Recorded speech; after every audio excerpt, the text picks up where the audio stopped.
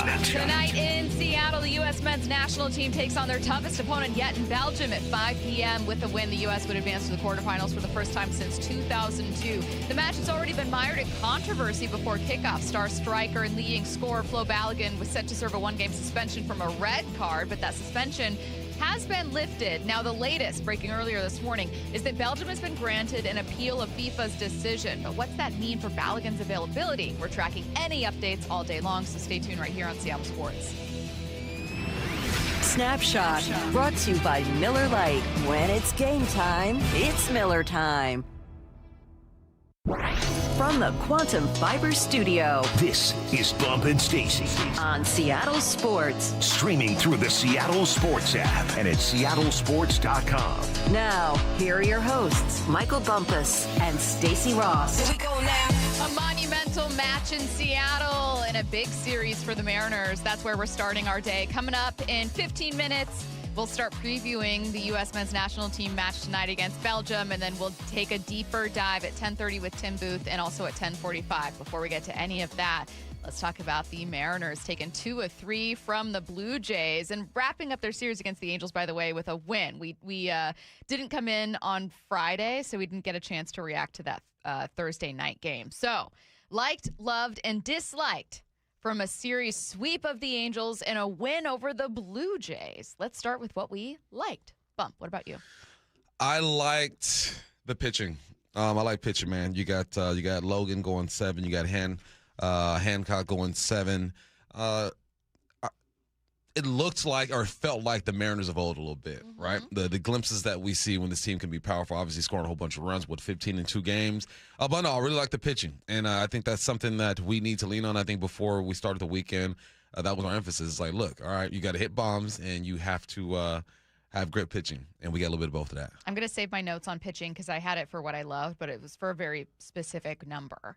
So I'm going to start with what I liked being something I thought was cool, and that was Randy's 4th of July Grand Slam also was like a home run cycle for the Mariners on the 4th, which I just thought was fun. I liked that. Like, obviously, I would have taken a 3-0 win in that game over the Blue Jays, but it was especially nice to get a win against the Blue Jays, who are starting chants in your stadium on 4th of July, and to do it by scoring 11 runs. But hitting for the cycle via home runs was pretty cool. I liked that. I thought it was fun. No, it was. It's power, man. That's what we wanted to see. I think that was what I loved, honestly, was we switched stars. Yeah, Randy and of course Cal hitting that thing. Is it still Hit It Here Cafe or used to be Hit It Here Cafe? Still over in right field? Yeah. Still Hit It Cafe? Here. Okay, cool. They just don't display the name. All right. Yeah, I was like, what happened to Hit It Here? But he launched it to like the banners. It was nice. His swing was like an uppercut. You know what I'm saying? You know exactly what he was doing with that thing. So I'm just happy for Cal. Cal, have some success. See that ball leave the yard. I was happy for him. Let's talk about that home run. The 2-1, swung on, high, deep drive. It's a moonshot, right field line. It is gone! Off the facing of the Hit It Here Cafe. Cal Raleigh, 3-run home run. An absolute blast. It is all Mariners. 11-0. Fireworks all day long on July 4th for the M's. It was a 41-degree launch angle. Do you know how hard you have to hit a ball to have a 41-degree launch angle and it still leaves the park? It was a velo, you know? It was like 100-something. I mean, you would assume minimum 100 off the bat to be able to leave the park with that kind of launch angle. Just, you're right, an absolute moonshot. I was wondering, so Cal ended up getting a sac fly, but also, importantly, a single in yesterday's game. And while he was stranded, I was like, okay, well, that's 2 hits in back-to-back games. I wonder when the last time he's had, because it just felt like he's just been struggling for obvious reasons. When's the last time he's had back-to-back hits? I thought it would have been a longer drought, but it was that series against the Pirates. So end of June. I thought for sure it was like going to be, maybe when he first came back or something. It's just felt like so forever. Start and stop for Cal nonstop, where he'll have one good moment and then just some bad ABs. But yeah, seeing that home run, I thought he really, really needed that. I would imagine Bump mentally sometimes as an athlete. Like, it's not going to fix your season. You can't undo the what your season is. There's nothing he can do for the rest of the year to like turn this season around statistically. But mentally, I would imagine stuff like that helps for a player. That's got to feel good. I mean, those are one of the shots that you don't even feel the ball hit your bat. Everything's just so smooth. And, yeah, there has to be some type of relief. I'm sure when he got home, he sat down and just took it all in. And he should, man. You need to see that success to repeat it. So I'm happy for Cal, man. That was a proud uncle moment. I'm like, that a kid. Finally. Goodness gracious. Cal talking about it after the game. Yeah, I swung through the 2-0 slider and just trying to make adjustment, try to stay to center field, and was able to catch one out front and put a good swing on it, and just going to try to build off of that. And like I said, overall, it's a good day for the team, and keep building off that and try to get the win tomorrow. Good day for the team. They ended up getting the win tomorrow. And not only that, but they did it with a shutout. I want to get to what we loved, and I want to jump back to the pitching bump because I wanted to read through some of these numbers. So this is over 4 games. It includes Bryce Miller's start in the series finale against the Angels, which was a 1-0 shutout win. Through 27 1/3 innings pitched over these 4 games, starters have allowed 2 runs, both Castillo, 10 hits, 5 are from Castillo, so 5 combined between Miller, Hancock, and Logan. 24 strikeouts and 3 walks, which I thought was quietly the most impressive thing. Only 3 walks allowed in 4 games from starters. Yeah, pitch has been on point. Yeah. That's what you need to see. And give that bullpen a little bit of a break, too, right? They've been stressed out. I would say June was not very kind to that bullpen. So you need your starters to go deep into the game. Even Castillo, man. I mean, that's I guess I'm bouncing around. That's what I disliked. Was Castillo just not getting the support that I felt he deserved, because he had a decent start. He had a quality start. He got through, I had his numbers here. Was it 6 or 6 1/3? Got through 6, 5 hits, 2 runs, walked 1, struck out 4 in a loss. Yeah. I felt for Castillo. I'm like, man, we sitting there talking about he's on the trading block and all that stuff, and he goes out, has a decent start, but no support, man. I felt for my man. Now, if you're someone that's like, hey, I'd be interested in seeing whether the Mariners can trade Castillo, even though the Mariners ended up losing that game and it's deeply frustrating, it was at least very good that Castillo still went out there and had a good day, and you can kind of add that to the resume that you're showcasing to other teams. If you're like, anyone need a starter at the deadline willing to take this contract? But in terms of what you want to feel good about with the Mariners, yeah, I wanted to see more offense. Under what I disliked, the offense in that shutout. Yeah. That first game against Toronto was just abysmal. And I know that they bounced back. For that matter, Thursday night was still a win in that series finale against the Angels by virtue of Cal walking in a run, a bases loaded run, obviously.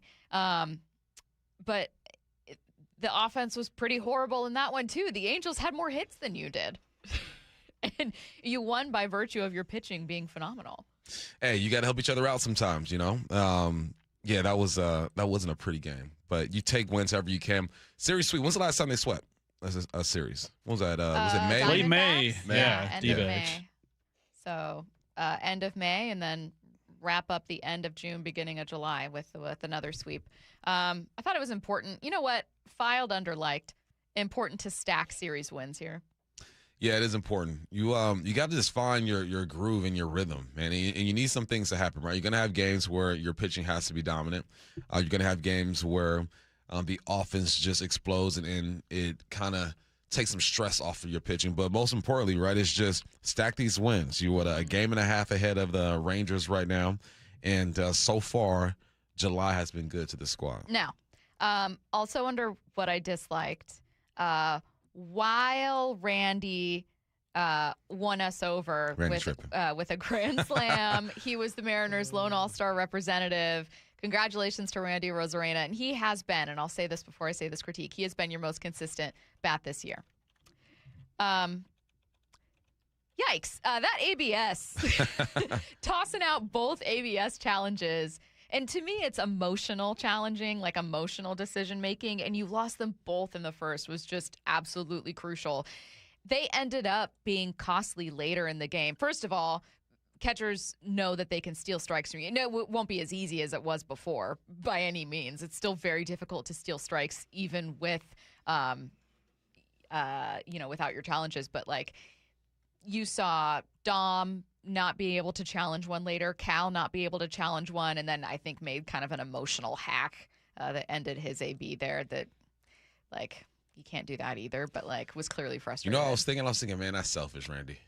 That is It selfish, is right? selfish. You just got to take it on the chin. And it's so early in the game, too. Like, you don't go back-to-back that early in the game. But I'm sure Dan and the guys had to talk with him and explained. I mean, and Randy knows, too. In that moment, he knew that he had messed up. But, no, you got to think about later in the game. That's why we don't see a lot of challenges too early in the games because, it might lead to a crucial run or strike. Well, and again, he's not the only person on this team to have made an emotional challenge. Like, you see guys do it. We've seen a number of guys do that. But to lose them both early, I would hope, was something that Dan talked about him with or that other players talked about him with. And again, I don't want to point fingers too much at Randy. What's your offense without Randy this year? In even more trouble, I think. But you can't do that. No, you can't do that. You cannot do that. No. You got to be smarter than that. Yeah, so that's filed under disliked. Curtis had the piggyback being taken away under disliked, or rather that the piggyback isn't for every starter is something. Right, as we were told weeks ago that they would be piggybacking everybody and that everybody was on the same page. And so it was like, all right, Brian Wu will get his day. Logan Gilbert will get his day. George Kirby will get his day. That never happened, and it will not happen because they're done with the piggyback through the All-Star break. And we only ever saw it with Bryce Miller and Luis Castillo. And Bryce Miller clearly did not need it because he's your best pitcher right now. I just was frustrated with the whole thing because it's like, okay, don't tell us every pitcher's going to get it, and only the same two pitchers that have been piggybacked prior to that were the ones that ended up getting piggybacked. Have we seen anyone else piggyback? No. Mm-mm. I don't know why just I Bryce and myself into Luis. Thinking Logan and Emerson did end up doing it. No, they haven't. They were scheduled twice to do it, and both times they backed out. I don't know what to make of that. I mean, ultimately, the piggyback is just being able to keep all your starters healthy so you could trade one. Is what it feels. I mean, that to give kind them of rest, yeah. but like Now, if they would have lost and it would have been a problem and it would have been like last time when you didn't do the piggyback and then Logan ends up struggling and you're thinking like, would have been nice to have this. This time around, Logan pitched as close to a no-hitter as you could, but for a bloop single. Yeah, it's that's where communication comes in. But maybe they spoke to the guys and told them that's how they're going to handle the piggyback, but told us something else. And then you adjust, right? Sometimes you go in with a plan and say, this is what we're going to do, and something happens, something changes your mind, and you mix it up. But, yeah, it was a little weird just seeing it happen with those two. All right, we are going to dive into tonight's big match between USA and Belgium at 10:30 with Seattle Times' Tim Booth, and we're talking about it right now with Headline Rewrites. Let's go. Extra, extra, real Headline Rewrites. One must make headlines. The real story behind the headlines in today's news. Powered by Bay Alarm Security Services. With Bump and Stacy. Headline number one, U.S. striker Flo Balogun's red card ban has been suspended, and he's eligible to play tonight as of right now. Belgium is obviously appealing FIFA's decision. What's the real headline? Glad to see certain people come around on birthright citizenship. Perfect timing How for convenient. the U.S. in this match against Belgium.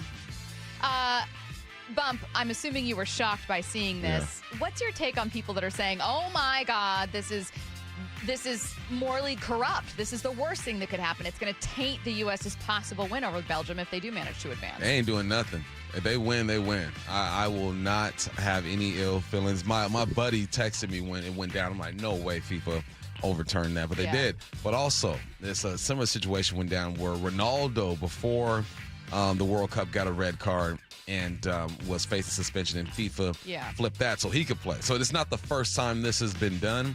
Also, VAR is looking at it in super slow motion in a still shot. When you look at that foul in real time, it's not as bad as that picture looks, or the slow motion makes it look. So, no, I get why Belgium will be upset because the U.S. is getting their guy back, and he is obviously a threat. He's the leading goal scorer on the team. So I would feel some type of way if I were Belgium as well.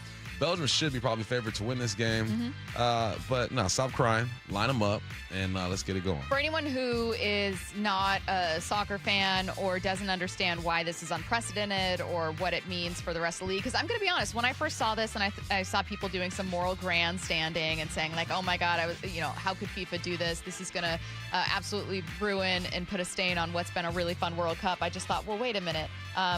Didn't FIFA seem okay with slave labor for the World Cup in 2022? Yeah, I feel like if we're choosing the moral failings that FIFA's been okay with or is co-signed, I don't know that this is high up there. However, I will say this: I'm glad it happened. I'm elated that Balogun is gonna be able to play. TBD, we're watching to see what happens with Belgium's appeal. But I asked a friend of mine who's a Brit. His name's Adam Nathan, and he's a Seahawks fan. So I was like, hey, tell me, like, in football, like, for someone who's not a soccer fan, make this make sense in football terms, like, if this is unprecedented and what it means and why it is impacting domestic leagues at all. And he said, well, it's kind of like if you were to make pass interference reviewable on the field in the middle of a playoff game because it's such a bad call that everyone accepts it's an okay thing to do, even though you clearly can't do that in the middle of a game.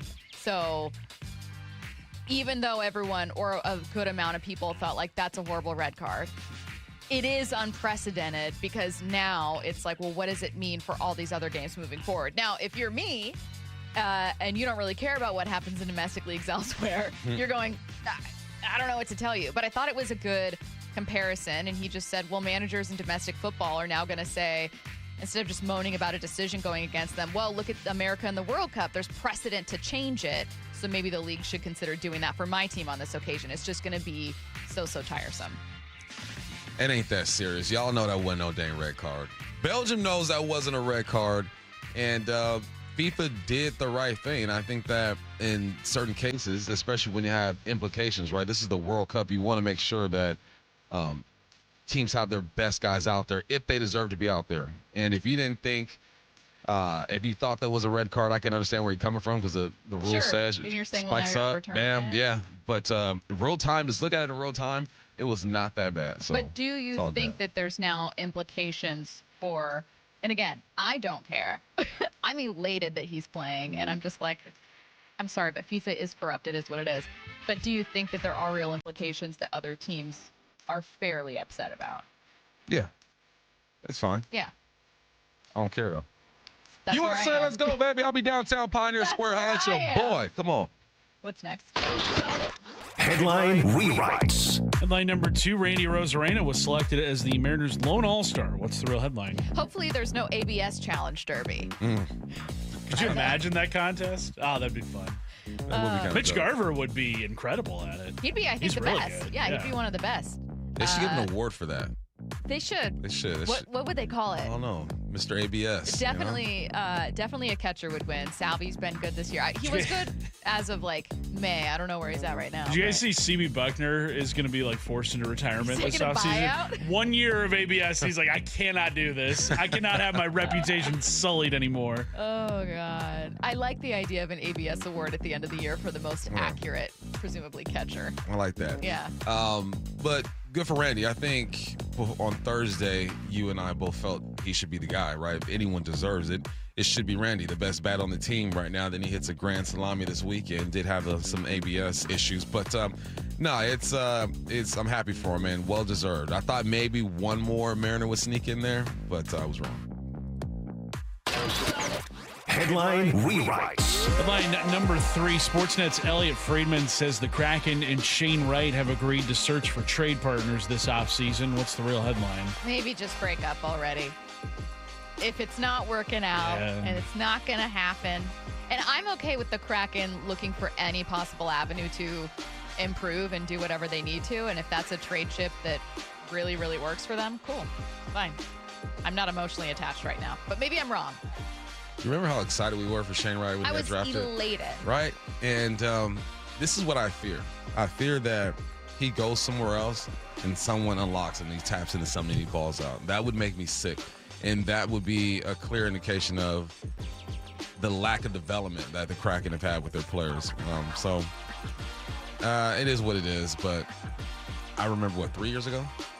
for Shane Wright. Yeah. When was that? Like 3 years, I want to say. I think this was year 4 for him. Yesterday. Because he spent a couple of years in the AHL prior to getting called up. What was the team that he stared down when he was the Canadians? Thank you. Yeah. I remember thinking that was the coolest thing. I was so excited, like, oh my God, I can't believe the Kraken lucked into this. I can't believe this happened. Just didn't work out. But good luck to him, man. Good luck. I hope he goes somewhere and balls out. It would just hurt to see that happen. It would, but can I ask a question? I don't know if we know the answer. Why hasn't it? Is it just that that's how long development can take for some guys, or is it maybe not the right fit? Is Shane still working on stuff? This is a sincere question. I don't know. When the high-profile college or international players come into the NHL, a lot of them just hit the ground running and ball out. You know what I mean? But everyone's different. It might take him a few more years to get. He's only 22. He's still young, still can develop. But it just it doesn't look well. It doesn't look good for the Kraken because that's what we hear all the time, right? Lack of development. You can't get free agents over here. So everyone, moves at a different pace, though. I was listening to Elliot Friedman's podcast a little bit over the weekend, and he said something really interesting. He said COVID might have impacted Shane Wright's development more than any prospect in that time frame because the junior hockey seasons were super abbreviated back then. It was, they only were playing like 20 games or whatever.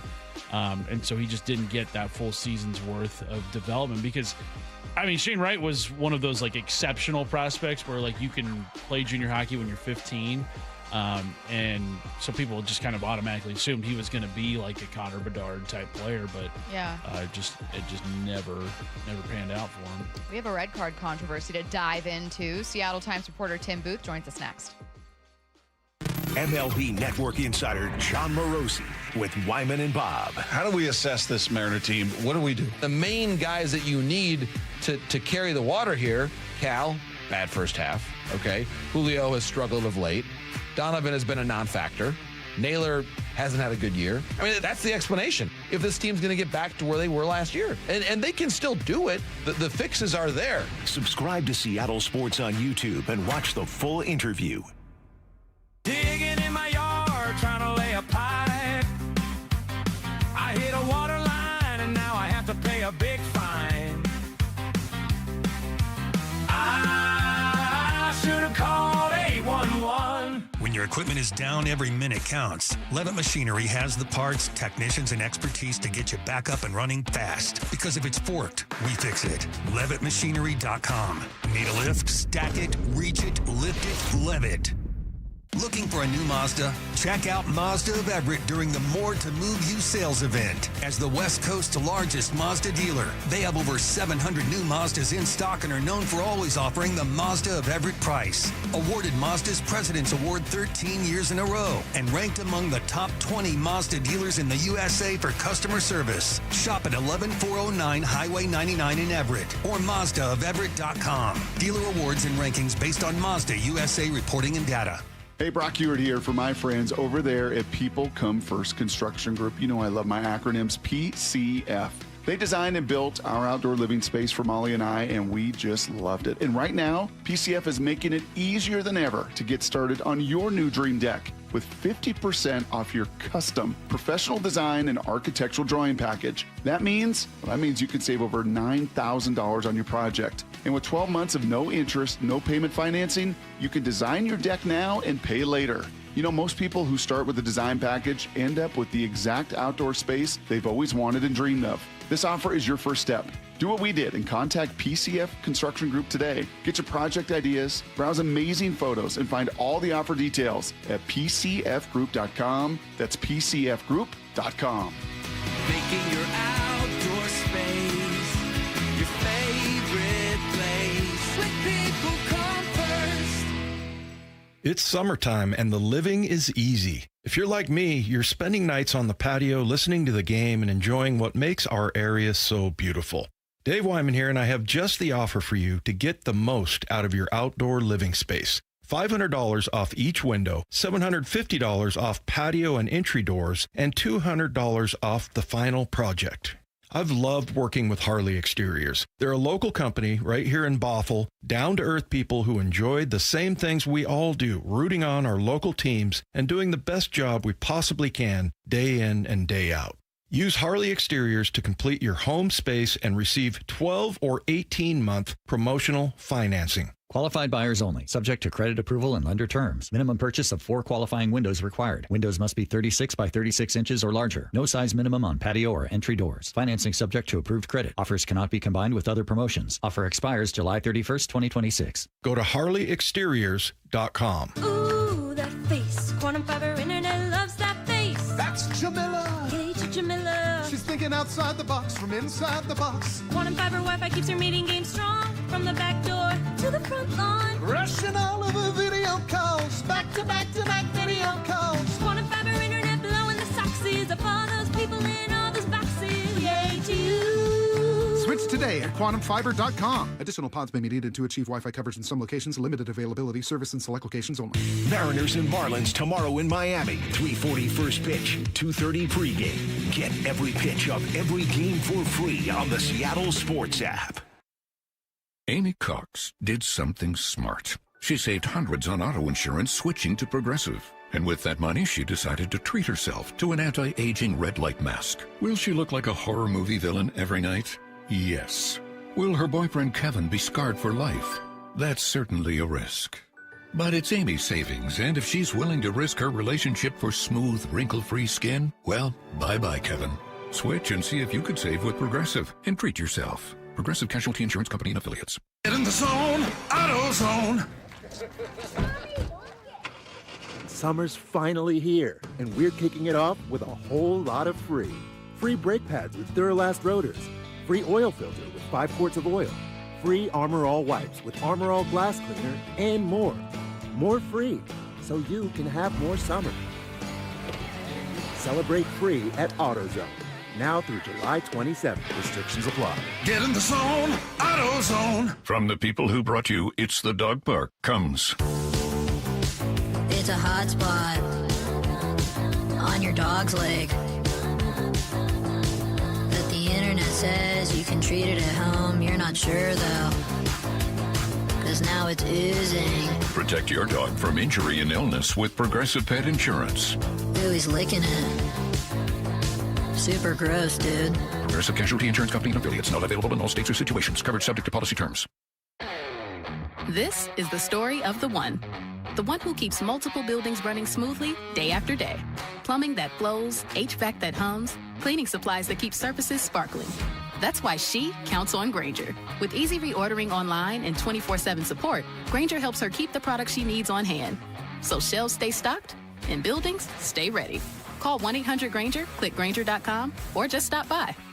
Grainger, for the ones who get it done.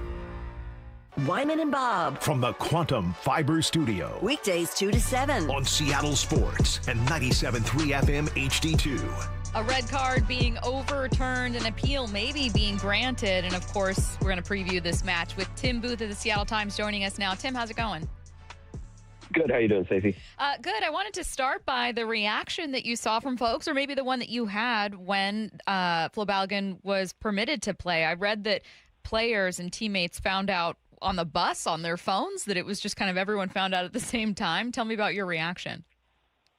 I think everyone was, including myself, was surprised because while there has been times in the past when this decision has been made to essentially suspend implementation of a one-game ban, it hasn't happened in this context in a World Cup in a long time, and for such a notable player and for the host country, and going into one of the biggest games that country has ever played. So I think everyone was kind of just resigned to the idea that he wasn't going to be available, that they were going to have to turn to other options, and then to have it happen, basically 36 hours before kickoff of the match was shocking to everybody, myself included. And I'm sure, and as they've made clear, Belgium clearly was shocked and not really happy with that decision either.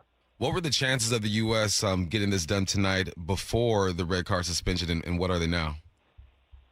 I think that's a good question, Bump. I think they had a chance because I don't think, top to bottom, they're entirely outclassed by Belgium. I think you could have had Ricardo Pepi or Haji Wright step in as the striker tonight if Balogun wasn't available and done a serviceable job and had taken the opportunity on the stage to show what they can do. That all being said, this is a better team with Flo Balogun out there. He just brings a different dynamic as a striker that the U.S. just really hasn't had very often in its history. And it's rare that they've had this amount of talent around a guy who is that potent and dynamic as your primary forward. So I think they had a chance either way. They had a chance. If Flo Balogun doesn't play, they have a much better chance, I think, with him in the lineup tonight. News breaking about 4 hours ago that Belgium's been granted the right to appeal against FIFA's decision. Obviously, the match is tonight at 5. Does this mean anything for Balogun's availability, or is this just a formality to say, yeah, Belgium will listen? Stacey, based on the way the last 24, 36 hours have gone, I'd have no idea what exactly this is all going to mean because all this is fairly unprecedented. Like, we just haven't seen this happen in this kind of time frame with these kind of decisions before. So I could sit here and say, yeah, it's a procedural thing, and Belgium, we're going to listen to what you have to say, and we're all going to move on. But who knows? I mean, no one thought that this was going to get overturned, 24 hours ago, and now who knows what kind of decision could come from this. So I think it's mostly procedural. I think it's mostly saying, okay, Belgium will listen to you, complain, issue your problems with what's happened and how this has all taken place. But I have a hard time seeing them make this decision and then, a day later turn around and go against it, especially on the cusp of the game actually taking place. How would you describe the U.S. style of play and what makes it so effective? I think what is making it different than in the past this year, Bump, is they're playing more of an attacking style. In the past, when the U.S. would play against international competition, we saw a lot of times when they would sort of absorb the pressure or the talent that the other teams, the other countries would present, and then they would try and do kind of a counterattack based off of that. And I think one of the things that's really stood out in this tournament so far is the U.S. has kind of been the team on the attack, and we just haven't seen that very often before. And I think it speaks to just the general amount of talent that has been amassed on this team, that it feels like it can go out against any type of international competition and play with that style with success. Like there's one thing to play that style and not have the ability to find success, to find goals against good international competition, and then you leave yourself open for what the opponent can do. But the U.S. has been really good so far about being attacking, going after the game, not letting the game come to them, and finding goals and finding success and finding control of the game. And I think that's through the first 4 matches, to me, that's the biggest thing that has stood out. Whether that tonight's a little bit different because Belgium has a talent level that is better than anything that the U.S. has seen so far. It's better than Paraguay. It's better than Australia. It's better than Turkey. It's better than Bosnia Herzegovina. Like this is a true European powerhouse that has a lot of talent on its side. It's aging talent, but it's still got a lot of talent. And whether that style can be successful for the U.S., this is really the first big test of that during this tournament. You mentioned that talent level being better with this team, and that's very obvious. How much of it is also maybe an influence of Pochettino? Tell us a bit about the fingerprints he's had on this organization and the influence he's had. Yeah, I mean, you can have the talent, but then you have to have the implementation, and that goes back to the coaching and the way a team is set up and the way the attitude that a coach instills upon a group and the tactics that they use during the game.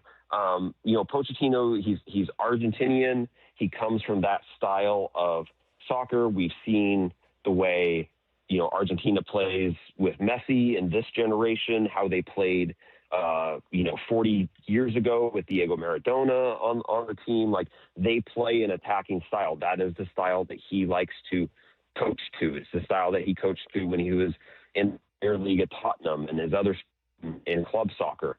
So it's his fingerprints are all over the way that the U.S. plays. And then if you have success, like they've had so far in the tournament, that they had in their two, lead up matches before the tournament, and now as the tournament's gone on, like, you just start to build that belief, that idea that, hey, what this guy is telling us we can do and what he's, mapping out and designing and scheming for us to do or how to play, it's having success. And then that just builds the overall confidence of the whole group when you marry those two pieces together. So his influence is significant. And it makes you wonder, like, if they whether win or lose tonight, he's had a massive piece in seeing this tournament lead to, growth for U.S. soccer. Do you win or lose tonight? How do they take that forward, and how much can he be part of that to where whatever happens this year in 2030, we're talking about another level maybe that the U.S. could go to at the next World Cup? Sometimes during basketball season, I won't even watch the games. I'll just watch Kenny, Shaq, and Chuck and Ernie for entertainment. How have you enjoyed Henri, Ibrahimovic, and Lala's, that trio? It's they've found something, and it should be noted, Rebecca Lowe might be the best studio host in all of sports. She handles that circus as well as anybody could. But I'm a soccer guy. Like, I watch a lot of soccer. I've listened to Thierry Henry on the Champions League coverage. He's very smart, very analytical. He's able to take the way that he played the game and describe it to fans in a very digestible way. Zlatan is Zlatan. I think his personality is perfect for making that work. And then, Lawless is Lawless. Every kind of, studio group like that needs someone who's a little bit of a cheerleader or, kind of a blowhard in some ways. But I think it's created a very entertaining group. And I think the Fox coverage, to be fair, has been pretty good for most of the tournament. I think over the years, there's been concerns about how seriously they take it and does it have the right people involved. But I think they found a good mix this year. I think their game announcers have been really good for the most part. I think their studio crew has been strong. So I think Fox deserves a lot of credit so far for how they've covered this tournament, because they've covered it like a big deal. And I think we've seen by the response from the general public, it's been seen as a big deal by fans in the United States. Last one for me here, Tim.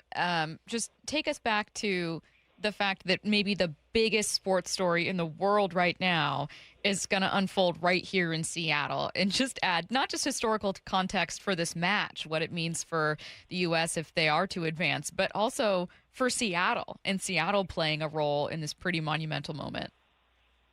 Kind of, to me, it's the biggest, I think we talked about this before the Australia match, but to me, this is the biggest individual sporting event that's ever happened in Seattle.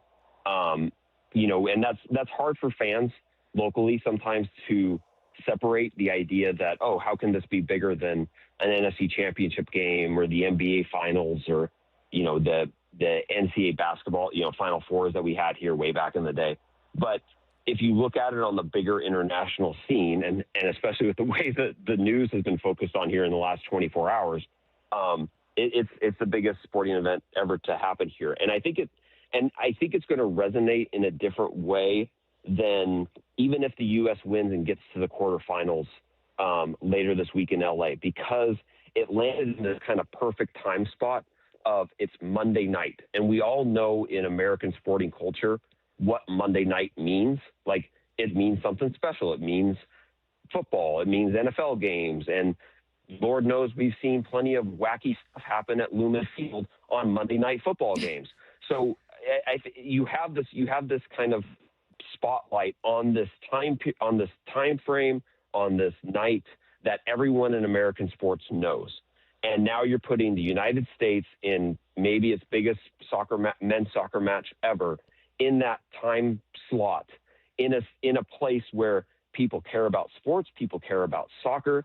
The fans showed up like crazy for the Australia match on June 19th. They're going to show up like crazy tonight. And this venue is known to have some weird and wacky stuff happen for primetime sporting events that happen there. Like it feels like a perfect mix of all those ingredients coming together to create something that whatever the final score is tonight, I think it's the kind of thing that is going to be special and probably remembered and should be remembered by sports fans, not only here in Seattle, but maybe nationwide and maybe internationally as well. Make sure you're following Tim for the latest at @ByTimBooth on Twitter. And, of course, SeattleTimes.com. He is Tim Booth. Thanks, Tim. Thanks, Tim. Thanks, Stacey. Thanks, Mom. See ya. A little bit more on this controversial red card decision by FIFA coming up next. MLB Network insider John Morosi with Wyman and Bob. How do we assess this Mariner team? What do we do? The main guys that you need to carry the water here, Cal, bad first half, okay? Julio has struggled of late. Donovan has been a non-factor. Naylor hasn't had a good year. I mean, that's the explanation. If this team's going to get back to where they were last year. And they can still do it. The fixes are there. Subscribe to Seattle Sports on YouTube and watch the full interview. Michael is in his 70s, and he was dealing with an injury. I had tears in my rotator cuff. Just the discomfort of going about everyday life. Day-to-day things were not comfortable or almost impossible, but just being inactive was troubling. He was in a great deal of pain. I started trying to learn how to brush my teeth with my left hand, and you can't do it. It was ridiculous. Searching for answers, Michael found Dr. Mark Wagner, MD, at Seattle Sports and Regenerative Medicine, where he underwent stem cell therapy. You know, I played basketball Monday, Wednesday, and Friday, and so I'm getting my shot back. It's not back to where it was, but hey, before I couldn't even do anything. So 100% improvement of what it was. Wow, that's great to hear. Would you recommend stem cell therapy to others? I can share without a doubt that it helped me, and I'm grateful for that. Whether it's a shoulder, hip, or knee, before you choose surgery, consider stem cell therapy with Dr. Mark Wagner, MD, at Seattle Sports and Regenerative Medicine. Schedule your consultation at drmarkwagnermd.com. Taking the time to understand who you're working with, so that way you can understand, am I putting them in the best situation to be successful based on either their skill set or what they've gone through in their personal life. But you got to take the time to know your coworkers, your teammates, all that kind of stuff like that between the lines, because then otherwise it's not relationship based. And so that's a priority for us as far as making sure that we get to know each other between the lines. And then through that, right, you go shared experiences, and then two, now you're in the trenches together, and then you build the camaraderie, and then you got the trust and everything else that comes with that type of thing. That's really what, Brett and myself are trying to, articulate and communicate with the people that we work with, that, hey, yes, we have a job to do and we do have to perform to make sure that this business is sustainable. But the foundational piece is the relationship. Lee Johnson Auto Family, the LJ way. I'm Bradley Johnson with 1-800-DUI-AWAY. Let's talk about soccer. Serious passion, inhuman stamina, and yet exaggerated injuries. Soccer is one of the few sports where overtime is a little subjective. One thing we know is that many fans enjoy game day with craft brews. Be sure to keep a clean sheet. It's not worth trading in those bicycle kicks for riding your bicycle to work.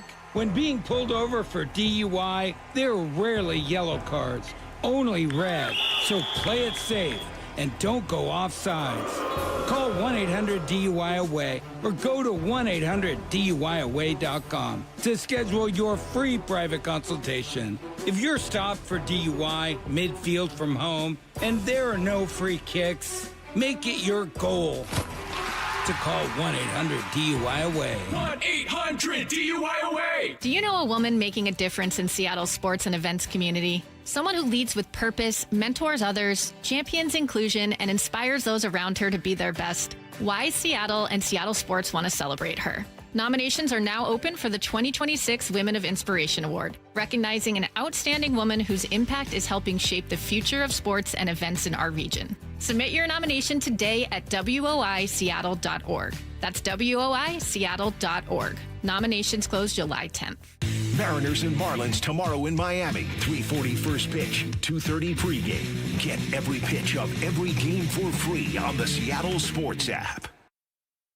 He flew fighter jets in 2 wars and taught you how to drive a car. He fed everyone on the block, but never shared his secret recipes. And every time he'd tell a story, he'd own the room. But now more than ever, he may feel alone. Today, older adults and their loved ones are struggling to connect in a time when connection has never been more important. But there is something we can do. Embrace our older loved ones through StoryCorps Connect. With StoryCorps Connect, you can honor seniors remotely with an interview about their life. Every interview will be archived at the Library of Congress, becoming part of American history, so that years from now, future generations can listen in. All right, Grandpa, what's one piece of advice you have for me? Just 3 words, sweetheart. Live with courage. The man that had the best stories still has plenty of stories to tell. So connect virtually and share the conversation of a lifetime at StoryCorpsConnect.org/AARP. Connect, honor, share. StoryCorps Connect. A message from AARP, StoryCorps, and the Ad Council. When you see this in your kitchen, The stainless steel fridge is covered in fingerprints. you hear this. Leslie, people are going to think you were raised in a barn or by wolves, or raised in a barn by wolves. Fortunately, Wyman Stainless Steel 3-in-1 cleans, shines, and protects to give you the best shine. A spray and a wipe will have your fridge shining like a mirror. Wow, my fridge looks brand new. Your fridge looks amazing, Leslie. Sorry, I was being a little dramatic earlier. Your kitchen says a lot about you. Let it brag with Wyman. Liberty Mutual customizes your car and home insurance. And now we're customizing this late-night ad to make you more alert, which could help your driving. And science tells us that pulsing beats faster, stimulating audio like traveling sound, and voices on the higher, so-called brighter end of the audio spectrum like this can encourage focus. Also, a familiar tune can help, so... Liberty, liberty, liberty, liberty. You're listening to Bump Stacy. Weekdays 10 to 2. On Seattle Sports and 97.3 FM HD2. An update on the situation. FIFA has dismissed Belgium's appeal over the Flo Balogun ban decision. So first I'll tell you what happened here and then the reasoning for FIFA. If you have no idea what's happening, there is a match tonight. It's a pretty big one. World Cup, U.S. men's national team against Belgium. Their toughest opponent yet. Bump's going to help us preview and take a look ahead here. And Flo Balogun, their striker, their leading scorer, was allowed to play after being dealt a red card in the U.S.'s win over Bosnia. Unprecedented decision to take away or rather postpone that suspension, at least in a World Cup game. Bump pointed out that Ronaldo was allowed to have a suspension postponed to then begin World Cup play. And people are up in arms about it, really upset. And Belgium tried to appeal. And the ruling that just came down a little while ago was that the request from Belgium is inadmissible, according to FIFA, because Belgium wasn't party to the proceedings, a.k.a. that red card was in a match against Bosnia, not Belgium. So Belgium doesn't have a leg to stand on here. That's kind of their reasoning. So Flo Balogun playing tonight. What if Belgium bribed Bosnia and say, hey, you put the appeal in for us then? You know what? This is the whole, I don't want to say irony of the situation, but just kind of like the funny thing about all of it is that FIFA is so incredibly corrupt that we're all having like moral grandstanding offs here.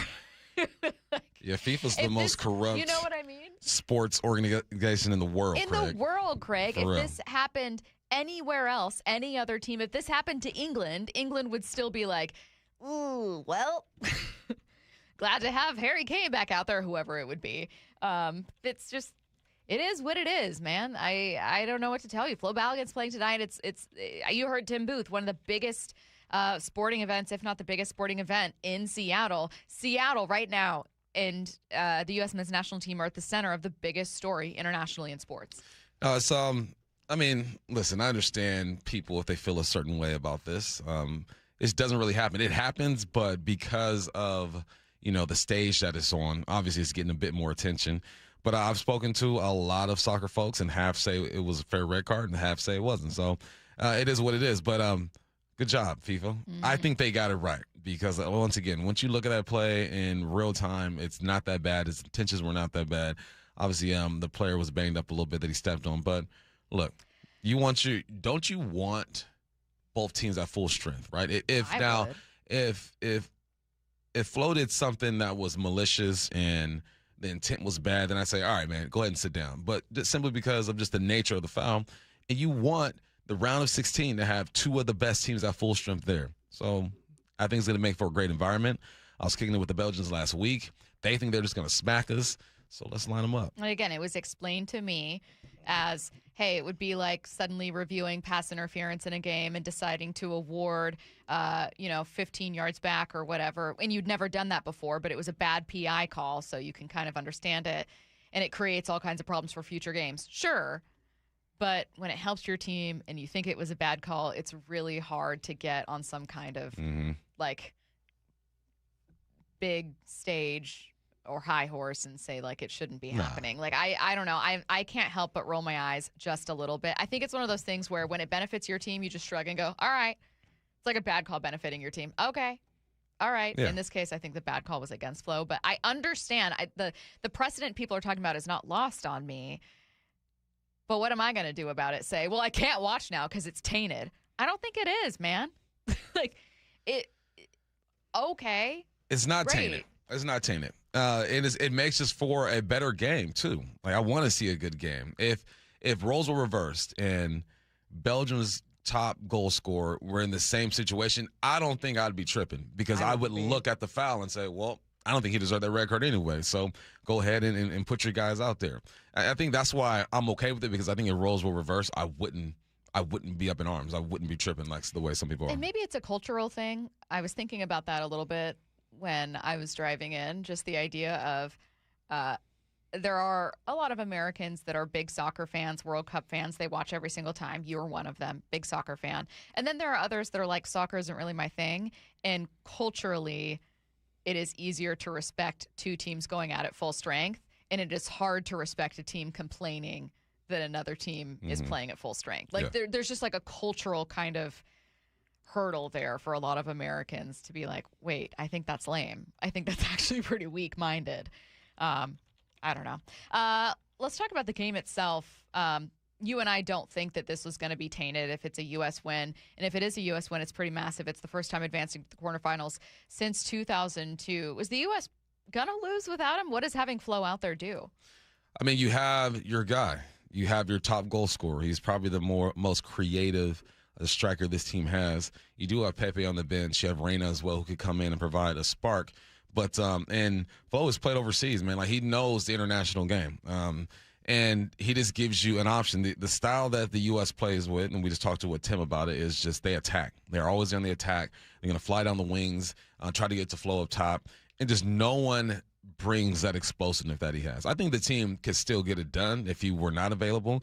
But, no, this gives you your threat up top. And he's going to have at least 3 or 4 shots on goal. Hopefully one of those go in.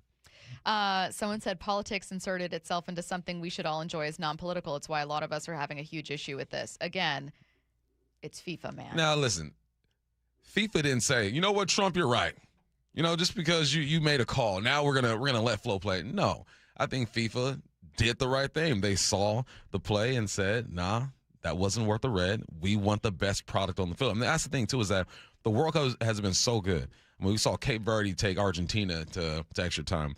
We saw with the game yesterday with Mexico barely losing at home. It's been so great. Let's just keep the product at its highest level on the field. I think that's what it came down to. I hear you. I think the product is better and the match is better this way. I think it was a bad red card. I do think politics intervened. My take is that this has happened many times before and that FIFA is like already pretty corrupt, and that I get why you're complaining when it's against your team and why you have no problem when it benefits your team in my case. I just am doing a lot of eye rolling at people pretending that this is the first time FIFA's ever stepped in it or done a thing that was clearly corrupt or taken money or taken bribes or done whatever. Like, it's FIFA. Again, Do we need to go back to 2022 when you were using slave labor to build stadiums and decided to have a World Cup in like an off season? Like, there's been so many messed up things that they've done that I find it interesting that, and what is to me, yes, clearly politics intervening. I think so. I think that's what it is to me. And I do wonder about the repercussions of that. I just don't think that there's a moral failing that's quite as pronounced as there have been in other times when politics have clearly interfered. Yeah. Like, I think there's real conversations to be had, but FIFA, the only one we can have right now is, hey, bad red card, glad Flo can play. What's it mean for the U.S.? Like, that's the conversation we're just having now. And I don't think it's fair, Bump, I agree with you, to say that a U.S. win or Balogun is somehow tainted from this. It's legit. He's been a breakout superstar. I'm good with it. Mm-hmm. I'm good with it. I'm cool with it. When it happens to your team, all you can do is just go, well, sorry, Belgium. My apologies. I don't know what to tell you. We're just, like Cam said, we're just not going to be having waffles for a while. I don't know. All right. We will get back to this throughout the show, but at 1, Joon Lee is going to join us to help us preview this match. Biggest sporting event to happen in Seattle, maybe ever. Before we get to that, let's check in on the Mariners. MLB's new power rankings highlights the one thing we're all talking around this season. Seattle Sports, home of Brock and Salk, morning 6 to 10. Can we please stop crowning the Rams already? The season hasn't even begun yet. I think it ignores a whole bunch of stuff. We've seen teams try to put together these super teams before. I can't come up with the last time it actually worked. And oh, by the way, I've talked about this a bunch. They didn't add Myles Garrett. They upgraded to Myles Garrett. They lost a guy in Jared Verse who was also a very good player. Watch live or later on the Seattle Sports YouTube channel. Whatever the heat index, stay cool this summer. Ask your Bryant dealer to maintain your current system or install an energy-efficient Evolution system. Learn more and schedule an appointment with a factory-authorized dealer today at BryantNorthwest.com. Whatever it takes. Pests and poor installation have something in common. One call to Eastside Exterminators takes care of both. For more than 50 years, families across Western Washington have trusted Eastside Exterminators to eliminate pests for good and protect homes from crawl space to attic. With dedicated installation services and the state's only smart pest detection technology. From Everett to Federal Way, one call handles it all. 425-482-2271 or visit EastsideExterminators.com. Eastside Exterminators, family first pest control. Every summer, homeowners wait too long to find a house painter. All Covered Painting is accepting a limited number of exterior projects this season. Ask about a designer-led complimentary color consultation. Get your free estimate at allcoveredpainting.com. Hey, it's Mike Salk here. And summer in Western Washington, you know it means trips to the beach, summer barbecues, little golf, that vacation maybe you've been looking forward to. Well, when you take those pictures this summer, don't you want to look and feel your very best? Eastside Weight Loss Clinic can help, and trust me, you can do this so fast. I lost 15 pounds just in the first 2 weeks, 35 pounds after 8 weeks. How about that? There's time, so what are you waiting for? Schedule a 15-minute, no-obligation consultation right now at EastsideWeightLossClinic.com. Here's what to expect. Safe, healthy, sustainable weight loss, no exercise, no pills, no injections, no surgery. You're eating all real food that you buy at the grocery store. You will lose weight and you will look and feel your very best. That feeling, it's just on the other end of your 15-minute consult. What's the secret? You'll find out in only 15 minutes with Eastside Weight Loss Clinic. Schedule your quick intro today at EastsideWeightLossClinic.com. That's EastsideWeightLossClinic.com. Dr. Ryan Coogan, D.C. Results may vary. 1-877 Cars for Kids. KARS Cars for Kids. 1-877 Cars for Kids. Donate your car today. 1-877 Cars for Kids. KARS Cars for Kids. 1-877 Cars for Kids.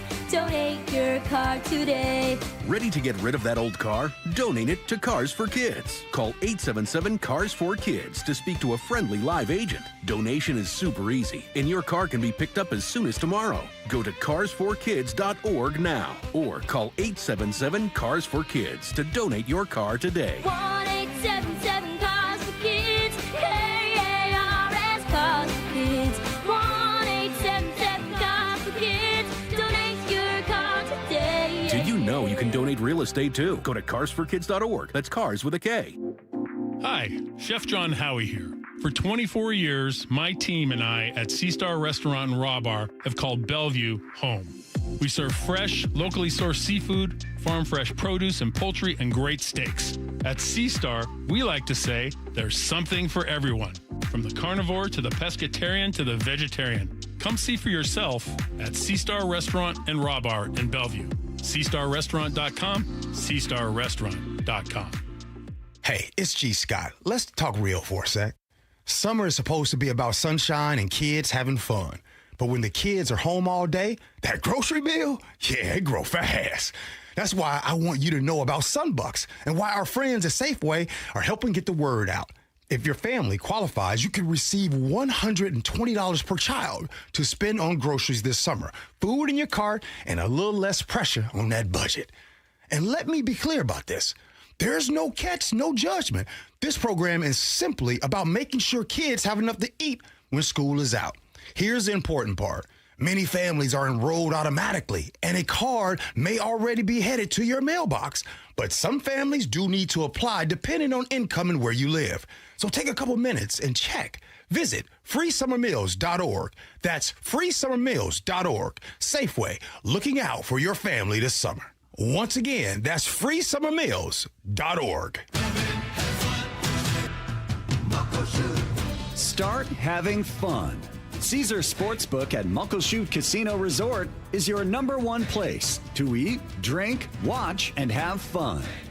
Keep up with your favorite sports anywhere and everywhere on property with the mobile app.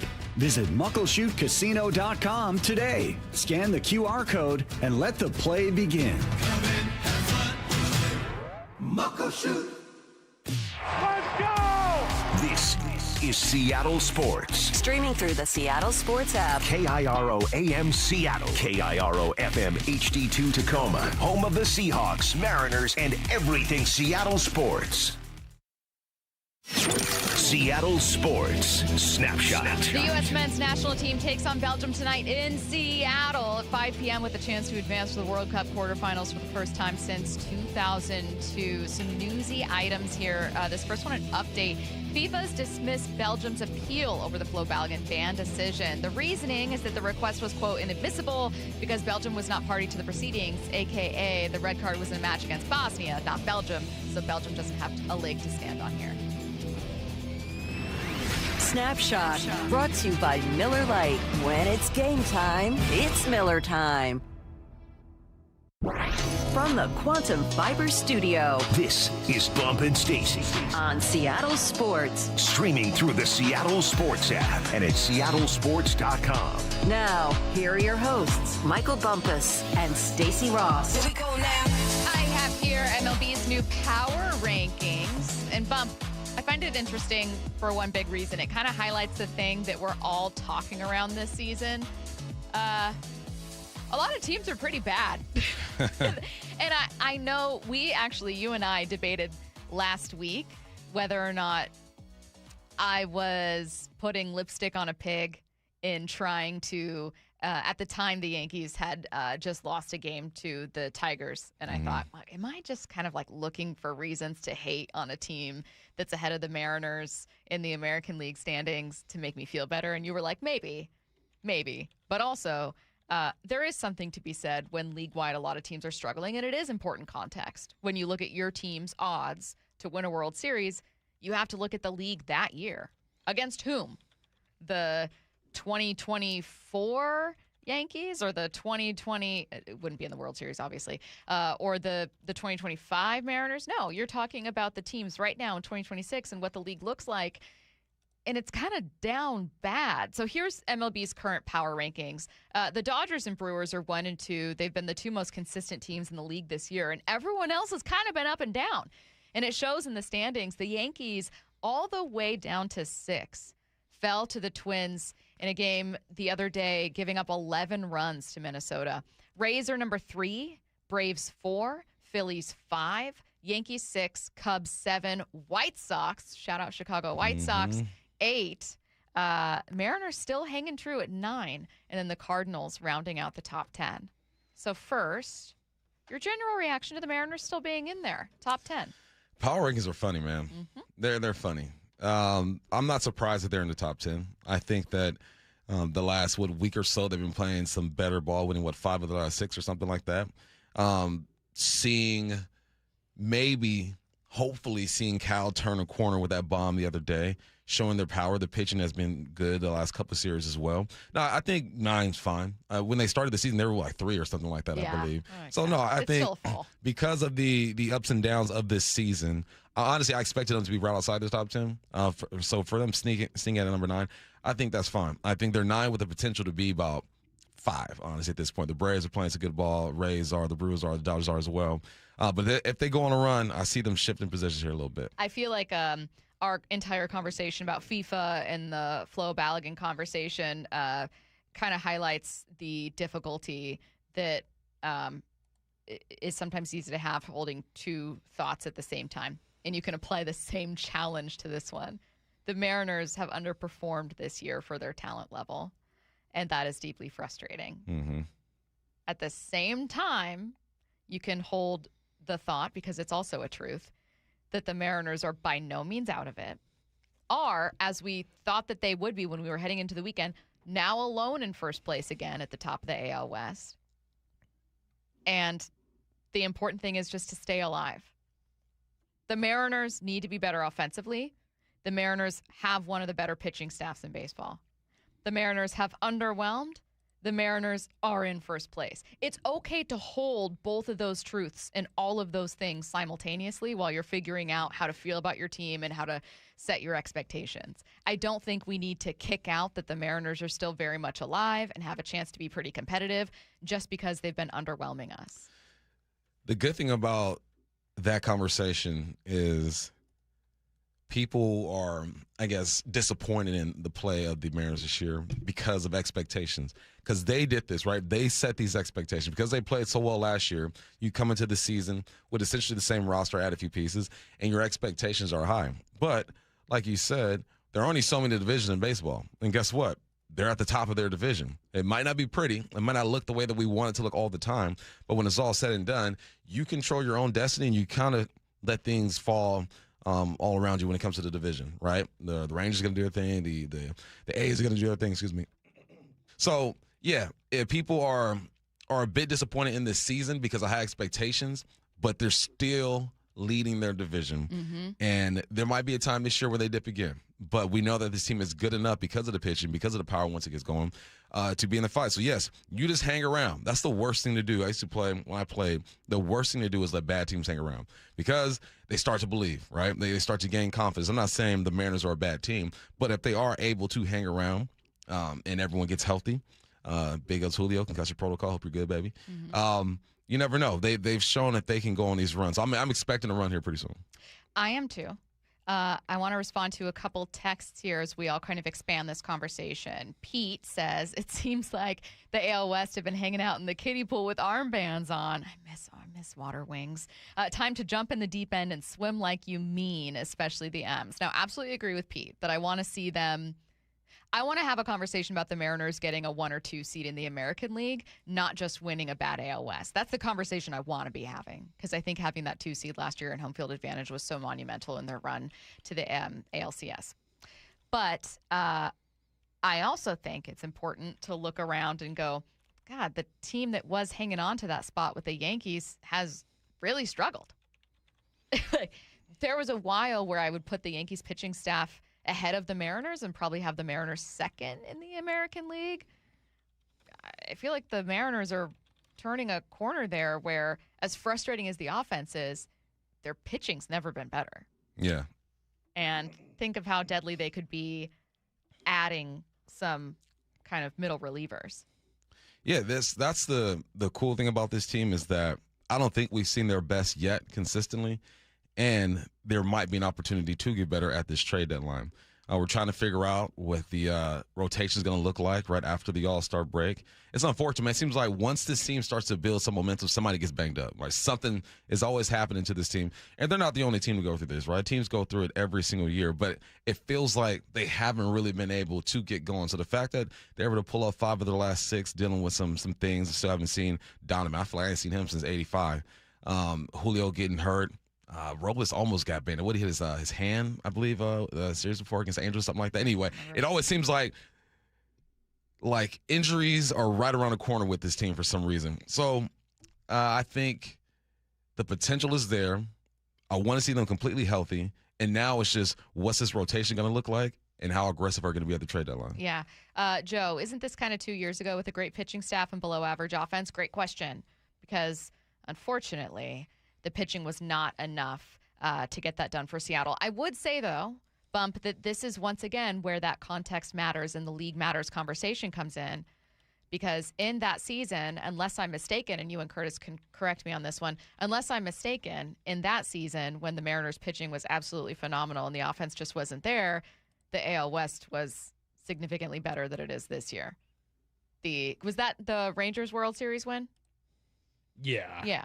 And the Astros were also hanging in there and entered as, I believe, the winner, AL West winner, and then the Rangers entered as a wild card. Yeah, the Astros snuck out the AL West crown like the final day of the regular season that year because remember, what was it? Jose Altuve did the I guess we'll never know about the Rangers winning the AL West, and then Corey Seager clapped back at the Rangers World Series parade. Yeah. Just classic baseball trash talk. Classic. But yeah, I mean, you're right. It is, unfortunately, kind of following a similar pattern, but that's why the context of the American League being pretty bad also matters because you're not really looking at the exact same world around you. Mm-hmm. So, again, I keep pointing to the rest of the league going, this is all important. It's not just trying to make you feel better or trying to make excuses for the Mariners. Context. It's important context. It matters. Yeah. It matters, right? Yeah. If the division was balling and the Astros was a team that we've seen in the past, and the Rangers, right? We've seen them a year or two ago have a great offensive season. Yeah, you would be a bit more concerned, but you can only control what you can control. And right now, they're a game and a half ahead in first place. The division is bad. The league isn't great, and they're taking advantage of it. It's buying them some time, honestly. And I know people don't like to hear that. They want the dominance of Dodgers team or the Yankees when they're hot. But that's just not who this team is. I think this team, they're kind of like late bloomers. I think once we get deeper into the summertime and guys get healthy, there's a run that's going to happen. So you can't look at one team and say, I want my team to be that because financially you're not that. Your roster-wise, you're not that. Who are you? You're a team that has great arms and the potential to get hot with the bats with the long ball. So just get healthy and see what happens. I will say Curtis has a weird conspiracy theory with this one, which is not shocking at all because Curtis is constantly trying to drag us into his conspiracy corner. I love it. But you think something's going on with Liga. Now Real wild. I want to say, okay. I mean, let's be real. There is something going on with the baseballs. I think, well, I know that these baseballs, they're not juiced. You know why? Because there's CBA talks going on. That's why. You think the league's trying to suppress offense? Absolutely, they That's are. not happening. It is happening. I love the theory, but it's not happening. Open your third eye, sheeple. This always happens during CBA talks where offense gets suppressed because owners want to drive down the salaries of these players, and it's just a tale as old as time. You'll see it the rest of the summer. Offense is going to be down league-wide. Teams are going to be struggling to hit because these balls are not juiced. You know what? I'm just going to set that aside. We'll table it, and we'll get back to that conversation Okay. later. What I will say is that glad the Mariners are still hanging in there in the top 10 of the power rankings. I desperately want to see more, especially from Cal. Certainly from Julio. You want to see him heat up and turn into second half Julio. And God willing, the All-Star break does something for this team. They need to be better. The expectation was a World Series. You need to be better than 9 in the power rankings. But 9 in the power rankings and several other teams kind of falling out of favor and like weird American League All-Star rosters kind of meant something to me this weekend. It spoke to just kind of how weird the league is. It is weird. It is a weird league. I mean, the White Sox, that's a team that nobody was thinking about to start this season. The Orioles, right? That might be one of the more talented teams that's been like just a flop. It's been an interesting year, but what we can say is that the last 3 years, these Mariners have been in the mix, and that's all you can ask for at this point. So, again, it's about getting healthy. I just want to see this team at 100% for a few series in a row and see what they can really do. Let's get to 4 down territory. This is 4 down territory, going inside the game with former Seahawks and Coug wide receiver Michael Bumpus. First down, Bump. What are your thoughts on VAR and how could it be used in the NFL? Don't you dare. Everyone hates VAR. We don't want that. I don't hate it. I hate it sometimes. I feel like a lot of people Not all the hate VAR. time. I hate it sometimes. I mean, look, it's almost too precise. I think that's the problem with it. I saw a goal get taken away because a player's toe was behind the defender, like barely offsides, but offsides is offsides. I like it when it benefits my team, of course, but it keeps the integrity of the game. So my feelings on it, sometimes I like it, sometimes I don't. But I get that is necessary, and it keeps it precise. How could it be used in the NFL? So right now, the NFL is being used in the measuring, I guess. I don't know what their system is called when a referee spots the ball and then they measure, see if it's a first down or not. Pretty simple technology. If VAR is able to indicate whether a toe is behind a defender to call offsides, we should be able to use something like that to spot the football, to get the exact spot. I think that's the biggest thing in football that needs some help and needs to be changed, is knowing where the ball is. Because I mean, we're doing the eyeball test with these referees, and I don't think they're completely off or they're completely wrong, but there are times where you miss half a yard or you lose half a yard. So no, I would say, look, just use VAR and help spot the dang ball. Second down. Now this one is added another chapter over the weekend. Where should Brandon Ayuk play in 2026? He's burning bridges everywhere, man. He was talking about Jaden Daniels as of late. So I don't think he's going to the Commanders. I think that because of all the stuff that he's putting these teams through, or himself through, the Niners, talking all that crap, just send him to Cleveland.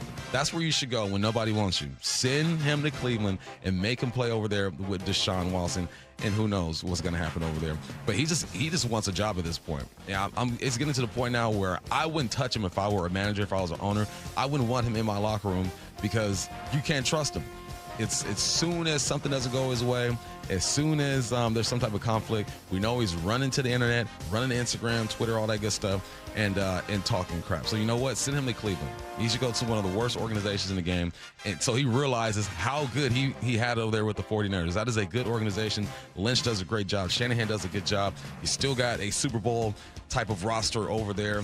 Send him to Cleveland and make him deal with it. I have a question. I saw some people floating a theory that Jaden Daniels and Brandon Ayuk are friends. What if they're just doing this as like a big joke on everyone, and they're just kind of like, not like playing a prank on people, but I think people, because of their history, were thinking like, is this real? Are they really arguing? Is Brandon Ayuk really calling him out? Do you think it's very real?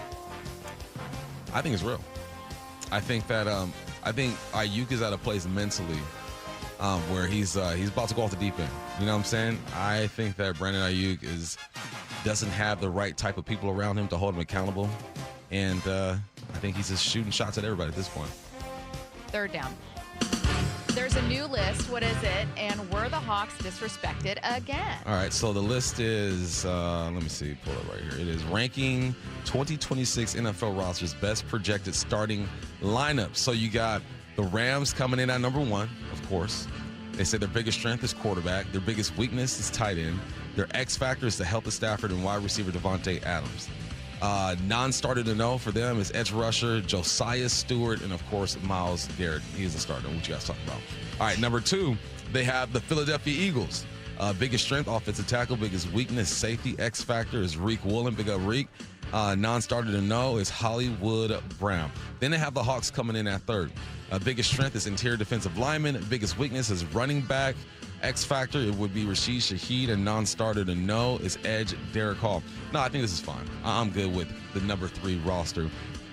You can have the number 3 roster and still win Super Bowls and still win ball games. Yeah. I'm completely fine with that.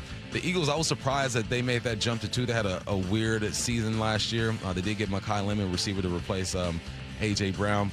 But no, 3, I'm fine with 3.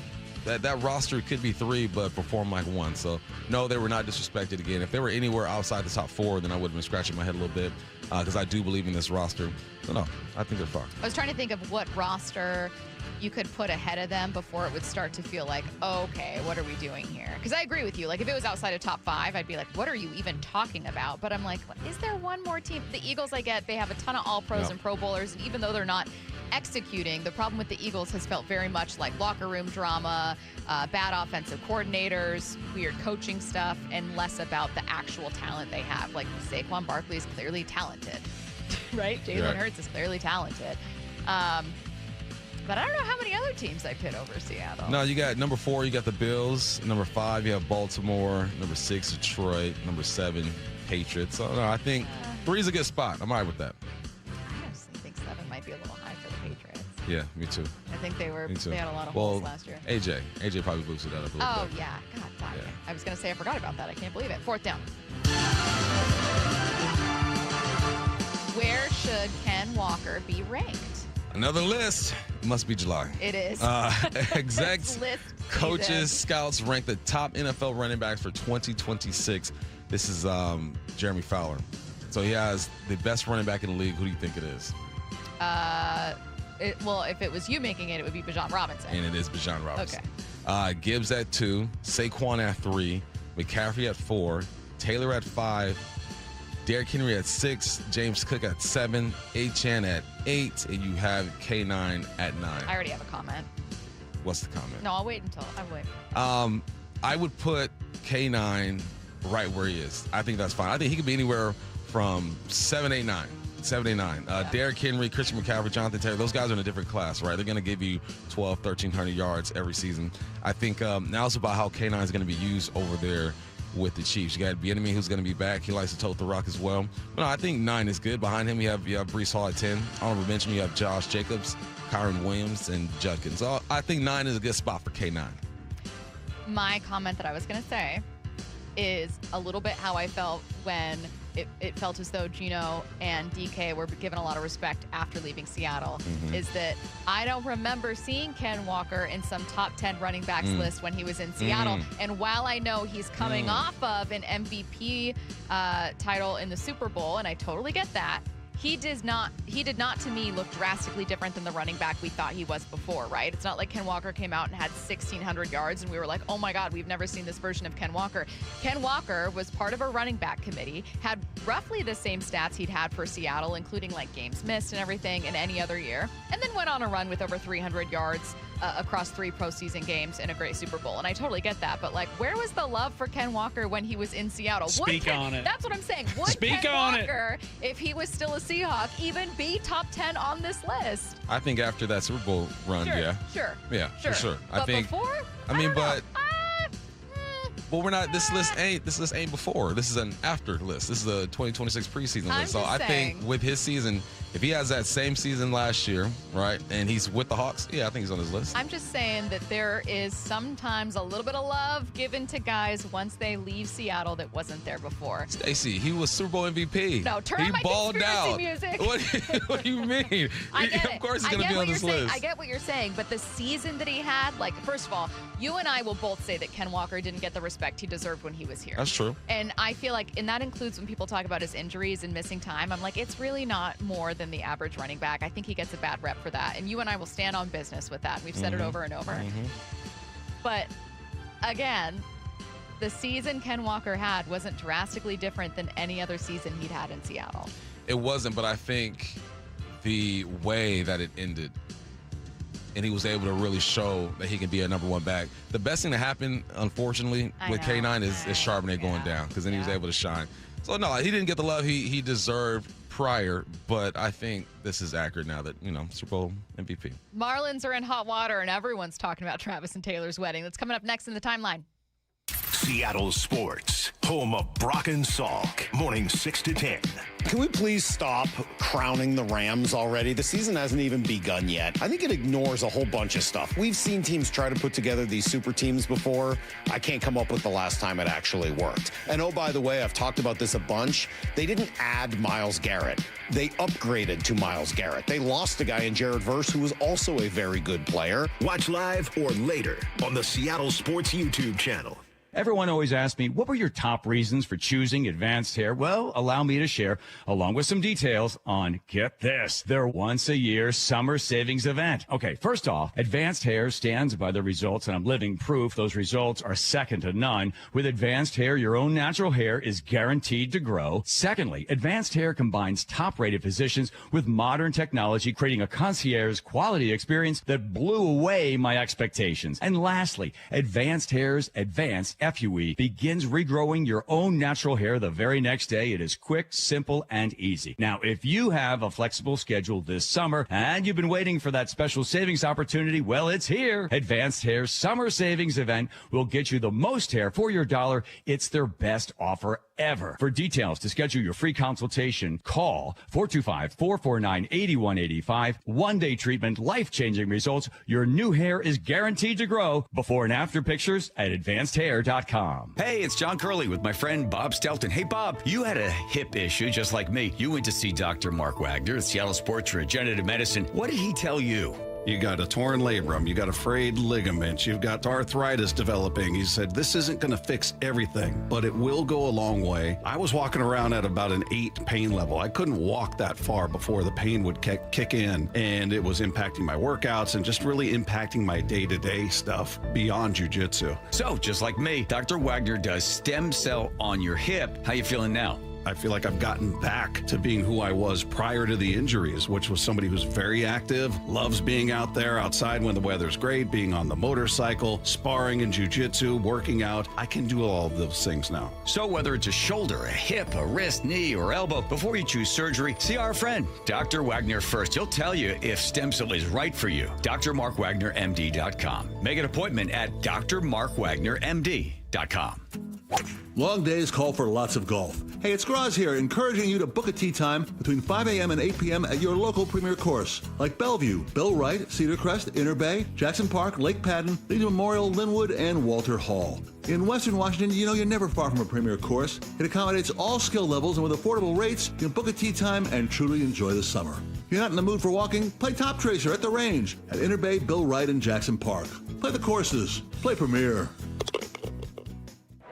I'm Bradley Johnson with 1-800-DUI-AWAY, and I want to talk to you about baseball. It's game day. The stadium roof is open. Our club's putting up a fight. They're cold brews in hand. But outside, the police are getting ready to spot fans trying to steal their home base. You're out. Maybe the night threw you a curveball. An officer made an error. Or perhaps the bases weren't the only thing loaded. At 1-800-DUI-AWAY, we know it's not 3 strikes, it's 1 strike. And you're facing the Grand Slammer. 1-800-DUI-AWAY is here to help, even if we have to go into overtime. So call 1-800-DUI-AWAY or go to 1-800-DUI-AWAY.com to set up your free private consultation. When you're on defense, it's full count, bottom of the ninth. You want your closing pitcher on the mound. 1-800-DUI-AWAY. 1-800-DUI-AWAY. Mariners and Marlins tomorrow in Miami. 3:40 first pitch, 2:30 pregame. Get every pitch of every game for free on the Seattle Sports app. Pests and poor installation have something in common. One call to Eastside Exterminators takes care of both. For more than 50 years, families across Western Washington have trusted Eastside Exterminators to eliminate pests for good and protect homes from crawl space to attic. With dedicated installation services and the state's only smart pest detection technology. From Everett to Federal Way, one call handles it all. 425-482-2271 or visit eastsideexterminators.com. Eastside Exterminators, family first pest control. Tim Hunter, a lifelong local radio host, underwent Swedish cyberknife treatment for prostate cancer. What's it like to go through the cyberknife treatment? You do a 5-day in a row stint. You go to the Swedish hospital. They say set aside 45 minutes for each treatment. It's really only about 35 minutes of that little robotic arm dancing around you. There's no pain involved. It was just too easy. Treat prostate cancer with Swedish Cyberknife. Swedish.org/cyberknife prostate. Cyberknife is a registered trademark of Accuray Incorporated and is used with permission. Joe Fallon did something smart. He saved hundreds on auto insurance switching to Progressive. With that money, he commissioned a portrait of himself. Does Joe already know what he looks like? Yes. Do guests know what he looks like? Also yes. But not as art. It's Joe's savings, and if he wants to spend it on a velvet painting of himself with a white tiger at his feet, we say, roar, Joe, roar. Switch and see if you could save with Progressive and treat yourself. Progressive Casualty Insurance Company and Affiliates. Get in the zone, AutoZone. Annie's first oil change wasn't as hard as she thought because she went to AutoZone, where a friendly AutoZoner helped her find the right oil and save on an oil filter. He explained the job and showed her free how-tos on AutoZone.com. When she was done, AutoZone recycled her old oil for free. Get a free oil filter and more during the Celebrate Free event at AutoZone, now through July 27th. Get in the zone, AutoZone. Restrictions apply. This is The Timeline with Bump and Stacy. Brought to you by 1-800-DUI-AWAY. The wedding of the century was this weekend as Travis Kelce and Taylor Swift actually did get married at Madison Square Garden. I'll start by saying I did not expect that to happen. I thought for sure they were booking Madison Square Garden being billionaires. They were booking Madison Square Garden as like a distraction, and then they were secretly going to get married at a mansion in Rhode Island. But no, it actually was at MSG. My sister texted me and said, do you think Travis Kelce thinks it's really a garden? And I thought that was a fair question. Adam Sandler was reportedly the officiant, which that weird. Feels like a Travis Kelce decision there. Andy Reid shared the marriage advice that Sandler gave the happy couple right here. You know, Adam Sandler did the ceremony there, so he mentioned kiss her every chance you have. So I think that's in its own simple way, that's a pretty good message. You kiss her before bed, kiss her before you go to work, all those things. It's hard to argue when you're kissing somebody. And then he even mentioned that if maybe you did have a small argument, to finish it with a kiss and make sure that you work it out. As simple as that is, I thought it was wise words. Like actually beautiful advice from Adam Sandler. I fear that Adam Sandler cooked with that I've one. never been in an argument with a significant other and ended it with a kiss. Never. And ended it with a kiss? No, ever. I mean, it sounds like good advice, but in that moment, it's going to be tough. Like, give me a kiss, man. Dang, that's going to be tough. Here's my thing. There were 1,000 people invited to this wedding, and that's not an exaggeration. That's not hyperbolic. There were 1,000 guests at this wedding, including some very weird people on the guest list, like Fox Rules analyst Dean Blandino, who got an invite. Now, no offense to Dean. I'm sure he's great at a wedding, great partier. You know what I mean? Mm-hmm. Good time. But I don't know 100 people. I don't know how even celebrities have 1,000 people that you genuinely like. You're telling me, Taylor, that even someone who's incredibly famous and a billionaire, you're telling me you know these people? You don't know those people. Nah, it's more of like a networking. It's business. You know, you invite some higher ups. So when it's time to cut some deals and you have an ask, they're more likely to do it. Cooper Kupp got invited. Cooper Kupp got invited. He's the only Seattle person I think that was there. Do we think he'll break the NDA to tell? Well, training camp is coming up at the end of the month. If he is on this show, hint, people in charge of that over at Seahawks HQ, we got to ask him. That's going to be my first question for Cooper. Yeah. I don't care what news breaks for the Seahawks before camp starts. My first question is going to be, what can you violate? Like? Yeah. What from your NDA can you violate to tell us about this wedding? So we have no pictures, nothing of this wedding? If you could have one question. Somebody snuck a phone in. Yeah, there's one blurry picture of the two of them walking back down the aisle. I was listening to the Pardon My Take guys talk about it, and they asked a very important question, which I thought that's a good one. For 1,000-person guest list, do you think there was an open bar? It better be. She's rich. 1,000 She people? could have, you know what? An open bar for She's got 1,000 connections. She could have had that bar sponsored by someone. You know what I mean? Like that was a whole business affair. It was a wedding, but that was a network. That was like a seminar or something. There's a theory, Curtis mentioned it earlier, that this is just going to be turned into kind of like basically a movie that her fans can pay to see. That like this was literally a production. Oh, like for a sure. Disney Plus special. Yeah. For sure, I can see that. Yeah. Definitely. Am I watching it? Yeah. I'm not even a Swiftie, but I am. I kind of like them together. I ain't watching it. Yeah, you are. I'm not watching But you'll be curious. Here's the thing. I'll just ask you. That's what I was going to say. You're not going to watch it, but you're going to go, well, what happened? Yeah. Apparently she performed at the wedding. That's kind of weird, That's man. a red card. Yeah. That's kind of weird. Speaking of red cards, I'm so sorry, Taylor, but that's kind of weird. You have someone else perform at your wedding. Hire Beyonce. I understand that you're an incredibly famous and successful singer and performer, I fear it is kind of weird to do that. That's weird. Like, just do the traditional bride and groom walk into music and dance a little bit. You know what I'm saying? Then go sit down. She walked down the aisle to her song. Yeah. No. No. What song does she have? All her songs are like. What song does she have? That is like a wedding song. So it's gonna be forever. No, she didn't. I hope she didn't do that. That's the next line, or is it going to go down in flames? That's not good.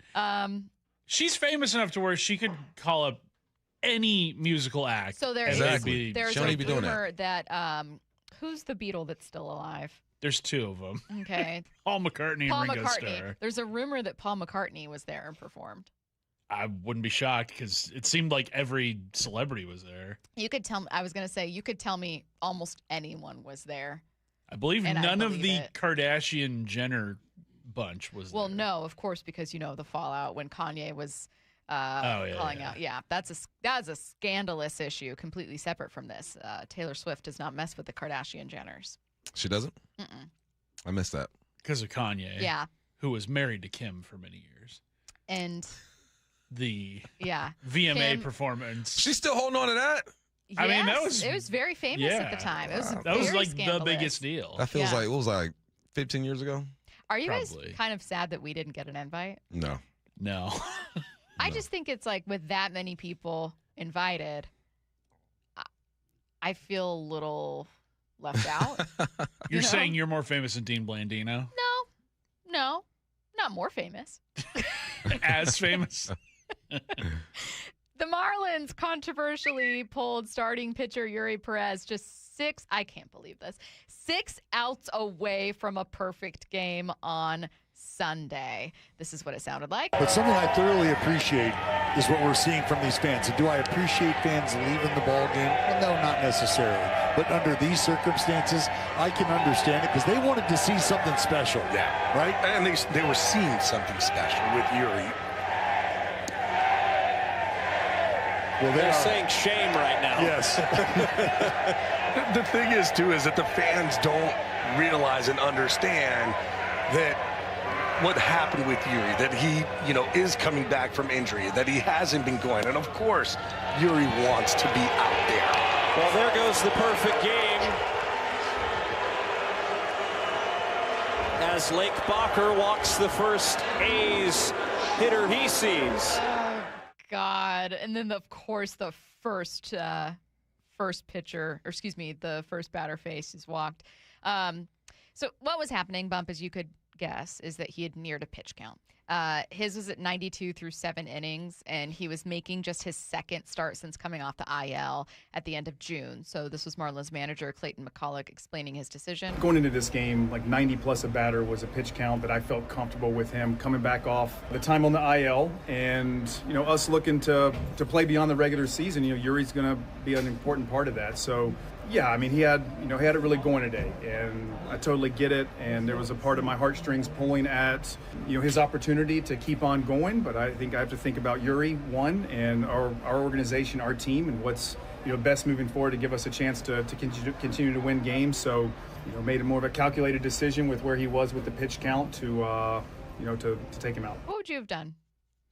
See, this is when the data just takes over, right? I would have kept him in. I mean, you're witnessing something special, or the opportunity to witness something special. I'm not mad at the fans for leaving and booing all that stuff. It's rare that you get to see that. It's rare that a pitcher is in that situation to do it. So no, I would have kept him in. I understand he's coming off with the IL, and there's risk when it comes to that. But sometimes just be in the moment and let athletes do special things.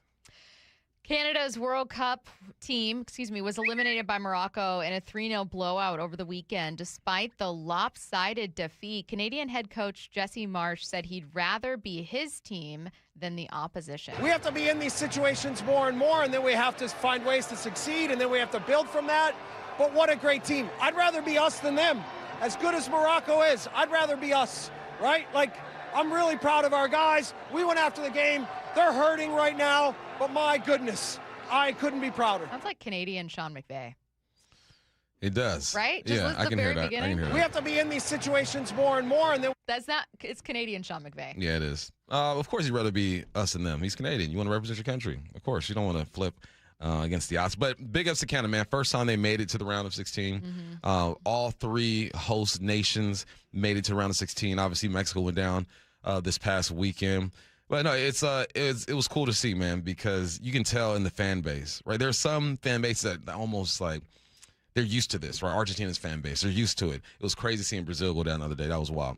But you can tell when the Canadians won, they're in shock. You know, they haven't experienced anything like this before, so it was cool. Was the Cape Verde game against Argentina Thursday? I think it was Thursday. Thursday? Yeah. That was crazy. That was a dope game. I heard a crowd outside screaming at 103-minute mark when Cape Verde scored. It was the equalizer to make it 2-2 was one of the, if not the best goal of the tournament this year. Man.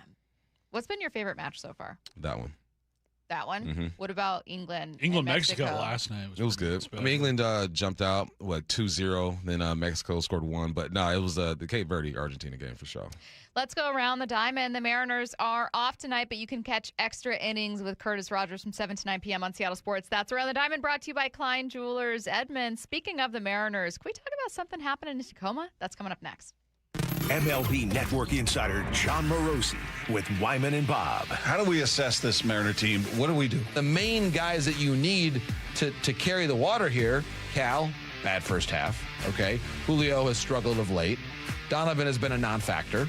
Naylor hasn't had a good year. I mean, that's the explanation. If this team's going to get back to where they were last year. And they can still do it. The fixes are there. Subscribe to Seattle Sports on YouTube and watch the full interview.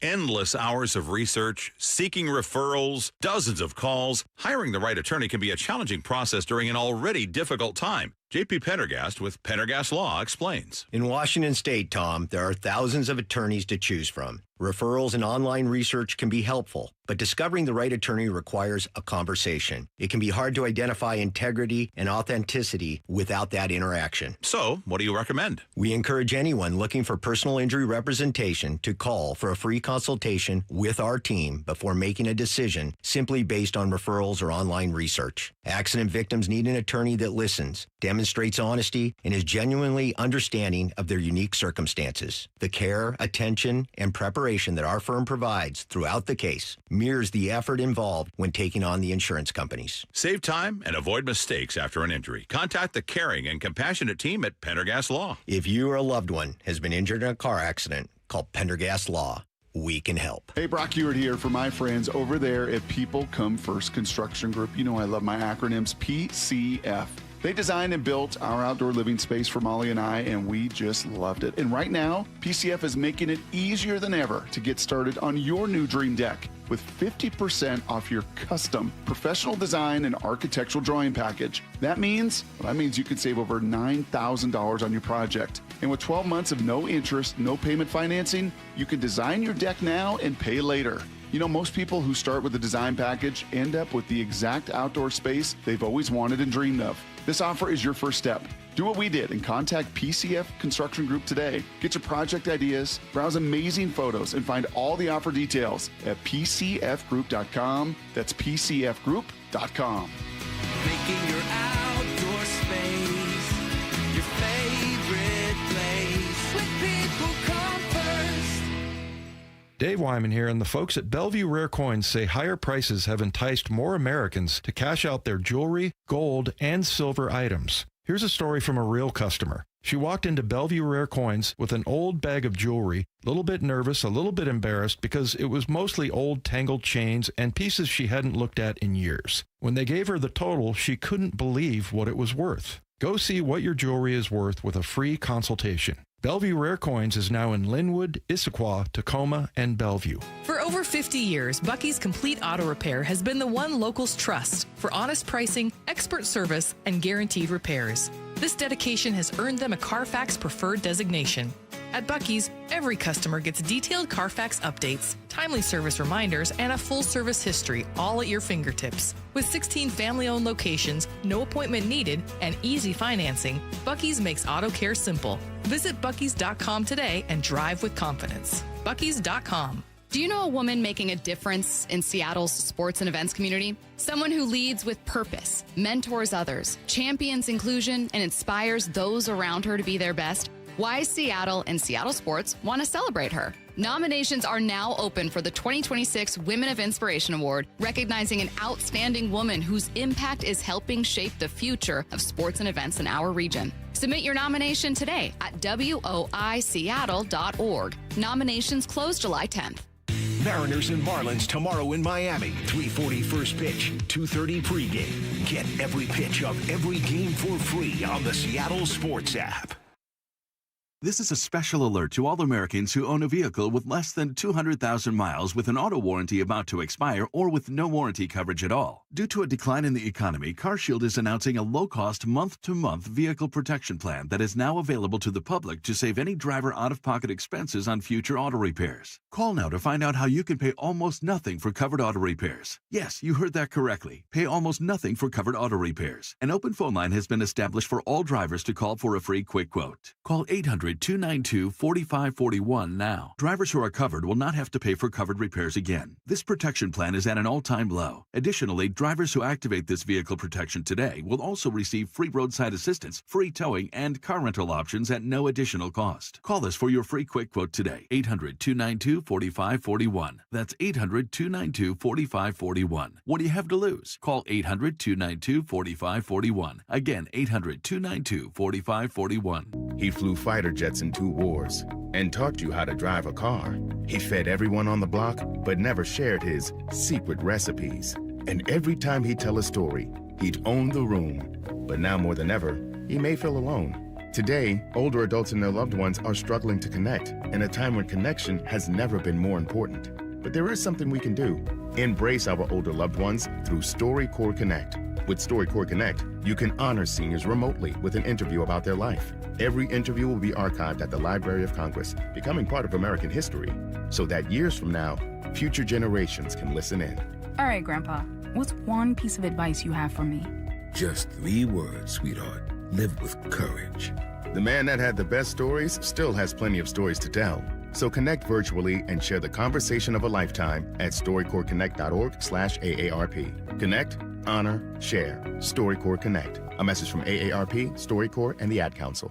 You're listening to Bump and Stacy. Weekdays 10 to 2. On Seattle Sports and 97.3 FM HD2.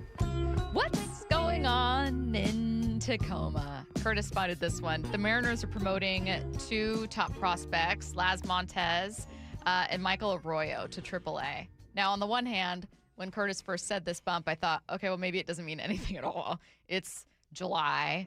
Maybe they're calling them up to get some work. I don't know. I didn't read into it much at all, but I don't know. It is July, though, and we're 4 weeks away from the trade deadline. So what are we thinking? I mean, this is me genuinely asking, even though I'm doing it very suspiciously. It helps that those 2 guys have been really hitting well as of late. Montes obviously hitting just a ton of home runs this season and doing so in a ballpark that is not conducive to power hitting. And Arroyo, he's been spraying the ball all around too. Doesn't really have a home defensively, but has a nice bat. I saw this news come down late last night because it happened, I want to say around like 10 p.m. Local time when Montes was getting called up to AAA, and then Arroyo, that news dropped, I think, shortly thereafter. I don't know. AAA is a level that the Mariners have historically skipped a lot, and I do kind of wonder if maybe there's a little bit more to these call-ups than is just like, hey, they've earned this call-up. I think maybe it's potentially showcasing them or just having them around because you've had so many injuries on your big league roster. Tacoma's a short drive away. So the idea being maybe Brandon Donovan isn't going to be as available as we think, and so now you have these guys getting some work. Or if you need to trade, I don't know, like Luke Raley or somebody like that, or Dom Canzone, if you're going to try to make a big splash at the trade deadline, you're going to need a left-handed power bat somewhere, and Montes represents that better than anybody in the organization. All right. Well, speaking of the Mariners offense, Bump, Let's dive into a bit more of this conversation. We talked about what we liked and loved and disliked from the series to open the show. Offensively, what did you like? The bombs, baby. Got those bombs going again. Obviously, the grand slam by Randy. That was cool. Dom hit one as well.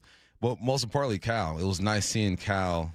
I was happy for his success, right? Him to have that feeling again, to remember what it was like to be that home run guy, that home run king. So obviously he's not going to hit 60 bombs this year. Numbers aren't going to look like they did last year.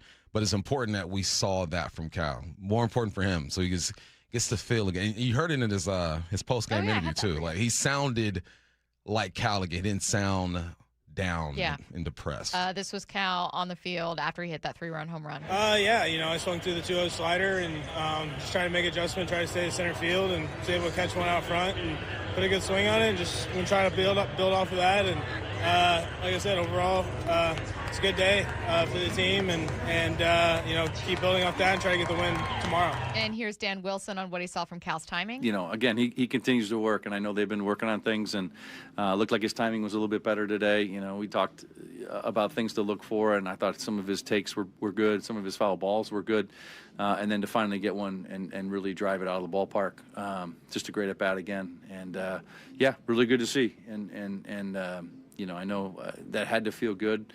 And what he's continuing to do behind the plate has been so impressive, and great to see that from Cal today. It's one he can definitely bring a lot of confidence from. That last part to me is something I'm also tracking even more with Cal, and maybe it's because you experienced life without him for a month, and it wasn't missing the offensive production because he hadn't really been that this year, but it was realizing like, ooh, man, the pitchers really do respond pretty well with Cal. Cal's leadership is actually more than just a talking point. It's very real, and he's got a good relationship with these guys. Logan has looked phenomenal since he's been back. I think it's just something that I've been tracking a little more closely with him this year. Ironic, considering it was such a talking point from last year. But I think the important thing for him, Bump, is just finding ways to contribute. And if that means defensively, and if that means with your pitching staff, and if that means making Logan look like an all-star again, or doing whatever he needs to do, or helping to communicate behind the scenes with kind of weird moving pieces with like a piggyback, then that's what it means this year. Yeah, it's like you said, finding different ways, right? If I'm not going to be able to hit bombs the way that I used to, how can I help this team? With leadership, I like the way that he called himself and teammates out last week. With being solid behind the plate, with setting up calling these great games and sequences. There are other things that he can do. I would love for him to lead the charge when it comes to hitting the long ball, of course. But until you get into your groove, you got to find ways to contribute to this team. And that's what he's been doing so far. So I think I said this last week. I still feel I think there's a run that's about to happen here. I just feel it. I can't tell you, because Data told me and they're playing these guys. No, it's just like I feel this team is due. Well, they won 8 games. I think it was their longest streak this year, 7 or 8 games. And typically they have 2 or 3 runs like that in a season. So they're due. I think it was good to see, if nothing else, Cal draw more walks. I know Angie joined us last dugout to talk about how important that was. And I know that for a lot of people, they're going, well, that's not enough. I want the home runs, and totally get it. You need that slugging for the team. But that drawing walks is, for right now, a good thing. And he's nearly doubled that total since coming back from the IL. He's just seeing things better. The weird thing with Cal is it's like not consistent over ABs. Mm-hmm. You'll see one AB where, you'll see a plate appearance when he draws a walk and you feel like he laid off like a high fastball into the zone, and you'll be like, great, fantastic, that's improvement. And then you'll see another one later in that game where he'll just swing wildly and it'll be like, what happened? Is he lost? Was that not actually a good thing? And it's like you just have to kind of step back with him and look at chunks of games together, because you'll have inconsistencies within a game, as I'm sure you will with any player, but maybe just because we're eagle-eyed on Cal right now. Yeah.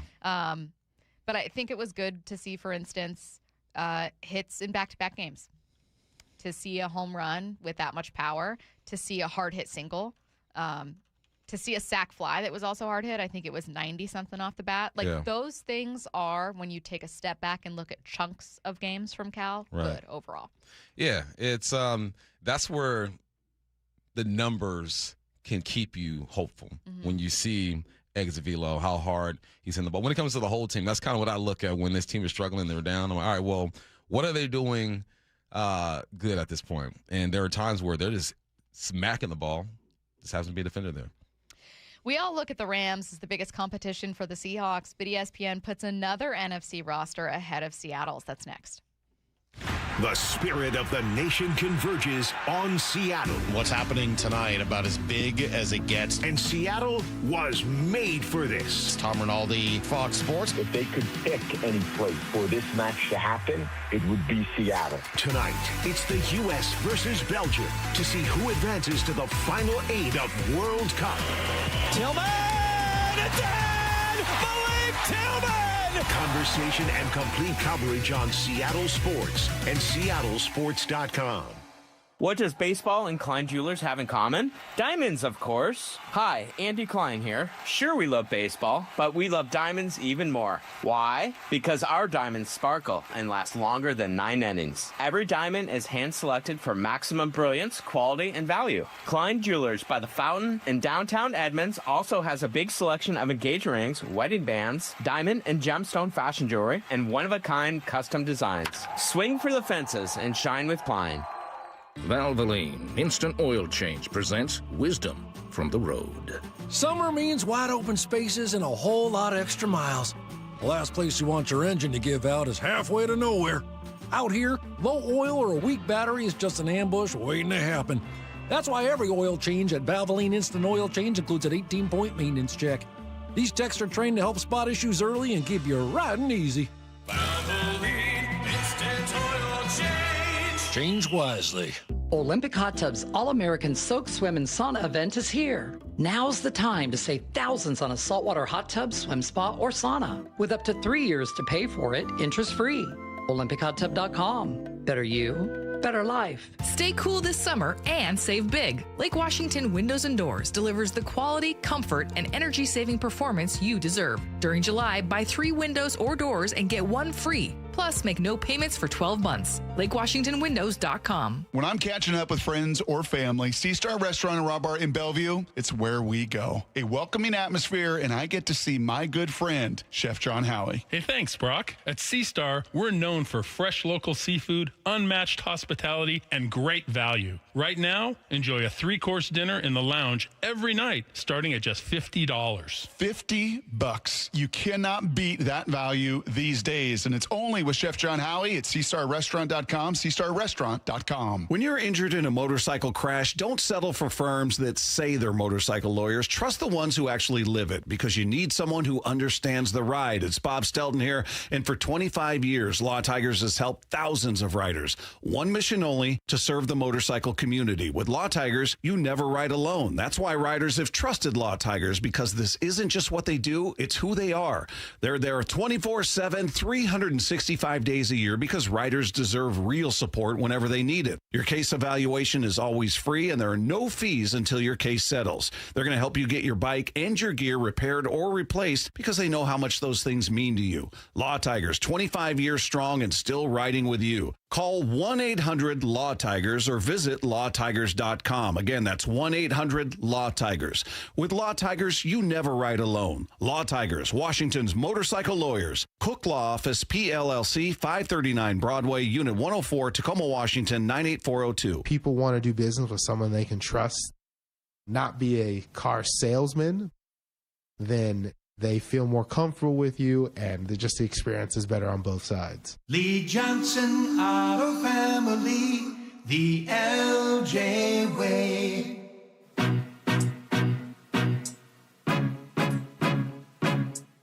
I had a young woman who was on a new SUV, and she had attachments to her old car because it was her first car, and she was very fiscally responsible. It was almost making her sick. The best path at that point was to, let's stop for the night, and you go home and take a breath. She came back in the morning and bought the car. She was way happier. The LJ way is the Lee Johnson Auto Family. For over over 113 years. Pacific Lamp and Supply Company has been your #1 lighting specialist in Washington from the Space Needle in Seattle all the way to the Riverwalk in Spokane. With the largest lighting inventory in Washington, Pacific Lamp's knowledgeable and experienced staff can assist with any lighting issue, including intricate lighting and control designs. Plus, they work with all utilities in Washington to get you the best available lighting rebates. Pacific Lamp and Supply Company, Washington's lighting experts since 1912. Visit pacificlamp.com. In 2026, Bay Alarm celebrates 80 years of security. For the Puget Sound, that means local service including burglar and fire alarm systems, 24/7 in-house monitoring, and custom security designed to work with business operations. Bay Alarm has real people rooted in your community looking out for your business. After 8 decades and 3 generations of family ownership, our promise is still the same. We got you. Learn more at bayalarm.com. This is Seattle Sports. Streaming through the Seattle Sports app. KIRO AM Seattle. KIRO FM HD2 Tacoma. Home of the Seahawks, Mariners, and everything Seattle sports. Seattle Sports Snapshot. The U.S. men's national team takes on Belgium tonight in Seattle, 5 p.m. A chance to advance to the World Cup quarterfinals for the first time since 2002. Some news breaking earlier this morning. First, Belgium was granted appeal over the Flo Balogun decision. Now FIFA has dismissed Belgium's appeal. The reason is that the request was, according to FIFA, quote, inadmissible because Belgium was not party to the proceedings, a.k.a. the red card was in a match against Bosnia, not Belgium. Snapshot, brought to you by Miller Lite. When it's game time, it's Miller time. From the Quantum Fiber Studio, this is Bump and Stacy on Seattle Sports. Streaming through the Seattle Sports app and at seattlesports.com. Now, here are your hosts, Michael Bumpus and Stacy Ross. Here we go now. The Seahawks, defending Super Bowl champs, I think we can all comfortably say have one of the league's better rosters heading into the 2026 NFL season. But how good? Number 1? Number 2? Maybe not. According to ESPN, they ranked their NFL rosters heading into this season. Bump, you talked about this a bit with 4 Down Territory. We're going to take a deeper dive here. Unsurprisingly, I think even for Seahawks fans, no one's surprised to see the Rams come in at number 1. And Bump, this is the one where I'm like, I get it. Yeah. I do. I can't even be that mad. And if nothing else, it would be based purely on titles and awards. Defending MVP. Runner-up for Offensive Player of the Year, reigning Defensive Player of the Year. Like, I understand. Completely understand. Yeah, makes sense. The interesting one, and we'll start here, is that the Seahawks are not number 2. Instead, ESPN says it's the Philadelphia Eagles. They say the biggest strength, offensive tackle, though the Eagles have many strengths, including on defense, but it's hard to beat the NFL's top tackle duo of Jordan Mailata and Lane Johnson.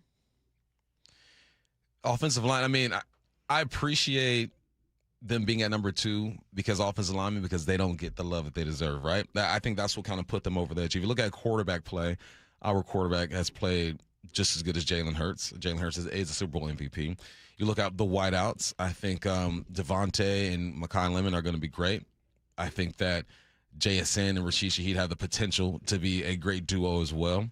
I think maybe they're looking at just the talent on defense and saying they're a bit deeper there. I think our interior defensive lineman, I think, is one of the best units in the game.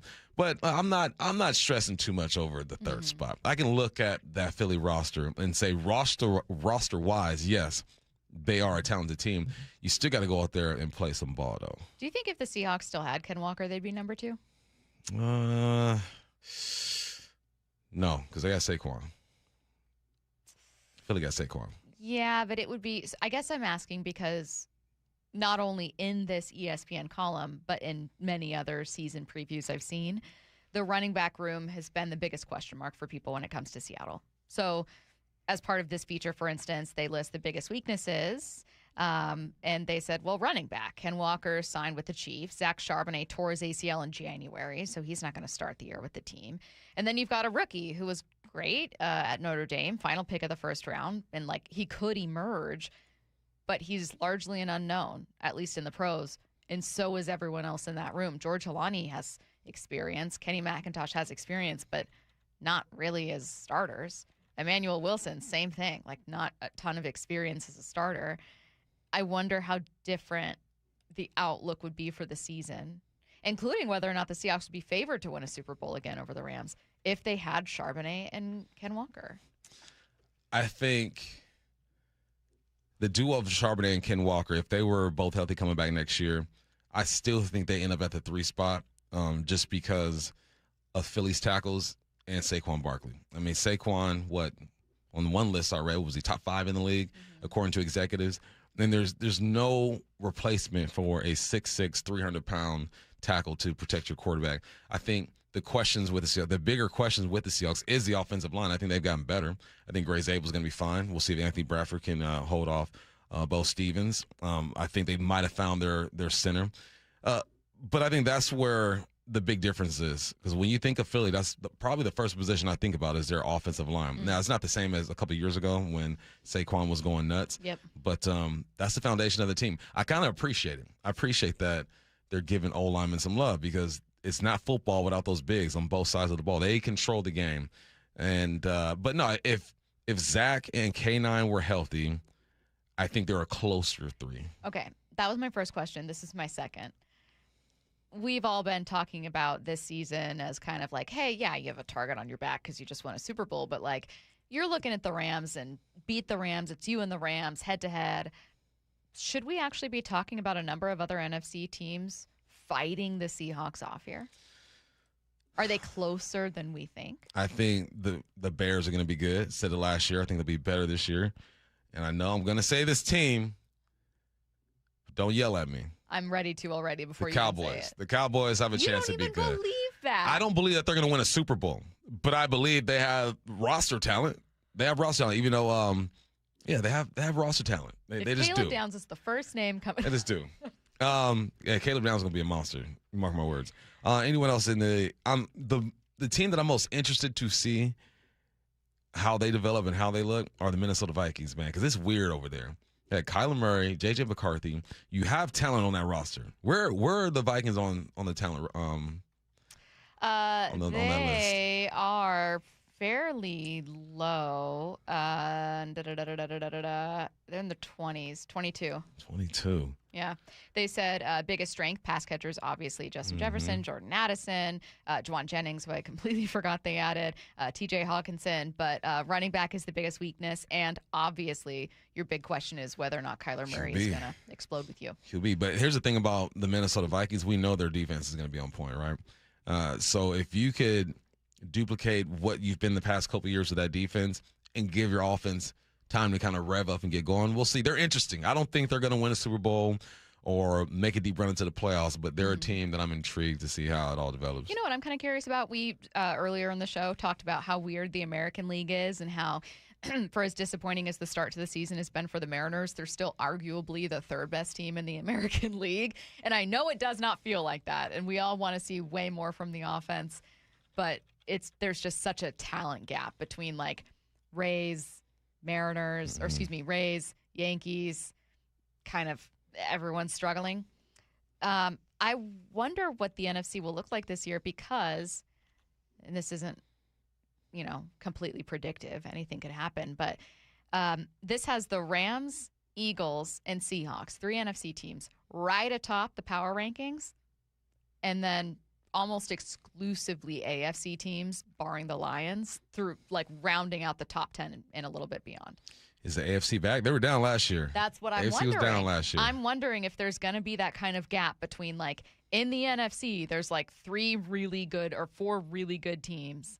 Because that's kind of how the AFC was last year, where it was just like a muddied mess. Mm-hmm. And then the best teams in football were clearly the Rams and the Seahawks. But like they have the Packers in here at 10. I thought that they'd be higher. They have the Houston Texans with all those questions ahead of the Packers. The Denver Broncos in at 8, and we don't even know what Bo Nix is going to look like. They have the New England Patriots at 7, which I thought was a little high. I'm a little surprised at how many AFC teams they have here over contenders that are certainly going to be in the NFC. We know that the Bears are going to be a contender. They're in here at, what are they, like 14, maybe a little bit lower? Like, that was surprising to me. I'm surprised to see the Texans at 9. That tells me that we know their defense is amazing, right? Great defense. But C.J. Stroud has just been the wild card to me, right? What's Tank Dell going to look like? He just come off a major injury. Yeah. 9 is kind of high for me when it comes to the Texans. I can see Denver at 8. I'm with you when it comes to the Patriots. Patriots at 7 is going to be interesting. They do have A.J. Brown over there. And it sounds like everything I'm seeing and reading, it sounds like Drake May is taking another step in his development. So they must believe in Mr. May over there and that new weapon in A.J. Brown. Detroit, I think, you know what? A listener pointed out to us last week when we were ranking our quarterbacks that we just totally slept on Jared Goff. We did. Totally slept. It was disrespectful. My bad, Jared. We slept on you. And we look at his numbers, he's like 30-something touchdowns and single-digit interceptions. See, my thing with the Lions is less about, like, we already know they're talented. They haven't been as great as they were a couple years ago, so it's been, like, a little hard to buy in. And meanwhile, the NFC North around them is getting better. But the Lions this year have the 6th easiest schedule in the NFL. Mm-hmm. That, to me, like, they don't rank schedule as a factor in this list. It's just purely based on roster. Yeah. I think the Lions' schedule being that much easier than almost everyone else, to me, justifies them being in the top 10. Yeah, And I know it's not about that, but, like, I Yeah. just think they're going to have a much better season. You know they're going to have a good run game with Gibbs over there. They'll be efficient in the pass game. I want to answer a question that a texter put in. He says, or she, I'm curious, what does Bump think, or how do I think the NFC East rounds up? Because they're getting a lot of hype. So we got Cowboys, Giants, Eagles, and Commanders. Eagles highest ranked of all of them. I think it's going to be Eagles are going to win the division. Cowboys are going to be in the mix. Giants are going to be a better team than what people think. And you know what I'm scared of? I'm scared of the letdown from Daniels. I think we've seen that with a couple quarterbacks where you had that great first or second year. Had a horrible injury to end the year. Was that last year he broke his elbow? Against us, right? Yeah, last year he had a couple injuries last year. He concerns me because he's just so frail. Like he's not He's lean. a big type of dude. If he can avoid hits like Lamar, we shall see. But no, I think the East should be fun to watch too, man, because there's talent on all those rosters. The ranking that we're looking at is not super high on the East as a whole, even though they rank the Philadelphia Eagles as the second best roster, one ahead of Seattle and obviously behind the Rams. The next closest team is the Washington Commanders at 21. They have the New York Giants at 23. And then the Cowboys. Oh, you know what? I might have skipped them. I think they had the Cowboys a little bit higher. So the next closest would be the Cowboys. Cowboys at 14. I think that the other three teams, here's the way I see the NFC East, is that the Eagles have a lot of personnel questions answered, but have unanswered questions in terms of leadership, offensive game planning. Like that was the entire controversy. The whole thing that Philly fans were, I'm sure, calling into sports radio stations and screaming about were like, how do we have a bunch of Pro Bowlers and we can't complete a pass to win a game? Like, how is this happening to us? Yeah. We have so many talented players. And they just kept having offensive coordinators and, frankly, defensive coordinators cycle in and out, getting those head coaching jobs, right? That's what we're trying to avoid here in Seattle. But, like, they clearly had the personnel and they had answers there. They have an answer at quarterback. He's not the best quarterback in football, but they have an answer. Right. They have an answer at running back. They have an answer up front. They have answers on defense. But who's making the calls? Are they the right decisions? Do they have the right chemistry and leadership? The interesting thing is that the other three teams are all dealing with unanswered questions with personnel who could end up being pretty exciting. Like, what if the Giants, who have I'm unanswered, telling you now, like where's very Ian? young Was it team. Ian? Ian was big on the Giants. No. It was Cash. Cash. Yeah, it was Cash. Cash thought that they'd win like 10 games. Yeah, I gave him 9 or 10.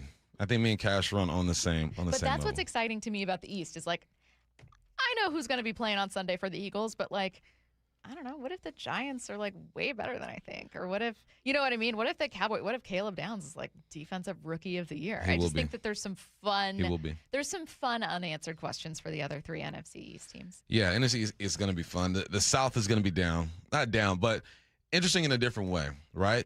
Atlanta, who's going to be a quarterback? Which lefty is going to be your quarterback? With the Carolina Panthers, everyone's saying Bryce Young is taking another step forward. He's going to be one of their guys. New Orleans. Excuse me, Tyler Shuck, saying one of the most talented guys out there. good. Didn't they just pick up somebody too? New Orleans, who they pick? Oh, the receiver from Arizona State. And then Tampa Bay, Baker Mayfield. has the capabilities of tossing 40 touchdowns and 10 interceptions, but also has the capability of tossing 20 and 20. Yeah, I don't think Baker's going to hold out. He's going to get his money. So the South is going to be a different kind of interesting. Yeah, I think that this is, though, to get back to that NFC versus AFC thing. We've settled the question of, like, are we offended the Seahawks are third? No, neither of us are bothered by that. And I think that that's still a pretty respectful ranking. I mean, the Seahawks are ahead of the Bills, ahead of the Chiefs, ahead of the Ravens, ahead of, like, every other NFC team except for the Rams and Eagles. I'm not offended by this ranking. I am wondering, though, about some other things that I'm now even more curious about. Bounce back of AFC powerhouses is probably my, like, second favorite storyline. Behind, hey, who does Seattle need to be looking at in the NFC not named the Rams? I like that question, but my second favorite question is, like, and what about the Bills, who are still very much, despite having a new head coach, in win now mode? I told you, Stacey. The Chiefs, who, like, not win now by virtue of Josh Mahomes Allen being will extended, never but win a Super Bowl as a starting quarterback. I don't believe you. When's he going to do it? This year? Well, no, it needs to happen soon, though, It ain't especially happening. part of his game is his mobility. Dan Marino. But no. He's going to be this generation's Dan Marino. He's not going to win one. Oh, it's a good take. I'm trying to find out a reason to fight it. Look, outside of just Mahomes being in the way, is it Brett Veach? The Chiefs GM? Chiefs GM? Yeah. Has been just better with personnel and better with contracts, and including from moving on from things that aren't working. They also have had a better head coach. McDermott was great. Don't get me wrong, but, like, there were just some issues. The Bills' problem is that their GM and the people in charge are also not putting the right or the best possible personnel around Josh. Like, why would you not make wide receiver, like, one of your top priorities over the last 2 seasons? Well, they and wouldn't the best got, they could do was, like, we got to get Keon Coleman, who then, like, got DJ Moore. They wouldn't got DJ Moore for him. I think that they could do a lot DJ more. Moore. They could Why do didn't more. they trade for Rashid Shaheed? I don't know, Stacey. I wasn't in the I I'm wasn't just in the saying, meeting I room think when it was that's a going question down. That Bills fans, like, that's the one thing, right? Like, it's not that I feel bad for Josh Allen, who's a millionaire and living a happy life and, like, everything's fine, but, like, I think he's got a different kind of uphill battle compared to Mahomes. Has a good organization around him. They've had bad running back rooms overall, but, like, he's had Travis Kelce. They've had good defenses. Like, the Bills' run defense was the worst in football last year. And you just explained why he will not win a Super Bowl. But I hope that if they turn that around, I have a hard time making the case that he can't. He can. He just won't. I hate that take. Because you know. You feel it. Makes You me feel it. bad. Let's get to headline rewrites. Headline rewrites. We must make headlines. The real story behind the headlines in today's news. Powered by Bay Alarm Security Services. With Bump and Stacy. Headline number 1, U.S. striker Folarin Balogun's red card ban has been suspended. He is eligible to play tonight. Belgium's appeal did not go through. What's the real headline? Glad to see certain people come around on birthright citizenship. In Belgium, mind your business, bro. You can't even challenge this. You weren't part of that game. Pay attention Belgium? to your stuff and your business. Right? You know, keep Stick that, to your waffles. Keep that same energy. I was at Sluggers watching the U.S. game, their last game, and the Belgians were there. It was the day that who'd they play? Senegal, and they're decked out. They're talking crap. Oh, we're gonna get you guys. Meet me there again. Those same guys. Meet me at Sluggers. Okay, 4:00, and let's have a conversation. What do you think of this tweet of Joon Lee, who's joining us in about 45 minutes, by the way? He said, the irony of the controversy around Balogun playing is that Pochettino trained the U.S. men's national team so that they can win without needing to rely on a single star player. They already won without Pulisic. I think U.S. men's national team would win tonight even without Balogun, but now many will see an asterisk. I won't. I'll see a W. Oh! One of my favorite reactions to all of this is this random video of some leader in a third world country. I don't know where it is. So American. But it's a guy who's clearly Canada, Curtis. Like, oh my No, God. it's not Canada. It's I don't know where it is, but it's hilarious because this is how I think all of us as Americans feel watching the Belgians just kind of cry and whine about it. Corruption is not bad. Corruption is only bad if I'm not involved. Yes. Yes. But if I'm part of that corruption, I'll defend it. I defend it. I know that's right. I know that's right. I like Corruption's not bad if I'm involved. That's how I was having a back and forth, like a debate with a listener earlier where I'm like, no. The idea of this being unprecedented is certainly not lost on me. But like, I just see FIFA as being so incredibly corrupt anyways. And I fear, a sports fan and a shameless sports fan that like, I don't think the red card should have been given in the first place. So is it kind of crazy it was overturned? Sure, but I'm going to be rooting for him tonight. It's been done before. It's been overturned before. People aren't counting the Ronaldo because it wasn't in a World Cup game then overturned in a following game, even though it was like just ahead of the World Cup. Stop crying. I know. Everybody stop I know. I Goodness don't disagree. gracious. Curtis, please play that cut as often as you see fit. Corruption is not bad. It's not bad. Corruption is only bad if I'm not involved. Yes. But if I'm part of that corruption, I'll defend it. I defend it. It's the guy in the background. Yes. Yes. That's Stacy when she be talking about the Rams. I'll be back. Yes.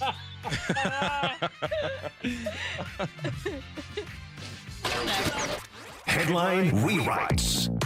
Headline number 2, Randy Rosarena was selected as the Mariners' lone all-star. What's the real headline? Hopefully there's no ABS challenge derby. My guy was tripping.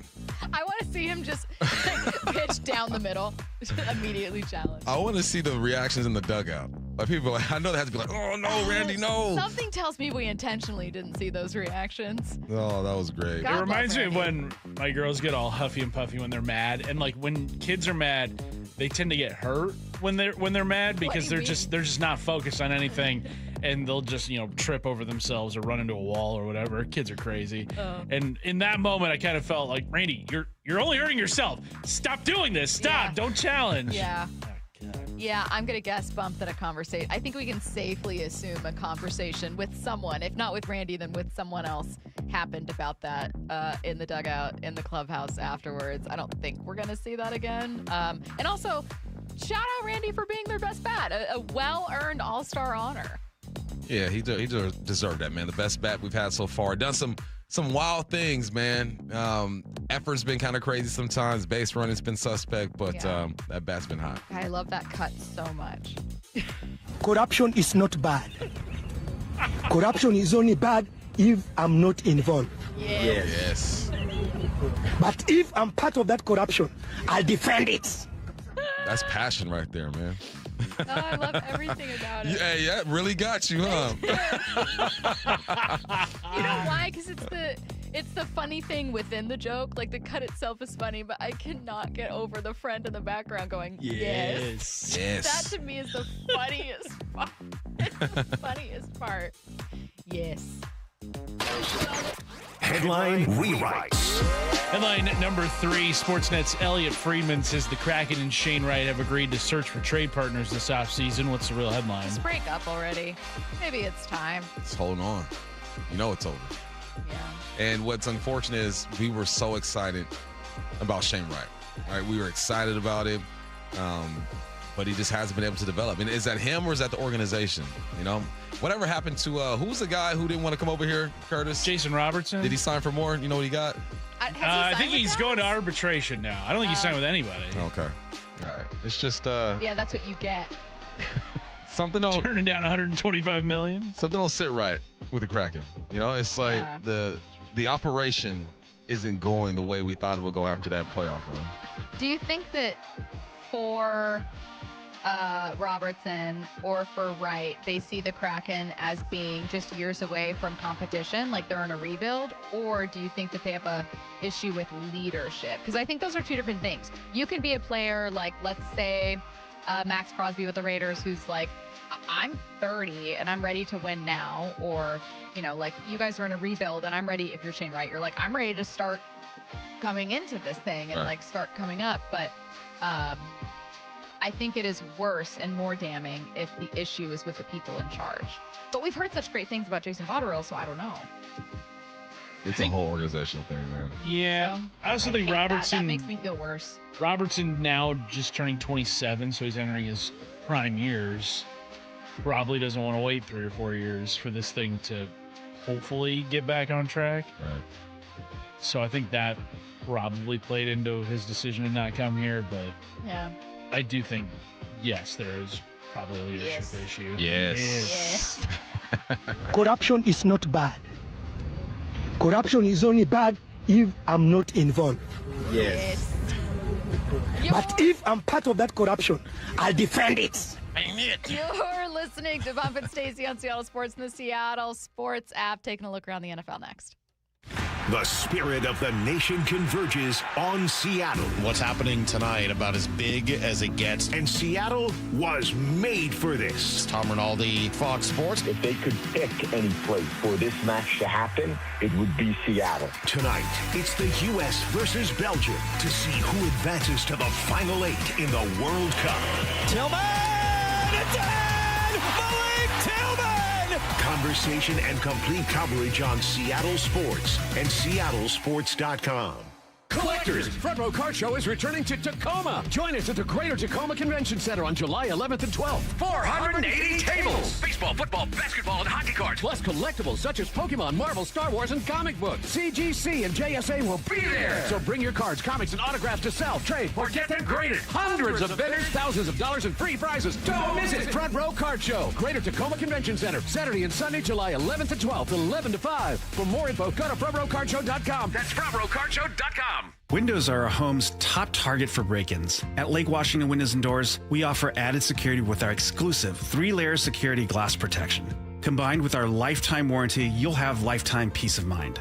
Choose Lake Washington Windows and Doors, a name you can trust. Stay cool this summer and save big. Lake Washington Windows and Doors delivers the quality, comfort, and energy-saving performance you deserve. During July, buy 3 windows or doors and get 1 free. Plus, make no payments for 12 months. LakeWashingtonWindows.com. Hey, Mike Salk here, and summer's here at Snoqualmie Casino and Hotel. You can check out upcoming shows like the Pop 2000 Tour with Chris Kirkpatrick of NSYNC, O-Town, Ryan Cabrera, and LFO on August 1st. Or relive the 80s with pop sensation Taylor Dane on September 6th. You can find tickets at snocasino.com and the full lineup, plus experience luxury with breathtaking Cascade views, world-class dining, and play your favorite games. Elevate your next getaway. That's Seattle's closest, Snoqualmie Casino and Hotel. Please game responsibly.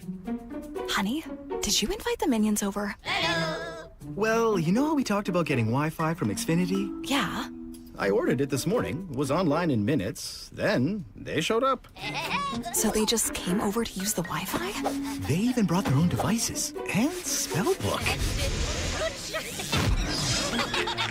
You didn't give them the new Wi-Fi password, right? No. That's good. I gave them our old one. Because Xfinity lets us keep the same network name and password so devices connect instantly. What do they want Wi-Fi for anyways?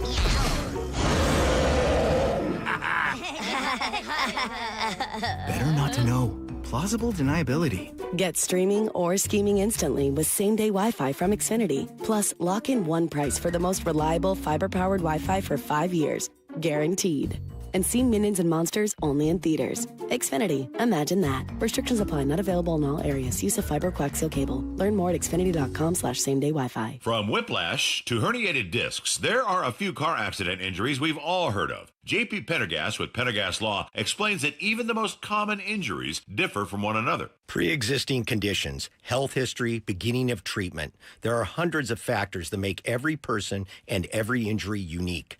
While these variables aid medical treatment, the strongest case recoveries must also take them into account. Could you explain a little bit more? Our team at Pendergast Law is obsessed with turning over every stone to differentiate each case. This requires thorough investigation, diligent listening, and relentless research. We never pursue cases with a one-size-fits-all approach. We built our success by treating every injury and every case with the individualized attention our clients need and deserve. Pendergast Law's individualized approach to even the most common injuries makes the difference in case outcomes. It's another reason why I can't recommend them enough. If you or a loved one has been injured in a car accident, call Pendergast Law. we can help. Mariners and Marlins tomorrow in Miami. 3:40 first pitch, 2:30 pregame. Get every pitch of every game for free on the Seattle Sports app. He flew fighter jets in 2 wars and taught you how to drive a car. He fed everyone on the block, but never shared his secret recipes. And every time he'd tell a story, he'd own the room. But now more than ever, he may feel alone. Today, older adults and their loved ones are struggling to connect in a time when connection has never been more important. But there is something we can do. Embrace our older loved ones through StoryCorps Connect. With StoryCorps Connect, you can honor seniors remotely with an interview about their life. Every interview will be archived at the Library of Congress, becoming part of American history, so that years from now, future generations can listen in. All right, Grandpa, what's one piece of advice you have for me? Just 3 words, sweetheart. Live with courage. The man that had the best stories still has plenty of stories to tell. So connect virtually and share the conversation of a lifetime at StoryCorpsConnect.org/AARP. Connect, honor, share. StoryCorps Connect. A message from AARP, StoryCorps, and the Ad Council. Justin's an avid skier, and a hard fall on the mountain changed everything. I wound up tearing my meniscus, and then I found out that I also had osteoarthritis. The pain was relentless. Initially, it was probably a 7 or 8, but then it just continued and never went away. It wasn't just pain, it was how he moved. The biggest issue I had was simply walking.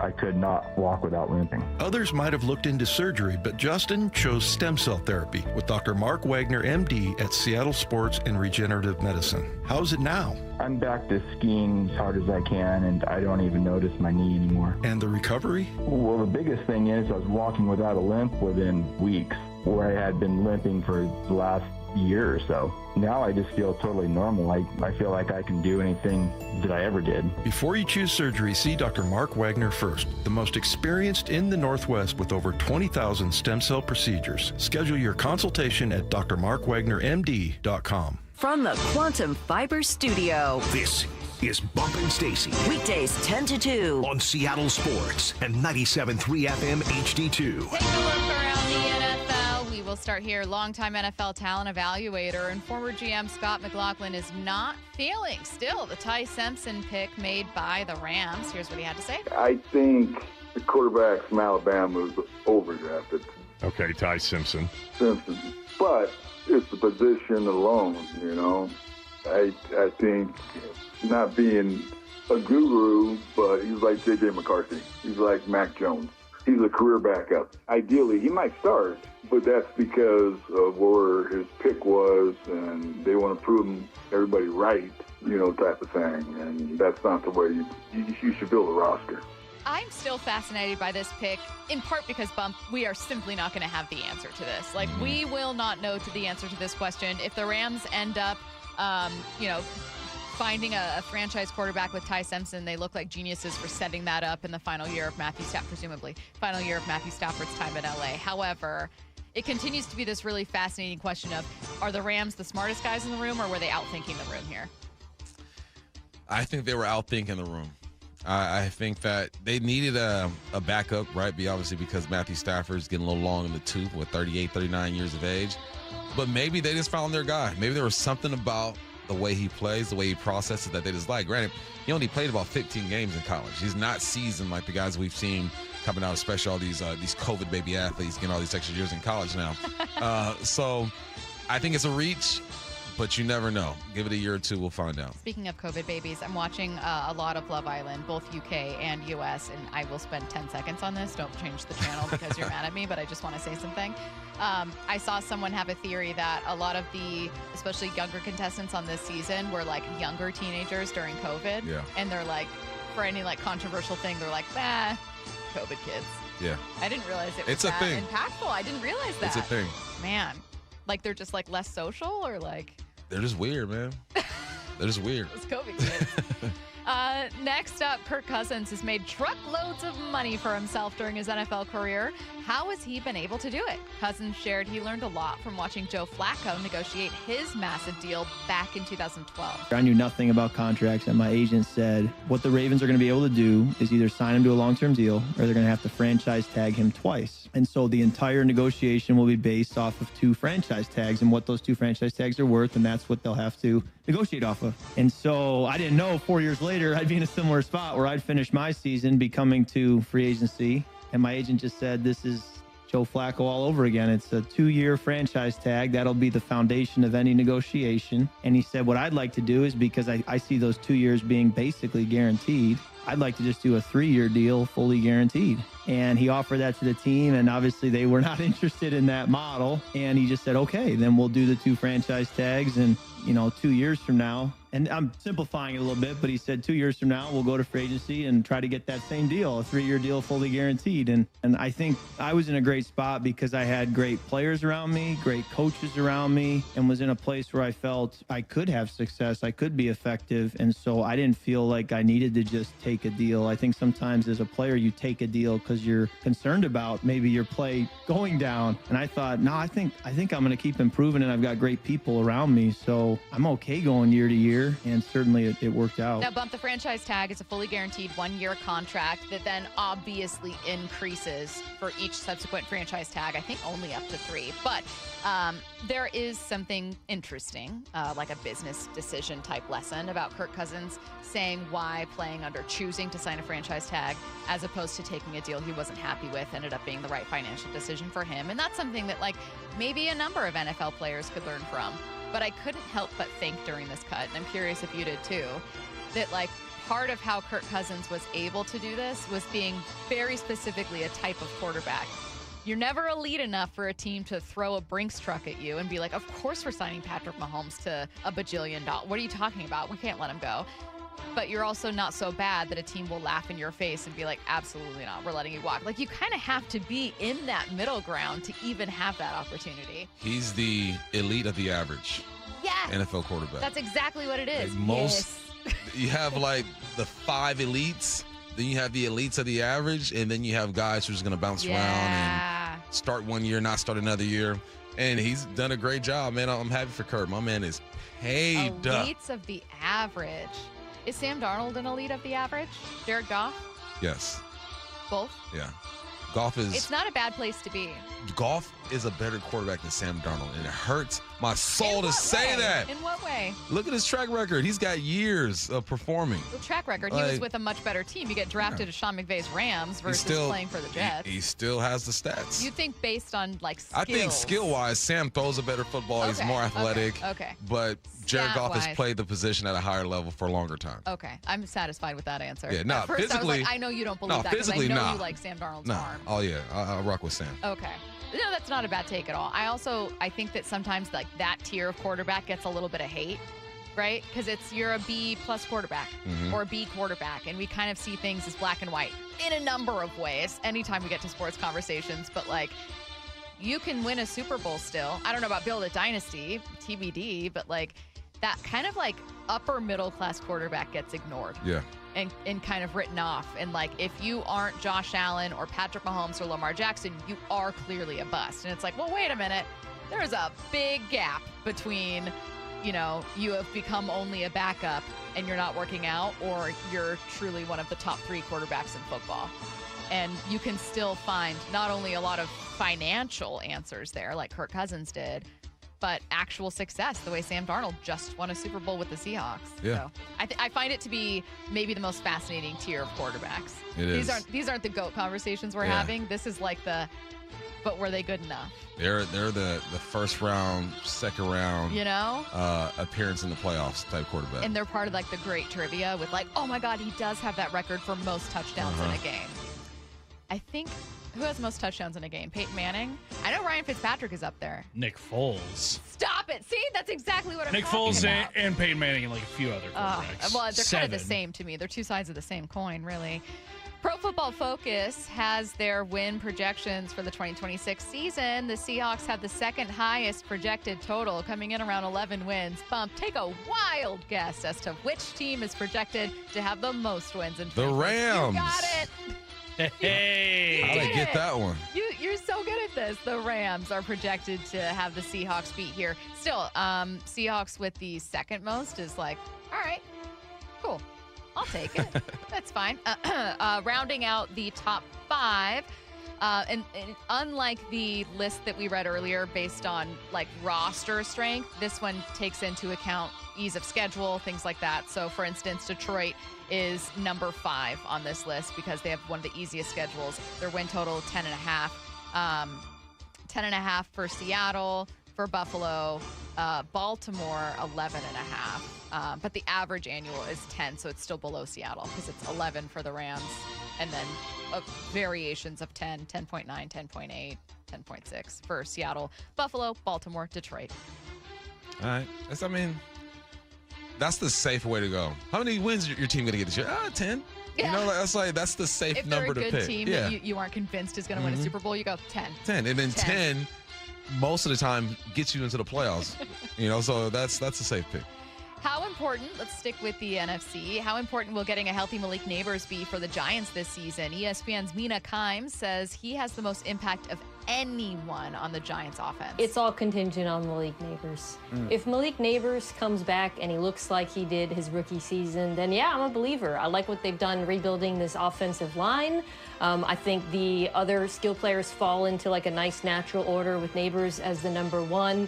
Added Isaiah Likely is a good addition. Sounds like Cam Skagbo is on schedule. All of that sounds great. But if you take Neighbors out of this group, this is one of the weakest group of skill players in the entire NFL. And when I think about the things you want to see from Dart in terms of his development, playing a little faster, throwing with anticipation, scrambling less, it's hard for me to imagine him making that leap if Neighbors isn't on the field for the majority of this season. Do you think they can make the leap this year? Yes. Yes, I do. Do you think they can make the leap? No. I mean, I think they'll start to. I think the Giants, it depends on what a leap looks like to you. I'm talking like 10 get wins. to the playoffs, win a game. 10 wins. 10 wins. 10 wins.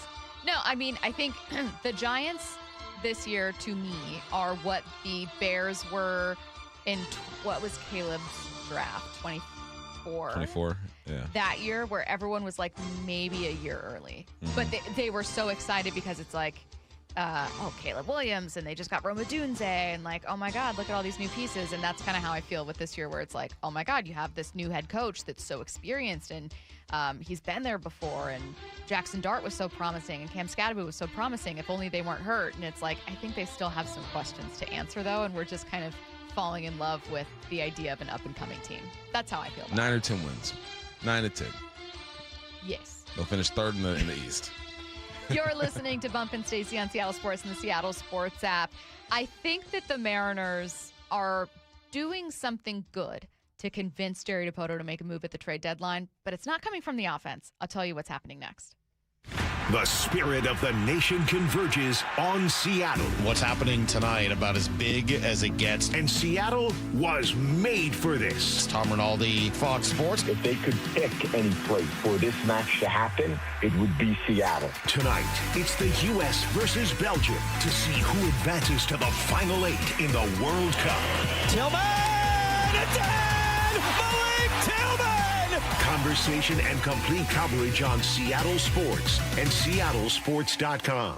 Hey, Brock Hewitt here with my buddy, Dr. Daniel Nelson from Eastside Pain and Regenerative Medicine. The stem cell therapy you did on my knee was a game changer. But Dr. Dan, people ask me all the time if you're seeing the same kind of success treating neck and back pain with stem cell therapy. Great question, Brock. As you know from your experience, we've had tremendous success treating major joints like hips, knees, and shoulders, but we've also seen excellent results treating neck and lower back pain. In fact, we're the only clinic in the Seattle area offering image-guided stem cell and PRP injection therapy specifically for neck and low back pain. How cool is that? If joint, neck, or back pain is holding you back, call Dr. Daniel Nelson at Eastside Pain and Regenerative Medicine and find out if stem cell therapy may be right for you. Dr. Dan here is the only doctor with over 30 years of experience in pain medicine techniques, including stem cell therapy. Call Dr. Daniel Nelson, MD, at 425-823-4000 or visit danielnelsonmd.com. That's 425-823-4000 or danielnelsonmd.com. Olympic Hot Tub's All-American Soak, Swim, and Sauna event is here. Now's the time to save thousands on a saltwater hot tub, swim spa, or sauna, with up to 3 years to pay for it, interest-free. OlympichotTub.com. Better you, better life. Lee Johnson Auto Family. The best path at that point was to stop for the night, and you go home and take a breath. She came back in the morning and bought the car. She was way happier. The LJ way. Start having fun. Caesar Sportsbook at Muckleshoot Casino Resort is your #1 place to eat, drink, watch, and have fun. Keep up with your favorite sports anywhere and everywhere on property with the mobile app. Visit muckleshootcasino.com today. Scan the QR code and let the play begin. Muckleshoot. Back to school starts now. Get long-lasting battery life on the Dell XPS laptop powered by Series 3 Intel Core so you can work from anywhere. Now starting at $699 with exclusive student pricing starting at $599. Complete your setup with savings on select monitors and must-have electronics and accessories. Limited time deals and free shipping on PCs and more await you at Dell.com/deals. That's Dell.com/deals. Indeed presents hires you can't afford to get wrong, like a social media manager. Did you just post our Q4 earnings to your personal social media? Oh, yeah. Used the trending audio and everything. That's confidential financial data. Relax. It only went a little viral. The SEC just commented with the eyeball watching emoji. This is a job for sponsored jobs. This is what happens when you don't sponsor your job on Indeed. Next time, get matched with quality candidates with Indeed sponsored jobs. Visit Indeed.com/hire now and sponsor your job today. Dave Wyman here, and the folks at Bellevue Rare Coins say higher prices have enticed more Americans to cash out their jewelry, gold, and silver items. Here's a story from a real customer. She walked into Bellevue Rare Coins with an old bag of jewelry, a little bit nervous, a little bit embarrassed because it was mostly old tangled chains and pieces she hadn't looked at in years. When they gave her the total, she couldn't believe what it was worth. Go see what your jewelry is worth with a free consultation. Bellevue Rare Coins is now in Linwood, Issaquah, Tacoma, and Bellevue. Mariners and Marlins tomorrow in Miami. 3:40 first pitch, 2:30 pregame. Get every pitch of every game for free on the Seattle Sports app. Get in the zone, AutoZone. Summer's finally here, and we're kicking it off with a whole lot of free. Free brake pads with Duralast rotors. Free oil filter with 5 quarts of oil. Free Armor All wipes with Armor All glass cleaner, and more. More free, so you can have more summer. Celebrate free at AutoZone. Now through July 27th. Restrictions apply. Get in the zone, AutoZone. Wesley Financial Group is not a law firm, and Chuck McDowell definitely not an attorney. This is Chuck. If someone talked you into buying something really silly and you want to get out of that silly little thing, my advice, get the facts. Call me and I'll send you our timeshare exit kit absolutely free. Inside, you'll learn how timeshare works and all your options for cancellation. Call Wesley now for your free exit info kit. 800-572-3344. That's 800-572-3344. T-Mobile has an exclusive bundle for customers 55 and up. I'm Sarah Bowl. Yeah, I'm Frank Bowl. A reliable network is key for us. And with T-Mobile, it's been wonderful. And going to the 55 plus plan saved us so much money. A lot. And that's important. Trying to keep costs down. The home internet's been perfect. It's fast, it's quick. The setup was so easy, it took less than 15 minutes. It was like, ta-da! If you want simplicity, coverage, reliability, you want the whole package, T-Mobile has it. Right now, T-Mobile customers 55 and up can get 2 phone lines on America's best network, plus America's fastest 5G home internet for just $30 each. $30 per month each line with autopay plus taxes and fees. Minimum age 55. Pricing for home internet rely on 2 lines of Essentials. Choice 55. $35 connection charge per line required. Best mobile network and fastest 5G home internet based on analysis by Ookla of Speed Test Intelligence data 2H 2025. All rights reserved. This is Bumpin' Stacy. Weekdays 10 to 2. On Seattle Sports and 97.3 FM HD2. Getting back to the World Cup in 15 minutes with Joon Lee. Before we do, there was some sound that we had on the show. God, it was like 2 weeks ago. It was from a Jeff Passan interview with Brock and Salk. And Jeff said, well, I think that this Mariners team is going to need to do more to prove to Jerry Dipoto that they should acquire at the deadline. And at the time, and I don't even disagree with you, but at the time, both you and I think Mike Salk also said, yeah, he's right. Like, if you're going to deal a big prospect or take a big swing at the deadline, I want to feel like this could be a World Series team. Like, I want to see a little bit more. Mm-hmm. And I don't remember disagreeing. I thought, like, that's a fair point. Totally get it. However, I want to issue a bit of an addendum. Like, I just want to throw in, like, food for thought into that conversation. At the time, it was very much about Cal and Julio and the offense. And, like, look, you've got to show your bats can do something. You've got to show some life before you trade, you know, a top prospect or make a big deal or whatever. But, like, from what I'm seeing from this pitching bump, are they doing enough to show that you should make a trade and acquire a bat and try to do what you can? Because last time I checked, and by that I mean over the past 4 games, they've allowed 2 runs. Over 4 games, 3 of their last 4 games, they've pitched shutouts. They've allowed 2 runs, 10 hits. 5 of those were in 1 game from Luis Castillo, who, by the way, gave you a quality start. 24 strikeouts. They've issued just 3 walks. And that's over 27 1/3 innings pitched from your starters. This starting rotation is looking playoff worthy.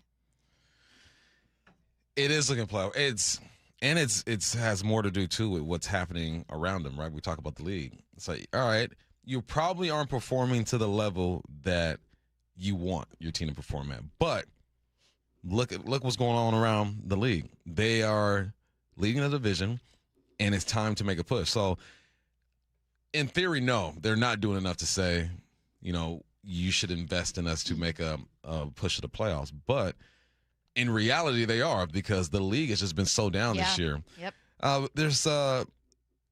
it's not as, like, last year we felt like this team.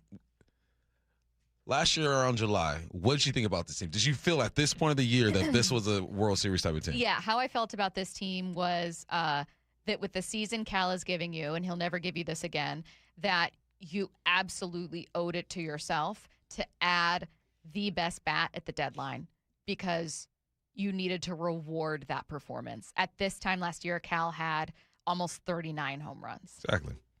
So they're showing in a different way that they can be contenders. And they're showing to me because obviously the pitching has been on point.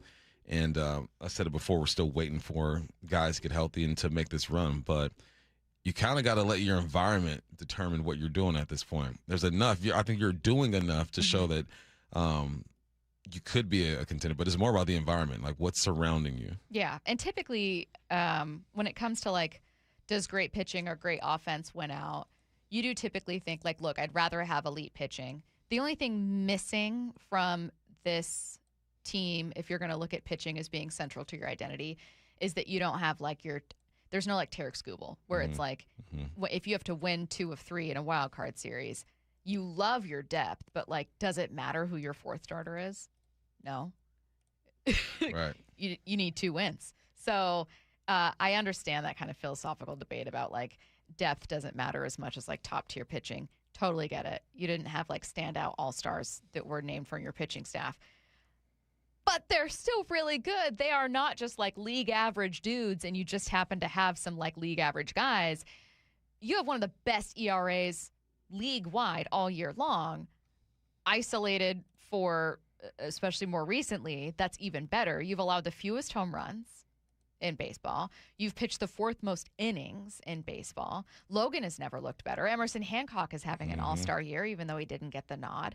Miller has looked incredible and would be getting more attention had he actually been healthy for the first part of the year. And look, Luis Castillo has not been great. George Kirby has struggled here and there. Wu has been amazing at home and struggled on the road, but like, I don't know. We're kind of all assuming that they might try to trade Luis and that Wu can find a way to be great. And that if you start Wu at home in a series, then he's been phenomenal at home. So I'm not finding a lot of reasons to not reward the pitching, especially in a down year for the American League. Yeah. And you reminded me last week that Brendan Donovan was playing some decent ball when he was healthy. Position-wise, he was getting comfortable at third base. I mean, he's played before, but not really his spot. So there's a common thing, too, that you know what the Mariners do. Hey, we got a guy coming. We don't have to do anything at the trade deadline. We got Brendan Donovan, so we should be good to go. I hope that's not the way that they go. But it's also what's available, too. Right. What teams are going to be willing to sell. So it's not always fully in the organization's control. Yeah, I completely agree with that. I don't think that you're going to have the deadline you had last year where it's like, a guy who hit 35 home runs is available at the deadline. I think that was the first time ever that a player had been dealt hitting that many home runs before a deadline when Gino was dealt to Seattle. And you ended up getting your franchise first baseman in that deal as well with Josh Naylor. Like, I'm not expecting that kind of deadline. The opportunity was there last year, and I don't think it is this year. This year's number one trade deadline name people are going to talk about is Tarek Skubal, and it doesn't feel like you're in the running for him. Is there a competitive right-handed bat, though, that can make you good? You don't need to be an elite offense, not with this pitching. You just need to be better. Yeah. For the love of God. Yeah, I mean, but they've shown some life as of late. 15 runs last couple games. So, Cal hitting a bomb. Dom, I don't think Dom gets the love he deserves, too. I think Dom needs he needs definitely some more love. doesn't. No. He needs some more love. Especially not nationally. I think because he's a platoon guy that people don't. Him and Rayleigh, any platoon guy is just like, he's a part-time guy. But Dom's exceptional and has such great power for – it's not like a small guy. It's just not someone you typically talk about when you talk about the pop in this lineup. You immediately go to Cal, talk about Julio. Yeah. But, yeah, it's you need better execution from those guys. You need more from Cal. You just do. Bluntly. You need more. But I don't know. I'm starting to push back a little bit on the idea that they haven't done enough when I'm seeing everything that these pitchers have been doing. 3 of 4 shutouts? That's crazy. It is. And I know one was against a bad Angels team. Don't matter. But, I'm loving what we're seeing from Logan and Emerson, Wu at home, and Miller. It's just been phenomenal. So They're doing what they do. All right. We have a massive match to talk about. The U.S. men's national team with Flo Balogun back is taking on Belgium tonight at 5 p.m. Let's go. Biggest game in Seattle maybe ever. Joon Lee is joining us The next world, to Craig. preview. MLB Network insider John Morosi with Wyman and Bob. How do we assess this Mariner team? What do we do? The main guys that you need to carry the water here, Cal, bad first half, okay. Julio has struggled of late. Donovan has been a non-factor. Naylor hasn't had a good year. I mean, that's the explanation. If this team's going to get back to where they were last year. And they can still do it. The fixes are there. Subscribe to Seattle Sports on YouTube and watch the full interview. For 24 years, Sea Star Restaurant and Ron Bar has been Bellevue's and my go-to for fresh seasonal seafood. And my good friend, Chef John Howie, is behind every plate. Hey, thanks, Brock. You know, springtime is the best time for fresh, wild Pacific Northwest salmon. At Sea Star, we go from Columbia River King, my personal favorite, to the Copper River King in May. So whether it is a date night, whether it's a business dinner, or you're craving the very best wild salmon, go visit John Howie at Sea Star in Bellevue. Visit Sea Star in Bellevue. Yay to Bruce, the streaming king. With quantum fiber internet, he's gonna binge. He wants more, he's got to have more. More bedtime true crime. More podcasts in the shower. Quantum fiber Wi-Fi has the power. More. Fast internet speed. He's got the geeks to go big, bring him the games. Right now. And his royal we. More sports non-stop. His quantum fiber's on top. Yay to you. Switch today at quantumfiber.com. Limited availability, service and speed in select locations only. Nearly 1 in 4 people killed on the road in Washington weren't driving. Pedestrians on our roads are incredibly vulnerable, whether they're facing drunk, drugged, drowsy, or distracted drivers. Pedestrians are defenseless on our streets. That's why Davis Law Group fights for pedestrian accident victims and their loved ones after a crash. Davis Law Group delivers. So if you or a loved one have been injured, call Davis Law Group today at 206-888-8888 or visit davislawgroupseattle.com. Sports fans, you don't have to be a pro athlete to feel like a champion. At Emerald City Athletics, our Champions Training Program delivers faster, smarter fitness results for every age, every level, every body. And right now, you can try ECA free for 29 days. Boost your energy, build your confidence, become the champion of your life at ECA. Voted best in the Pacific Northwest. Try 29 days free and join for as low as $22 a month. Emerald City Athletics, smarter fitness, real results, champion energy for all. Step inside and let the excitement take you places. This is Muckleshoot Casino Resort, the ultimate spot for action that reaches incredible heights, luxury that knows no bounds, and live entertainment that always thrills. It's all at one incredible destination. So when you look for the best, look nowhere else. Muckleshoot Casino Resort, the biggest and best in the Northwest. Muckleshoot.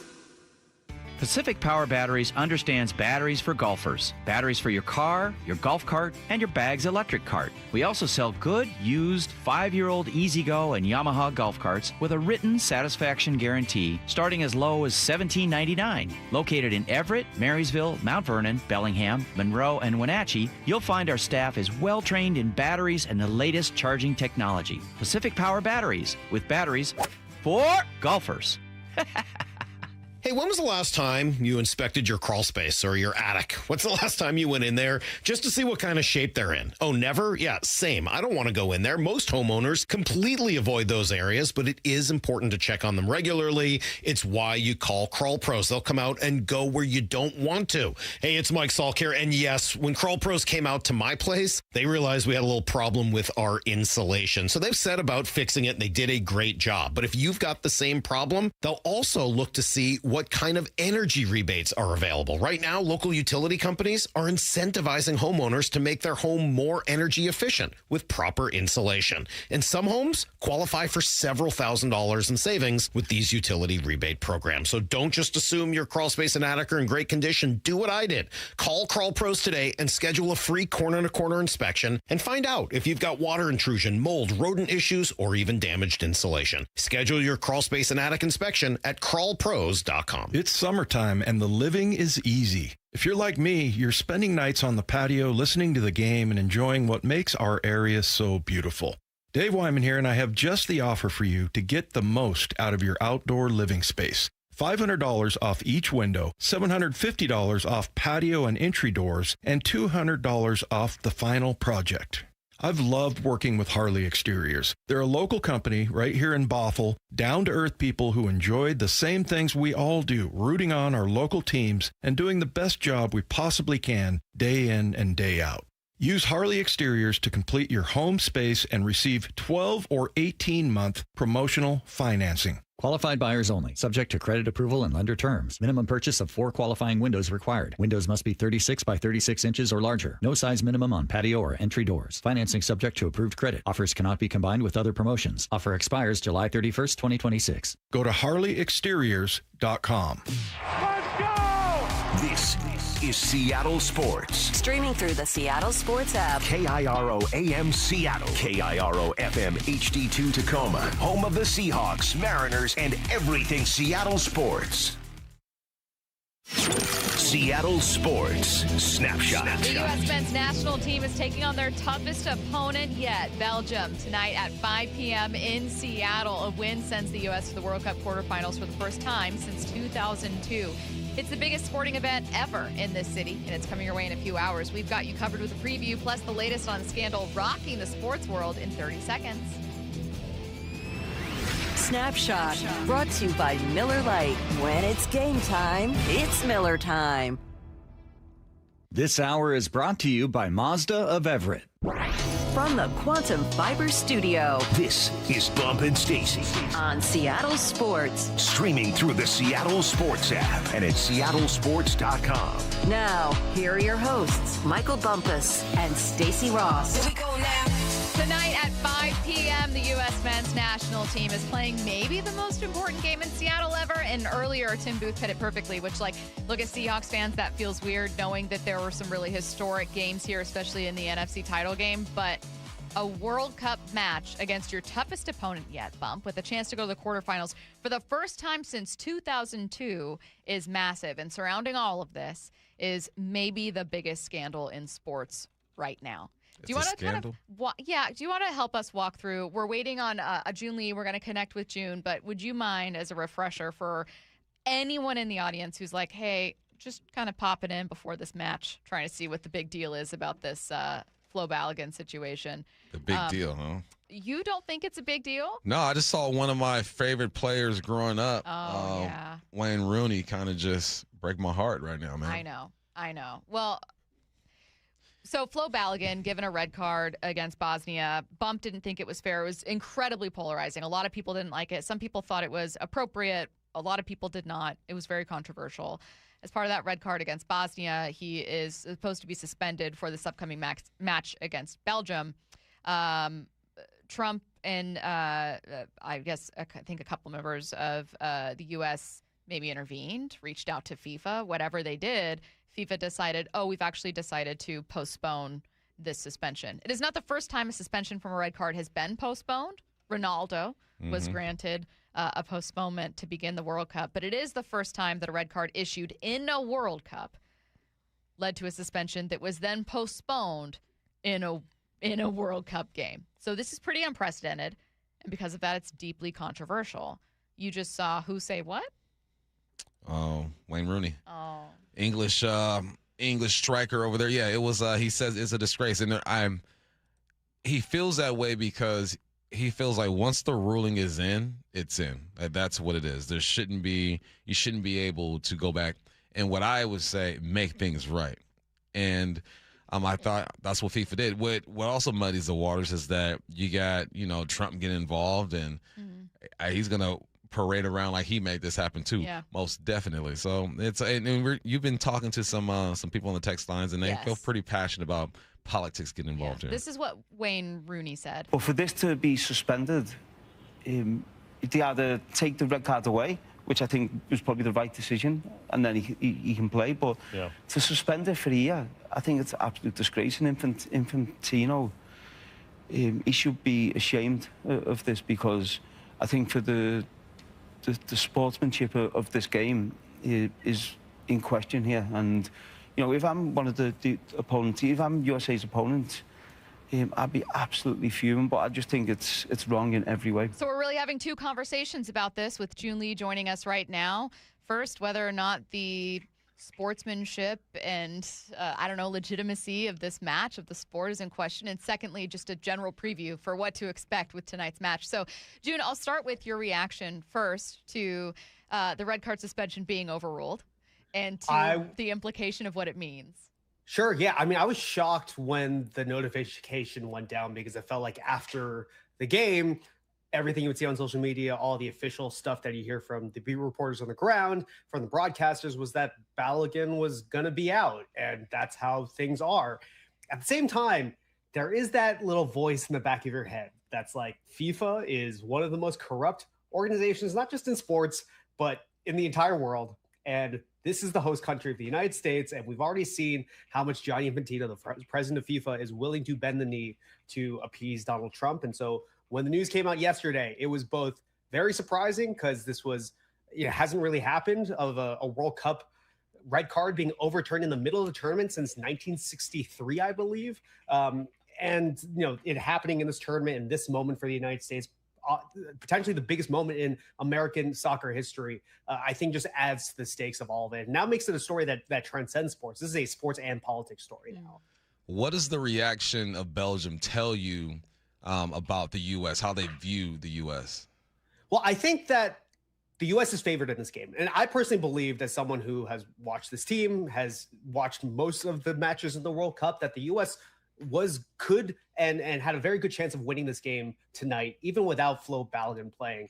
Ricardo Pepi has been not necessarily as good as Balogun in terms of being a striker, but is a striker who has done well on the international stage in the past, and has been a spark plug for the U.S. in this tournament when he has come in and played a handful of minutes at the end of games. So I thought the U.S. was going to win, which was part of what makes the irony of this entire situation, that the team was already in a good position without Flo Balogun to win tonight and to advance further than any U.S. men's team has ever advanced in the World Cup.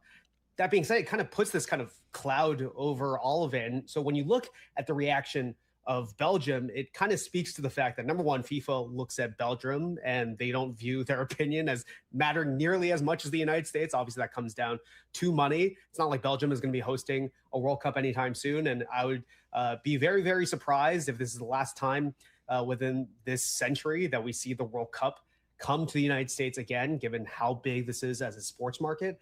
But I think it also speaks to the fact that it's not just Belgium's reaction of feeling like they've been wronged in the situation. This is a larger process issue for the entire World Cup. And I think it hits at this question of legitimacy.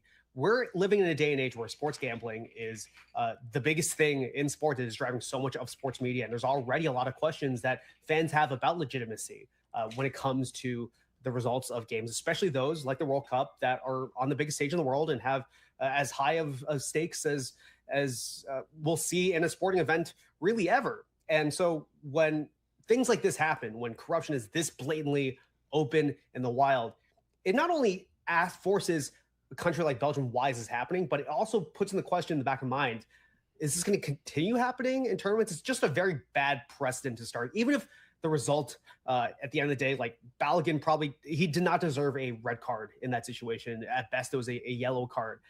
It is the right outcome that he should be able to play in this game. The way that we got there, though, is eventually going to cause a lot of issues, not just for this tournament, but World Cups in the future as well. So is there a way that I'm not trying to spin it into like this can be a good thing, so make no mistake, but I guess that, June, that's where I'm kind of conflicted is I've got competing beliefs in my brain right now. And one is that the red card was undeserved, that I hope the U.S. wins, that I would love to see them advance to the quarterfinals, and that Balogun has been an emerging star, and that's really cool, and it's good for good for soccer as a whole, especially here in the country.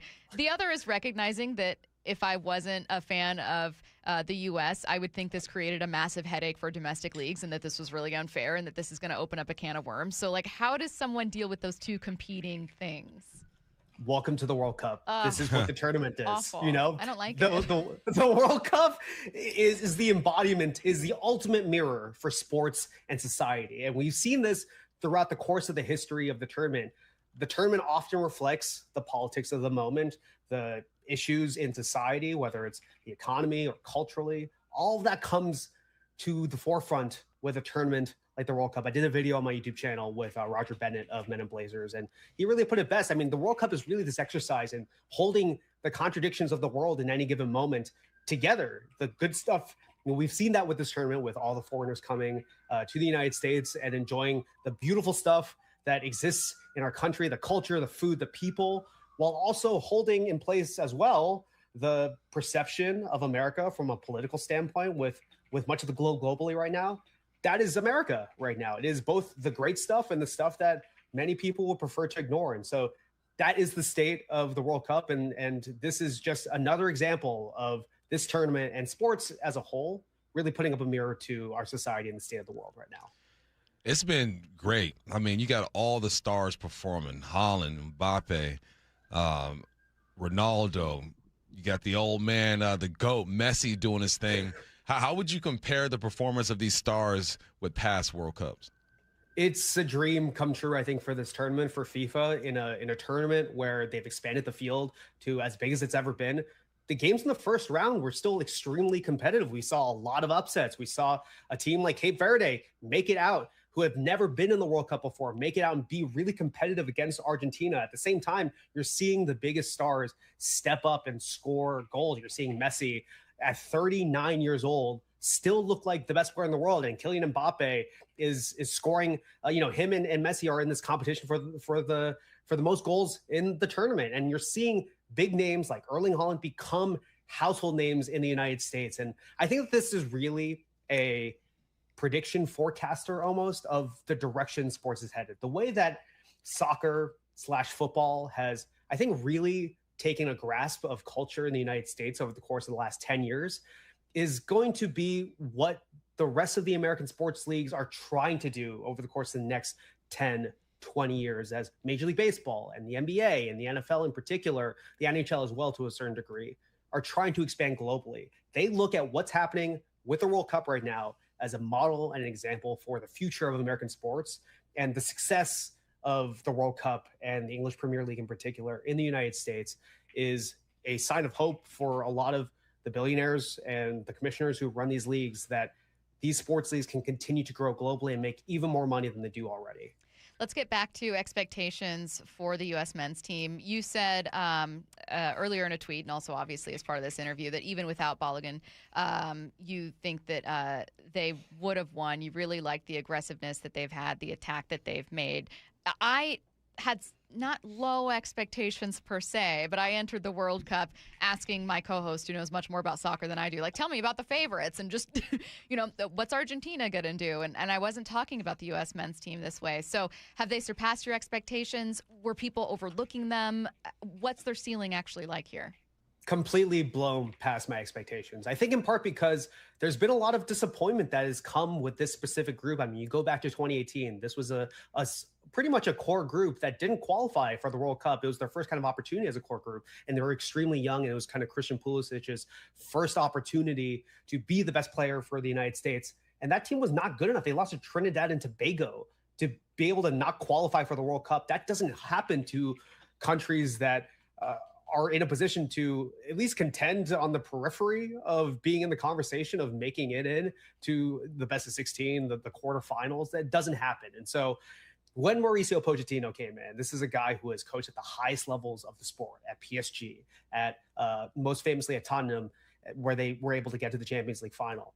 He has completely changed the culture of this group. And I think you see it if you've watched this team over the course of the last 5 years, especially under Greg Berhalter, and even before that under Jurgen Klinsmann. It was kind of an undisciplined group, and it was a lot of guys kind of trying to make things happen by themselves. And you see this market difference now in how this team looks. They look like a top-level European Premier League team. They play with the level of aggressiveness, with the tactics, with a strategy in mind. They play like a team that's coached by one of the handful of best coaches in the world, a coach that has been in the conversations for basically all the big jobs that have opened up over the course of the last 5 years or so. And he's now coaching the United States. And I think that, as important as guys like Greg Berhalter have been for, and Bruce Arena have been for the history of U.S. men's soccer over the course of the last 5, 10, 20 years, having a guy like Mauricio Pochettino is just a completely different level. It's like, it really is like just completely upgrading, from like an iPhone 4 to like an iPhone 17 Plus or Pro or whatever. It's a massive jump. It's a huge jump, and it's really hard to describe. Like it really is like asking like going from a jump from like the greatest coaches of all time, like Phil Jackson or Pat Riley. Like it is. Pochettino is not that level, but he's in the conversation for truly one of the best coaches of the last, 15 years. He's in that like group of people that people talk about and bring up, and he's coaching the United States. What do you think the chances are that he hangs around and keeps developing this program? I'm a little bit more optimistic now than I was before the tournament, in part because it looks like he's having the time of his life. Like he looks like he's having way more fun now than he was when he was coaching PSG. And at PSG, he was coaching Mbappe, Messi, and Neymar. It was a group that had a huge expectations and kind of completely fell apart and was a disaster that led to PSG being a spot to win the back-to-back Champions Leagues over the course of the last few years. But Pochettino looks like he's having a lot of fun. It was a great article in The Athletic about how he's almost become the reverse Ted Lasso in many ways, where he's kind of learned to embrace American culture and has learned kind of the diversity and the beauty of America beyond just the stereotypes that many people have about this country. It looks like he's having a lot of fun. It looks like he is not only like having a good time and coaching the team well, but the players seem to have really embraced him as well. I mean, when he came in, there was a level of trepidation about him because he basically looked at this group of players and was like, none of you guys are guaranteed a spot. Even Christian Pulisic, none of you guys are guaranteed a spot. You guys have to earn it. And it's completely changed the culture of this team. And he might, if the team that wins tonight, he's going to have a lot of not only like opportunities to continue coaching this team in the United States, but there's going to be a lot of marketing opportunities in the United States, being the reverse Ted Lasso in the United States. I think that there's a bigger chance now that he stays than I initially thought at the beginning of the tournament. Is there a chance? But that's not based on any sourcing. That's all speculation. Is there a chance that because of him as a character, because of the team surpassing expectations, because of so many stories that we've loved hearing, that with a win they can overcome what people outside of the States might see as an asterisk on a victory? I mean, can they, I guess, outplay, outshine any kind of,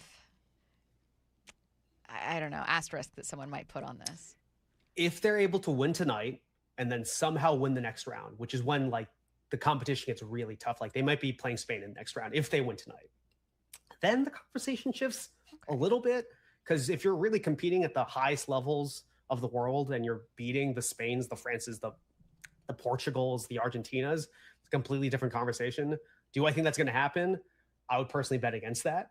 But crazier things have happened, and we saw Cape Verde make a run. So, I'm originally from South Korea. South Korea made the semifinals in 2002. It's crazy things that happen in the World Cup because all it takes is one funny bounce in one game.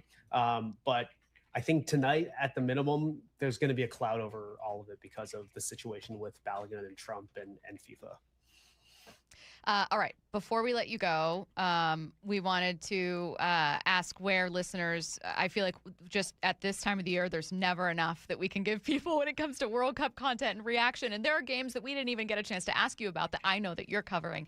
Where can people find more information from you? Yeah, go to YouTube, search my name, Joon Lee, Joonlee. I have a video up from last Friday that's a kind of a mini doc about how the U.S. men's team has gone to this point. It should be a very good primer to kind of understand the human storylines going into tonight. And so check out my YouTube channel. Thanks, Joon. We appreciate your time. Thanks, Joon. Thanks very much. So much for having me on.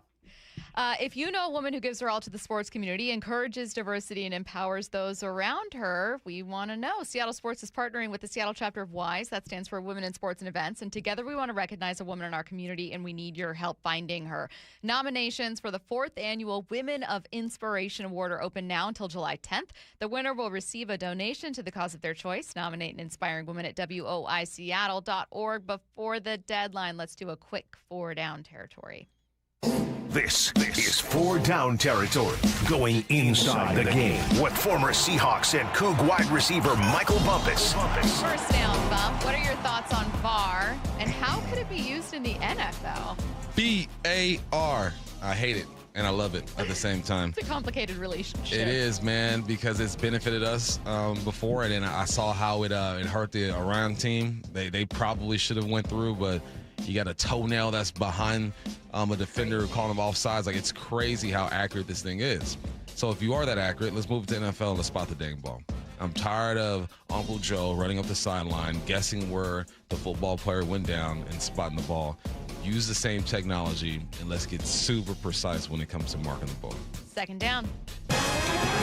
Now, we haven't talked about this nearly enough today, but maybe if we didn't have a massive match, this story with Brandon Ayuk would be bigger because it's weird. Where should Brandon Ayuk play in 2026? And can you tell us what's going on here? He's just losing it, man. Someone typed in, the first time that I talked about this, someone texted in Antonio Brown. I said, it's giving Antonio Brown type vibes. It really is, man. I hope he's okay. And it's BA. BA. Yeah. Just switched. Wow. Yes. See what you did. Yes. I am not for corruption. But he should go play for Cleveland, man. That should be the punishment. You start tripping in the league. You start blasting ownership in a way that just isn't really just wholesome. You got to go play for Cleveland. Send him in Ohio. Put on that dirty brown and fight for your life over there with the Browns. The Browns' worst uniform in all of sports. It's up there. I've never liked the Bengals. Don't like the Browns. I don't know that there's an MLB uni that I absolutely despise. No, the MLB is pretty classic. I personally don't like the Marlins, which is fitting because they're opening a series today. Diamondbacks are kind of weird. I think maroon they're cool. and teal. I think maroon they're and teal cool. do not go. It's kind of retro-y though. It's like 90s. You like their teal and not the Mariners teal? I mean, I don't like Yeah, stand on teal, business. period. I don't like teal, period. She had to back up on that one, No, Curtis. but I feel like the Diamondbacks. She wasn't expecting to get clocked like that. No, but the Diamondbacks, it's giving like Zupa buffet. You know what I mean? Like something about it's dated in a way that's like familiar and homey to It me. feels like retirement. That's exactly what it feels like. It feels like I went to. Have you guys ever been to a restaurant? I went to an Olive Garden one time. I've been to a restaurant before, yes. I went to an Olive Garden one time in Arizona, fittingly, where the chairs had wheels on them. Really? And I was like, that's what this feels like. I couldn't take my kids there. They'd be zooming all over the restaurant. Third down. There's a new list. What is it? And were the Hawks disrespected yet again? So the list is ranking teams by talent, and they have the Hawks at number 3. And I'm fine with that. Yeah. They have Philly at 2, then the Rams at 1. The reason why I'm not mad at Philly at 2 because I really enjoy the big boys getting love, and I think that's what put them over the top. It's their big offensive linemen. A couple years ago, probably had one of the best offensive groups when it comes to the line that we've seen in the history of the world, correct? So, no, they're at 3, and that's completely fine. They have a roster that's ranked 3rd, but the potential to get back to the big game. 4th down. Where should K9 be ranked? K9 is ranked number 9 when it comes to execs, when it comes to just the ranking of running back. And I think that's fine. It is fine. Yeah. You were saying that he wasn't getting no love here in Seattle, which I don't think he was. He wasn't. And you think that because he's now with the Chiefs, he's getting more love. I think it's just because my man balled out in the playoffs. Fair. Like, that lasting impression was Super Bowl MVP. Final taste, and I totally get that. But it reminded me a little bit of when Gino and DK, neither of them were on, like, a top 10 list heading into the season. But then once they left Seattle, it was like, oh, my God, what's Seattle going to do? They just got rid of this amazing receiver and this amazing quarterback, and now they're lost without them. And it's like, I, too, wondered what Seattle would look like. I was like, oh, my God, they're going to need this run game to take off. Like, I thought the same thing, but I found it interesting that there was so much more respect for players outside of Seattle. Once it was seen as someone Seattle was losing, it was like they moved on from that guy. And it's like, well, where was K9 on the top 10 ranking before? I don't think he should have been top 10. Going off of 2024. You think coming to the season? No. Oh, I thought that was he earned that 9. I think I lost this one, but I don't like it. I'll weasel my way out of it. Someone said, talking about me being in a I don't know how else to explain the Diamondbacks being retro. Like, you guys have been to restaurants where the restaurant clearly hasn't been updated since 1992. Yeah. And it's got, like, upholstered chairs with, like, wheels on the bottom. Everyone knows what I'm talking about. Like, all the tables have, like, rounded edges. You guys know what I'm talking about. Gino's in Monroe. It has not been updated since 75. I always think of Zupa. Remember Zupa? Yeah. The buffet? Yeah. In South Center? Yeah. It's like that. Sizzlers. Miss you, Sizzlers. Oh, Sizzlers lasted much longer. There than was Zupa. there was one in South Center as well. Yeah. Sizzlers hung on there for a while. Love Sizzlers. Zupa, though, that one was and Rainforest Cafe, they left. They gone. They went away. They're gone. You're listening to Bump and Stacy on Seattle Sports and the Seattle Sports app. Get your questions in for What I Need to Know. Any question, text it now, 866-979-3776. Seattle Sports, home of Brock and Salk, morning 6 to 10. Can we please stop crowning the Rams already? The season hasn't even begun yet. I think it ignores a whole bunch of stuff. We've seen teams try to put together these super teams before. I can't come up with the last time it actually worked. And oh, by the way, I've talked about this a bunch. They didn't add Myles Garrett. They upgraded to Myles Garrett. They lost a guy in Jared Verse who was also a very good player. Watch live or later on the Seattle Sports YouTube channel. Summer is here, and it's time to break through your weight loss frustrations. Hey, it's Dr. Coogan with Eastside Weight Loss, and we have a proven system that can help you lose 20 to 30 pounds or more in just 8 weeks. Whether you need a nutrition plan to complement your GLP injections, or you're like many of our clients who don't want to worry about ongoing monthly costs, giving yourself shots, or uncomfortable side effects. Either way, our program provides the support, accountability, and structured nutrition plan so you can achieve your results for the long term. Schedule your free phone consult at eastsideweightlossclinic.com. Look, this plan does work. It's Mike Salk here, and I used Eastside Weight Loss Clinic to lose 35 pounds. Just recently, I heard about one of our listeners who lost 40 pounds. How about that? The plan will teach you lifelong habits to continue eating the food you love while losing weight. We've helped over 4,000 people lose 20 to 30 pounds or more in just 8 weeks. Come to our clinic in Kirkland or do the program remotely from anywhere you live. Schedule your free phone consultation online at eastsideweightlossclinic.com. Dr. Ryan Coogan, D.C. Results may vary. Running a small business means juggling a lot. Your network has to handle it all. That's where a fiber-only provider falls short. You deserve a partner who gives you a greater advantage. Introducing the Total Solutions Advantage only from Comcast Business. A first-ever combination of the largest, fastest fiber-powered network, the most reliable Wi-Fi, gig speeds with equipment and security included, and a 5-year price lock. Plus, it's all backed by a 30-day money-back guarantee. The total solutions advantage only from Comcast Business. A new standard for small business with reliability, security, and savings in one. When you add it all up, no one does business like Comcast Business. Switch today. Get started for $60 a month for 12 months when you add an advanced solution to a qualifying internet package. Limited time offer. New customers only. Requires 300 megabits per second internet, security edge, and additional qualifying service. 1-year agreement, paperless billing, and autopay with bank account required. Taxes and fees extra. Most reliable Wi-Fi based on Open Signal Awards USA Fixed Broadband Experience Report, May 2025.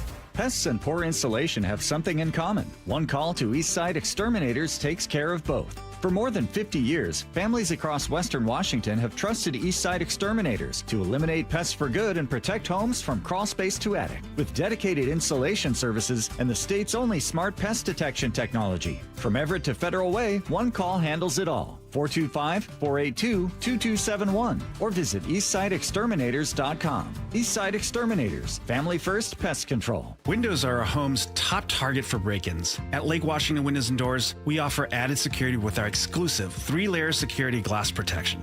Combined with our lifetime warranty, you'll have lifetime peace of mind. Choose Lake Washington Windows and Doors, a name you can trust. Stay cool this summer and save big. Lake Washington Windows and Doors delivers the quality, comfort, and energy-saving performance you deserve. During July, buy 3 windows or doors and get 1 free. Plus, make no payments for 12 months. LakeWashingtonWindows.com. Les Schwab Tires has always believed that taking care of people is the right thing to do. Today, that means more than trusted service. It means delivering real value, too. That's why we're lowering prices on hundreds of tires without changing the service and expertise you've always counted on. Consumer Reports named Les Schwab the best tire retailer for 2026. We'll keep working every day to earn your trust. See leschwab.com for details. Mariners and Marlins tomorrow in Miami. 3:40 first pitch, 2:30 pregame. Get every pitch of every game for free on the Seattle Sports app. Collectors, Front Row Car Show is returning to Tacoma. Join us at the Greater Tacoma Convention Center on July 11th and 12th. 480 tables. Baseball, football, basketball, and hockey cards. Plus collectibles such as Pokemon, Marvel, Star Wars, and comic books. CGC and JSA will be there. So bring your cards, comics, and autographs to sell, trade, or get them graded. Hundreds of vendors, thousands of dollars, and free prizes. Don't miss it. Front Row Car Show. Greater Tacoma Convention Center. Saturday and Sunday, July 11th and 12th, 11 to 5. For more info, go to frontrowcardshow.com. That's frontrowcardshow.com. Seattle baseball is heating up, and so is summertime. Dave Wyman for Fast Home Services. Their HVAC department has you covered. While others book out for weeks, Fast Heating and Air is just that, fast. Call 1-800-THINK-FAST to request your next-day consultation for AC, heat pumps, or other cooling services. Same-week install available for a limited time. Or visit fasthomeservices.com for a virtual quote in seconds for water heaters, plumbing, HVAC, and electrical services. This is the story of the one. As a maintenance engineer at a beverage manufacturing plant, he starts his day knowing every line is ready to run because Grainger delivers the industrial-grade products he needs to keep mixers, conveyors, and packaging equipment moving. With Grainger's vast selection of bearings, belts, and motors, he keeps operations running smoothly, so nothing grinds to a halt. Call 1-800-GRAINGER, click Grainger.com, or just stop by. Grainger, for the ones who get it done. Get in the zone, AutoZone. Summer's finally here, and we're kicking it off with a whole lot of free. Free brake pads with Duralast rotors. Free oil filter with 5 quarts of oil. Free Armor All wipes with Armor All glass cleaner, and more. More free, so you can have more summer. Celebrate free at AutoZone. Now through July 27th. Restrictions apply. Get in the zone, AutoZone. This hour is brought to you by Mazda of Everett. You're listening to Bump and Stacy. Weekdays 10 to 2. On Seattle Sports and 97.3 FM HD2. Who's going downtown to watch this one? I'm going to be lame. And I am lame. I know I'm watching from a separate soccer bar, but Soto's going to be crazy. Bump's going downtown. Crazy. Bump's going to Soto. Holla at me. Maybe you'll be on camera if you see Bump there. Yeah. You're going to go, what, man on the street style I'm interviews? going to go, have a camera and a mic and just holler at the people. Yeah. Some good content, you know? So if I'm an you influencer see- now, you know that? He's an influencer, so if you Hey, see... guys. Hi, guys. I'm here. A lot of you guys have asked about my skincare routine. You're going to have one of those tripods that, just gets in the way. Yeah, it's all doing right dances. in the middle. Yeah. Right in the middle. So Bump's going to be out there. If you see him, you know why. Not only a massive fan, but maybe jump on camera, do an interview with Bump. Let's go. I can't wait to see your coverage of this match. It's going to be absolutely insane. Is this the biggest thing to happen in Seattle sports thing? Yeah, I would think so. I mean, think of all the stuff that's been here. You've had NBA the Finals. All-Star Game, Home Run Derby. You've had Conference championship games. This is it. It's the World Cup. This is it. I mean, the U.S. is the best team we've ever had. And you know what else is adding to it? The U.S. being at the center of the single biggest drama thing too that anyone's talking about. Like, if you follow sports at all, this story is making its way to you. Drama. I like it. I saw someone tweet out. It was funny. They said, I've never been so there are two Americas than I am with sports fans and not sports fans. With there like are two Americas. Sports fans hold conflicting ideology all the time, where you're like, oh, maybe it wasn't the best thing, but I just want my team to win. And then non-sports fans are like, this is disgusting. I can't root for the U.S. First off, if you're an American citizen, unless you have dual citizenship, I know people who have dual citizenship, you should be rooting for the U.S., baby. Come on, man. Forget all the extra stuff. This is the best team we've ever had. We're gaining respect in the soccer world. No matter what happens today, other countries don't just look at the U.S. the way they used to look at us when it comes to soccer. Like, you're gaining respect. I grew up playing soccer. My kids play soccer. It's the world's game. And you know, I give Salka a hard time because he doesn't like soccer. So I'll send him memes and stuff like, how can you not like? Look, it's beautiful. Like, look at this. He goes, even he has to say he appreciates the pageantry of it, right? He understands what it is. He just doesn't like the game. So I'm like, all right, I can deal with that. At least you recognize what the World Cup does. Do you think that that's been muddied for other teams? Certainly there are people that are massive soccer fans that really don't like what happened. And then there are people that aren't soccer fans at all that just are opining about it, saying that they're disgusted by it. But, like, what about other teams, coaches, players? It's not like, you know, Flo Balogun reached out to FIFA and said anything. And it's really a shame because he's been kind of a breakout star and really fun to watch. And the U.S. men's team has been such an amazing story. But do you think that it's colored the way people see the team? I think that it's not about the team. It's about FIFA. I think people are more upset and disgusted with how FIFA handled this because it seems like they were influenced by someone to allow Flo to play. I think the world looks at the U.S. and it says that's a decent soccer team. I don't think they blame Flo, but all the analysts that I'm listening to, not all of them, but a lot of them are just upset with FIFA. And I get it, but we also know that that foul was not worthy of a red card.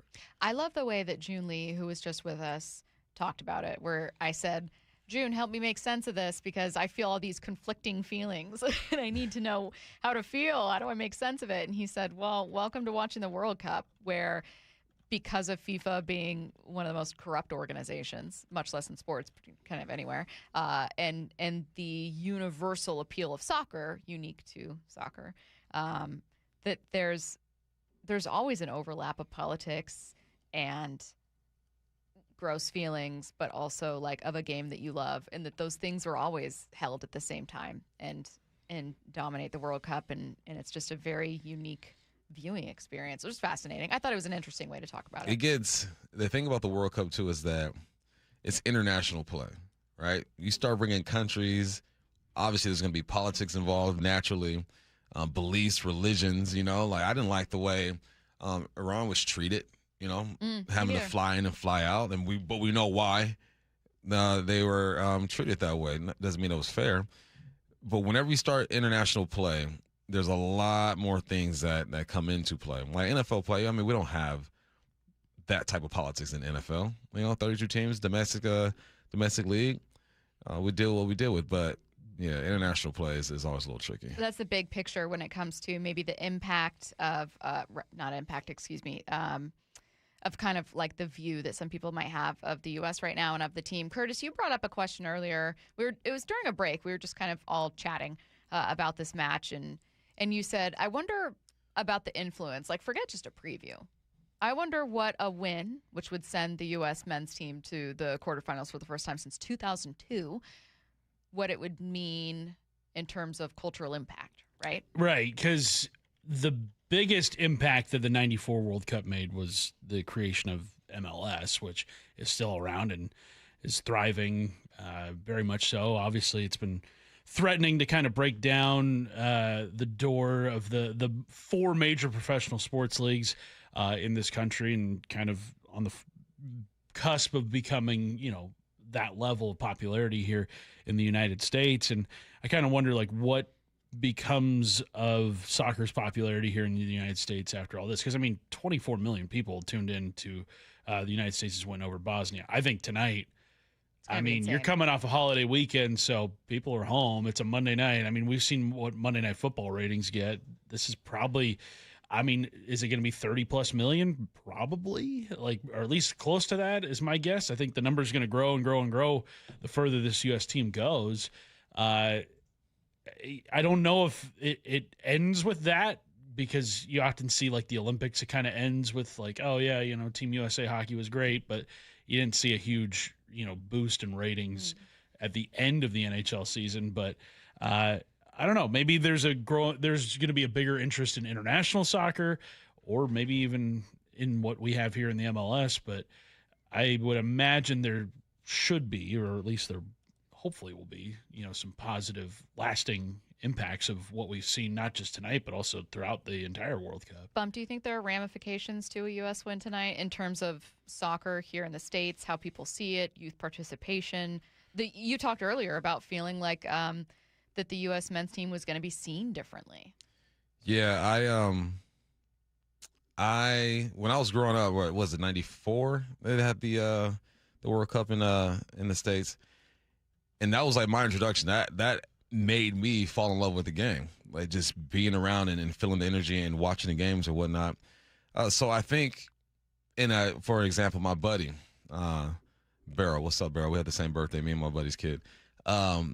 Since the World Cup has come on, he's been in the backyard playing soccer every single day. Like, there's a young group of kids who are going to be influenced by this, and hopefully, we get a guy or a girl who would play a different sport to put on the cleats and say, all right, let's go try this game. So no, I think it's huge, man. I think, and this is the most visible the World Cup has ever been. You know what I mean? Like, it's 2026 with all the technology and social media and then all these clips and stuff.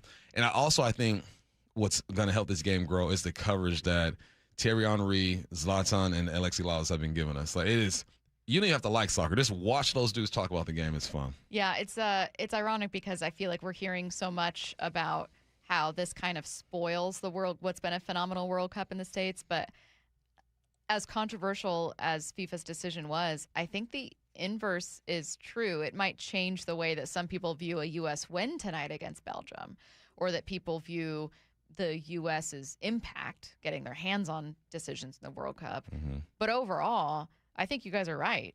There's no better thing that could have been done for youth soccer, for soccer fandom in the United States and its respect internationally than this team doing what they're doing right now. Mm-hmm. And that has a chance to advance tonight. Historical stuff, and it's happening here in Seattle, which is also crazy. I haven't mentioned that enough, that Lumen Field / Seattle Stadium in Seattle is in the center of the biggest story in sports right now. We're here. Get your questions in for What I Need to Know, 866-979-3776. That's next. Seattle Sports, home of Brock and Salk, morning 6 to 10. Can we please stop crowning the Rams already? The season hasn't even begun yet. I think it ignores a whole bunch of stuff. We've seen teams try to put together these super teams before. I can't come up with the last time it actually worked. And oh, by the way, I've talked about this a bunch. They didn't add Myles Garrett. They upgraded to Myles Garrett. They lost a guy in Jared Verse who was also a very good player. Watch live or later on the Seattle Sports YouTube channel. Summer is the time to feel and look your best, but I'm not talking about your abs or tan. Guys, I'm talking about your hair. Restore that bald spot, reverse your receding hairline, or add volume to thinning during Advanced Hair's once yearly summer savings event. Advanced Hair's simple one-day treatment begins to regrow your very own hair the very next day, and they guarantee your new hair will grow. They are the team that addressed my hair loss, and I recommend them to everyone. Take advantage of your flexible summer calendar and get the most hair for your dollar. Advanced Hair's summer sales event is on for a limited time. So get the details and schedule your free consultation today. 425-449-8185. One-day treatment, life-changing results. With Advanced Hair, your new hair is guaranteed to grow. Check out the incredible before and afters and make the call now while their summer savings event is still on. That's 425-449-8185 or advancedhair.com. We meet by accident, fixing every last bit, accurate auto body. If you've been in an auto accident, you have the right to take your vehicle to any repair facility. Accurate Auto Body has been family owned and operated since 1994, and they work for you, not your insurance company. Your insurance company may not love them, but you will, because We meet by accident, fixing every last bit, accurate auto body.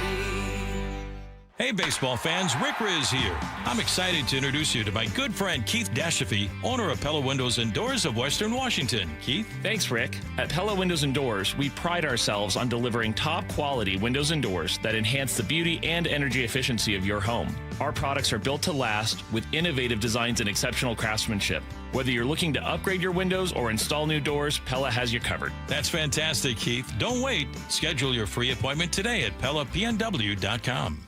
Endless hours of research, seeking referrals, dozens of calls. Hiring the right attorney can be a challenging process during an already difficult time. J.P. Pendergast with Pendergast Law explains. In Washington State, Tom, there are thousands of attorneys to choose from. Referrals and online research can be helpful, but discovering the right attorney requires a conversation. It can be hard to identify integrity and authenticity without that interaction. So, what do you recommend? We encourage anyone looking for personal injury representation to call for a free consultation with our team before making a decision simply based on referrals or online research. Accident victims need an attorney that listens, demonstrates honesty, and is genuinely understanding of their unique circumstances. The care, attention, and preparation that our firm provides throughout the case mirrors the effort involved when taking on the insurance companies. Save time and avoid mistakes after an injury. Contact the caring and compassionate team at Pendergast Law. If you or a loved one has been injured in a car accident, call Pendergast Law.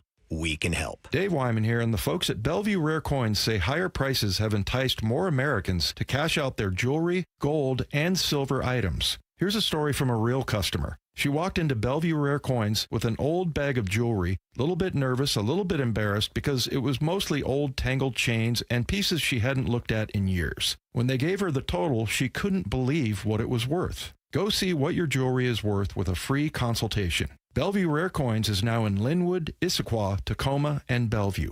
Mariners and Marlins tomorrow in Miami. 3:40 first pitch, 2:30 pregame. Get every pitch of every game for free on the Seattle Sports app. He flew fighter jets in 2 wars and taught you how to drive a car. He fed everyone on the block, but never shared his secret recipes. And every time he'd tell a story, he'd own the room. But now more than ever, he may feel alone. Today, older adults and their loved ones are struggling to connect, in a time when connection has never been more important. But there is something we can do. Embrace our older loved ones through StoryCorps Connect. With StoryCorps Connect, you can honor seniors remotely with an interview about their life. Every interview will be archived at the Library of Congress, becoming part of American history, so that years from now, future generations can listen in. All right, Grandpa, what's one piece of advice you have for me? Just 3 words, sweetheart. Live with courage. The man that had the best stories still has plenty of stories to tell. So connect virtually and share the conversation of a lifetime at StoryCorpsConnect.org/AARP. Connect, honor, share. StoryCorps Connect. A message from AARP, StoryCorps, and the Ad Council.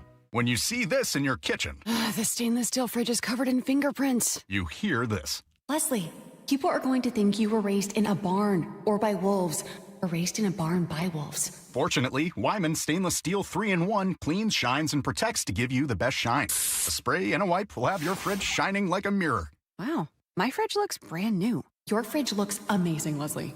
Sorry, I was being a little dramatic earlier. Your kitchen says a lot about you. Let it brag with Wyman. And Doug. Limu and I created a trick to help you remember that you can customize your car insurance and save with Liberty Mutual. You see, the shirts Limu and I wear are yellow, and yellow is the color of lemons, and lemons grow on trees, and trees provide oxygen, and oxygen helps us breathe, and breathing is how you live, and you can live more life when you save money by customizing your car insurance. I agree, Limu. It's really quite simple. Only pay for what you need at libertymutual.com. Liberty, liberty, liberty, liberty. You're listening to Bump Stacy. Weekdays 10 to 2. On Seattle Sports and 97.3 FM HD2. A lot of big questions in what I need to know. Get those in 866-979-3776. Joe in Bellevue says, I'm trying to understand the psyche of professional athletes. If you're in an extended slump and there's clearly a better option at this moment, should you be insulted if you're pushed down or taken out of the lineup? Do you want your place on the team as a Lifetime Achievement Award, or do you only want the position because you deserve it?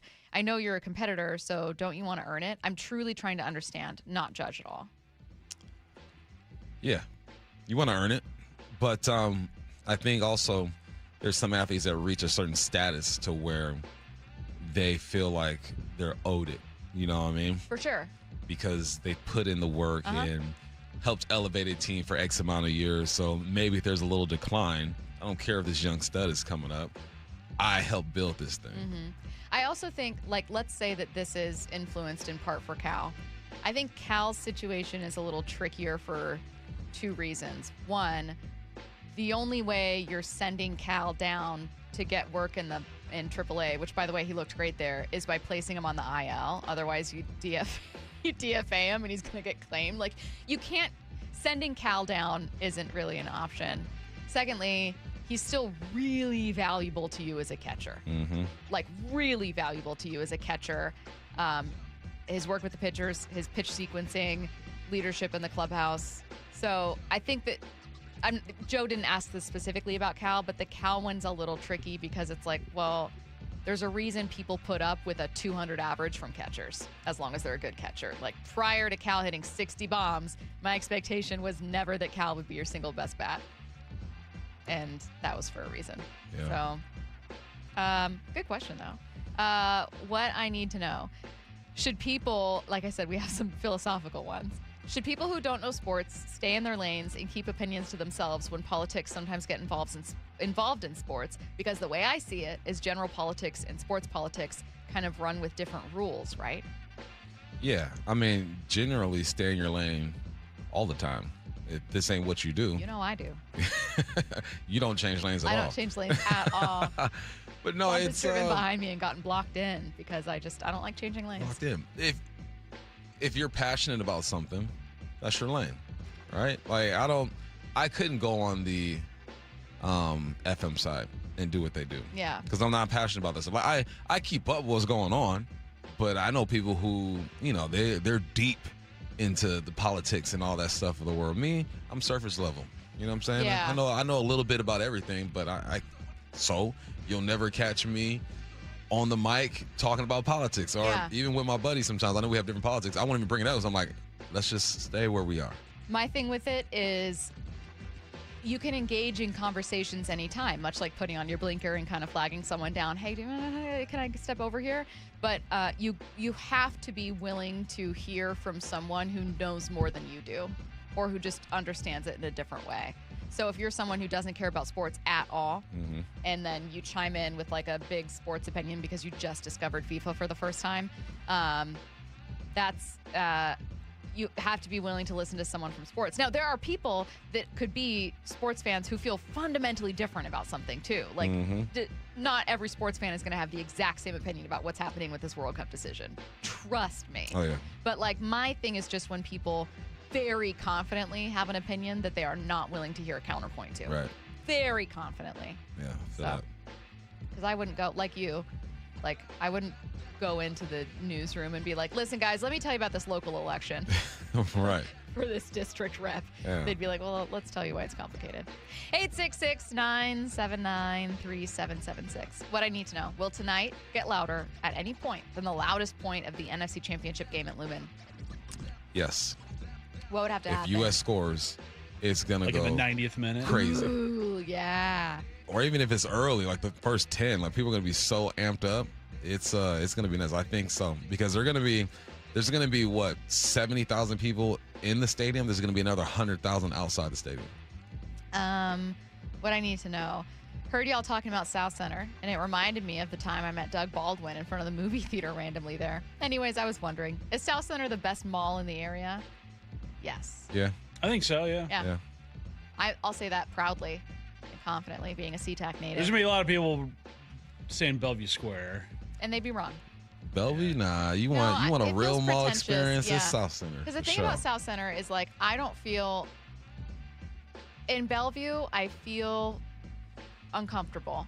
There's too many fancy stores there. You know what I mean? Like, South Center has a nice mix of, like, it has some nice department stores and nice outlets, but then, you know, it's got a kiosk where you can get phone covers for Nokias that no one's seen since 2007. And I love that. I love South Center. It's my mall. I mean, I rock with Bellevue just because it's closer to me. But a real mall experience, yeah. Someone said, I guess, but I hate the stick to sports people who think athletes can't have an opinion on anything other than sports. That's a that fair I don't opinion. agree with. You have free will. Whatever. You do and say whatever you want to. And I don't like that take either, because I think there are some athletes who are well-informed, who know what they're talking about, and have something to say and have a platform to use it. No. Me personally, I wouldn't do it, because I'm not comfortable putting myself out there like that. Yeah. Well, my thing's always, like, when it comes to, like, the expertise of something, like, if I'm just a random person, why would I think that an athlete can't opine about something I care about when that's not even my job? Like, if there's an athlete talking about politics or something, why would I say he can't talk about that if it's not like I work in politics? Yeah. It's not like I'm a politician. Right. My thing is just being willing to hear someone out. Listen to someone, accept that you're not, like, fundamentally right when you barge into a conversation. I even let dumb people talk, man. You know how many Bump lets me talk all the time. dumb takes I hear, even with my friends. I'm What's like, the dumbest y'all take you've crazy. heard? Dumbest take I've heard? The dumbest take where you had to bite your tongue and you were like, how do I address this? It was really just a comment. My boy, I think I told you this. We're watching a game, and we're watching a football game, and my buddy goes, hey, they're either going to run it or pass it here. I'm like, it's second down. They're not going to punt? What do you mean they're going to run or pass it? And I was like, man, hand me Just a got a beer. feeling. Curtis, what's the dumbest opinion you've heard from a friend or like a family member or someone where you were like, I'm not going to say anything here. I have to bite my tongue. Man. There's some good ones. Yeah. I heard my sister told me she was hanging out and this person said if a pitcher starts a game, he has to finish it. And they hate that that's not a rule. Like even when you give up 9 runs. Yeah, it's you like, have gotta to wear finish it. the game. Even when your arm's hanging out of his You have socket. to finish the game. And it wasn't like a joke where it's like back in my day, it was like they thought that like that would fix baseball. Yeah. Hey, big ups to Alderwood Mall, too. That's a good mall. It's a good mall. Yeah. But it's not South Center Mall. Well, you a South Side girl, you know what I mean? I'm Shout from the out North South Side. Center. I'm up north. You're from LA. I mean, but I've been living up north for like 15 years. Though. That's fair. Okay. You can have love for Alderwood, I guess. You are listening to Bump and Stacy. Don't forget, massive match between U.S. men's national team and Belgium coming up at 5 p.m., just hours away. Wyman and Bob coming up your way next. Corruption is not bad. Corruption is only bad if I'm not involved. Yes. But if I'm part of that corruption, I'll defend it. MLB Network insider John Morosi with Wyman and Bob. How do we assess this Mariner team? What do we do? The main guys that you need to carry the water here, Cal, bad first half, okay? Julio has struggled of late. Donovan has been a non-factor. Naylor hasn't had a good year. I mean, that's the explanation. If this team's going to get back to where they were last year. And they can still do it. The fixes are there. Subscribe to Seattle Sports on YouTube and watch the full interview.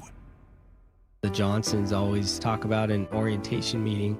Their dad and grandpa, they always maintain that it's a people business. Lee Johnson Auto Family, the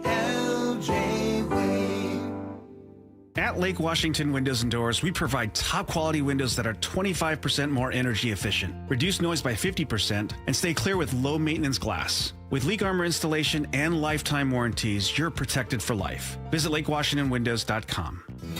Whatever the heat index, stay cool this summer. Your local Bryant dealer can make sure your system is up to the task. Whether it's maintaining your current system or installing an energy-efficient Bryant Evolution cooling system with perfect Humidity Plus technology, your dealer will give you what you need to help your family beat the heat. Learn more and schedule an appointment with a factory-authorized dealer today at BryantNorthwest.com. That's BryantNorthwest.com. Bryant, whatever it takes. Hi, Chef John Howie here. At Sea Star Restaurant and Raw Bar in Bellevue, we've been serving the East Side for more than 24 years. We love serving our guests and creating wonderful memories. We also love serving the community, from local schools to amazing organizations like Hope Link, the American Cancer Society, Bellevue LifeSpring, and so many more.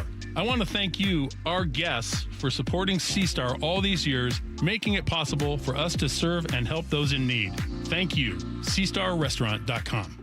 For over 113 years, Pacific Lamp and Supply Company has been your #1 lighting specialist in Washington, from the Space Needle in Seattle all the way to the Riverwalk in Spokane. With the largest lighting inventory in Washington, Pacific Lamp's knowledgeable and experienced staff can assist with any lighting issue, including intricate lighting and control designs. Plus, they work with all utilities in Washington to get you the best available lighting rebates. Pacific Lamp and Supply Company, Washington's lighting experts since 1912. Visit pacificlamp.com. Summer is the time to feel and look your best, but I'm not talking about your abs or tan. Guys, I'm talking about your hair.